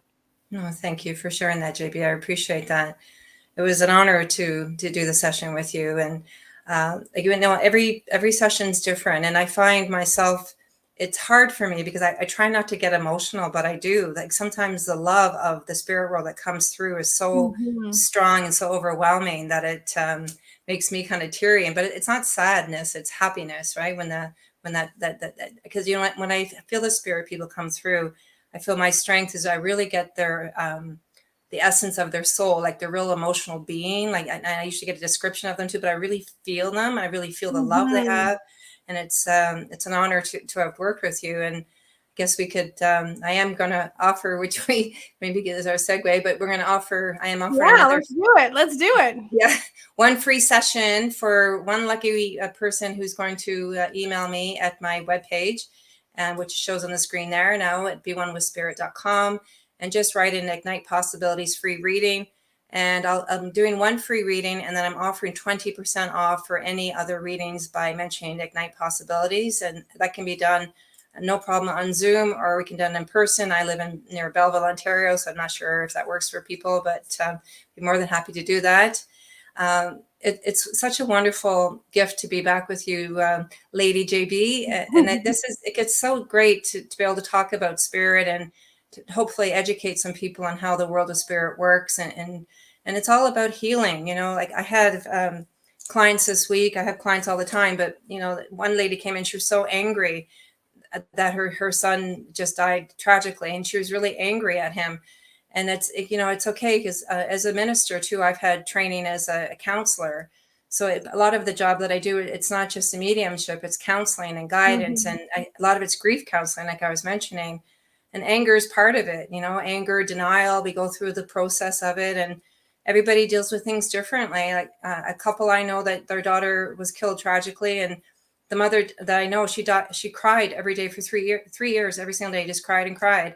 And the husband did the opposite. He went, to the gym every day, and he rode his motorcycle, and he just kept busy, busy, busy. And so many people get divorced when they lose a child because they can't understand. Everyone grieves differently. And it's just so important to let our viewers know that it's okay if you're grieving. It's okay if you don't feel okay. It's okay. I just wanted to read. I like this. It says Thich Nhat Hanh quote. He says, "An emotion comes, stays for a while, and goes away, just like a storm. If you are aware of this, you won't be afraid of your emotions." So it's important for us to feel our emotions and to honor our emotions. Even the hard things. It's important if we don't honor them, don't release them, don't allow them to come up, it ends up, being stifled and having stomach issues or whatever, right? So it's so important to release and acknowledge our emotions, for sure. Well, somebody needed to hear that so much, right? Because you were like, oh, you just were like, I was going to say it. And it's like, I just was smiling inside because I was like, somebody needed to hear you say that about grieving, and it's okay to grieve, because somebody really needed to hear that, because someone on this call is grieving, and Sheila can feel that and can sense that, and we can, and then spirit guides her to speak. So wherever you are on the planet, if you are grieving, if you are alone, if you are disconnected, if you are looking for more, please join our community, and please be a part of what we're doing, and take advantage. Flash up that email one more time, or that website where you can connect with be1withspirit.com. I am a huge proponent of it. Just knowing that my grandmother was near, that my doctor was near, and that they were wanting to send me these messages, and that they were present. It was just so soothing and beautiful and special. And I just want to thank you, and all the work you've done, and the way that you give people so much. You are a blessing to the universe, and we love the things that you are making possible. Thank you, JB. And you make it possible for me too. Thank you so much. You got it. Many blessings. Well, we've reached the end of the day where we have given you a ton of load of possibilities and ways for you to connect in your life in different ways. Just to recap a little bit, we've talked about resilience. We've talked about quantum physics. We've talked about joy. We've talked about the guidance, all kinds of different things. And all of that stems from Ignite Publishing, our publishing house that is all about Ignite moments and how you can tell your transformational Ignite story and make a difference in someone's lives. We do a lot of things here at Ignite, and I'll just give you a quick recap. We are doing our Virtues series book. So if you would like to write your powerful story and it's on the theme of forgiveness or courage or purpose or creativity or faith, we have some beautiful books coming out that we would love for you to join us so we could tell your story and make you an international best-selling author. We didn't talk about it all day, but we are doing a book for real estate agents. If you are a real estate agent in the United States and you are one of the top industry leaders in your area, we would love to have you in a new book called Ignite Success: Keys to Crushing It.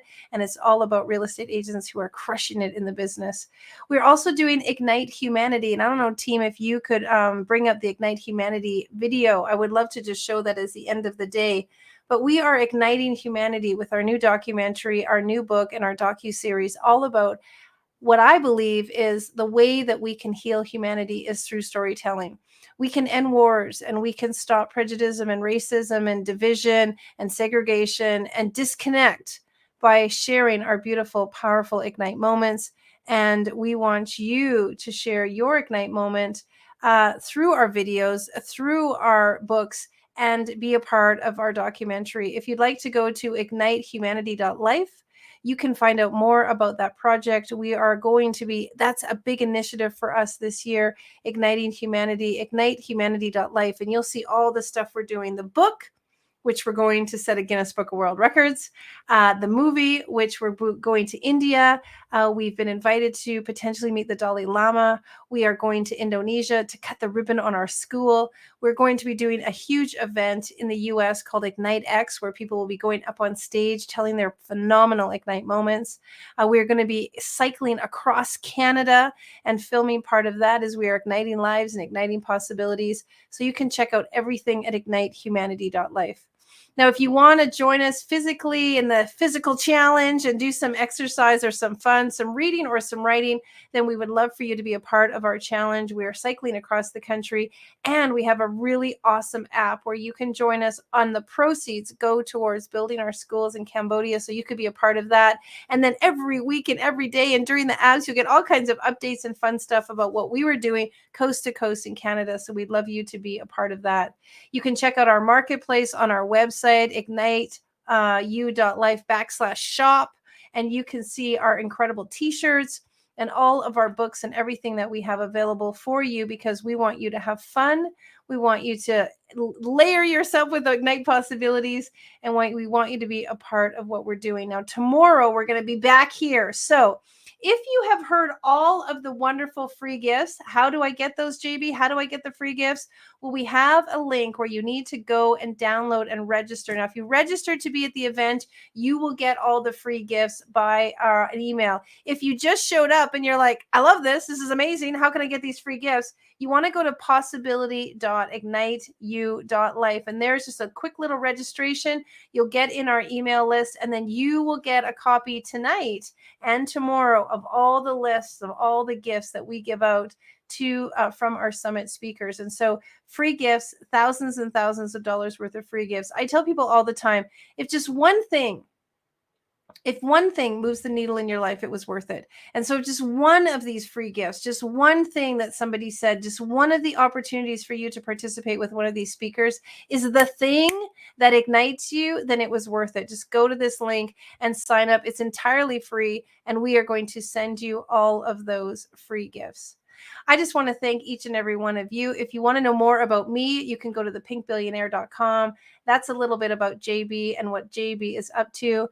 I love igniting lives. I love supporting people. And I do legacy mentoring with people. I help you build your powerful legacy brand. And part of that is writing a book in a chapter, writing your own solo book, building your brand, creating your logos, working on your courses, doing your training, getting your TED Talk, building a school in your name.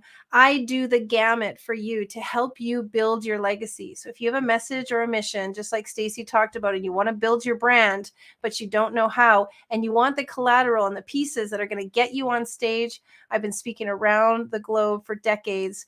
I'm going to teach you and show you how to have a brand, how to build a message, how to create a following, how to gather clients, and how to offer something that's monumental and special. I don't just work with everybody. I work with people who are heart-centered, who want to make a difference on the planet.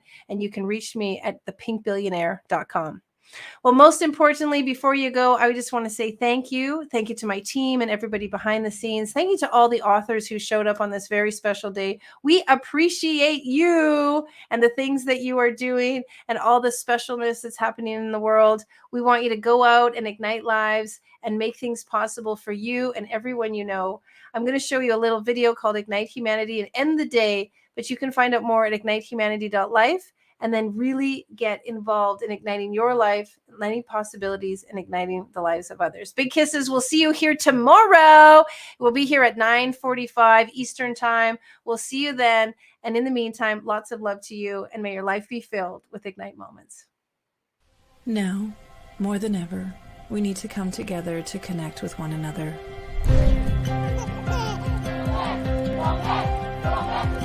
We need to feel the truth in who we are and let go of everything that's happened in the past. We need to empower every person on the planet and awaken hearts, enliven souls, come together, laugh, play, rejoice, connect, create, and love.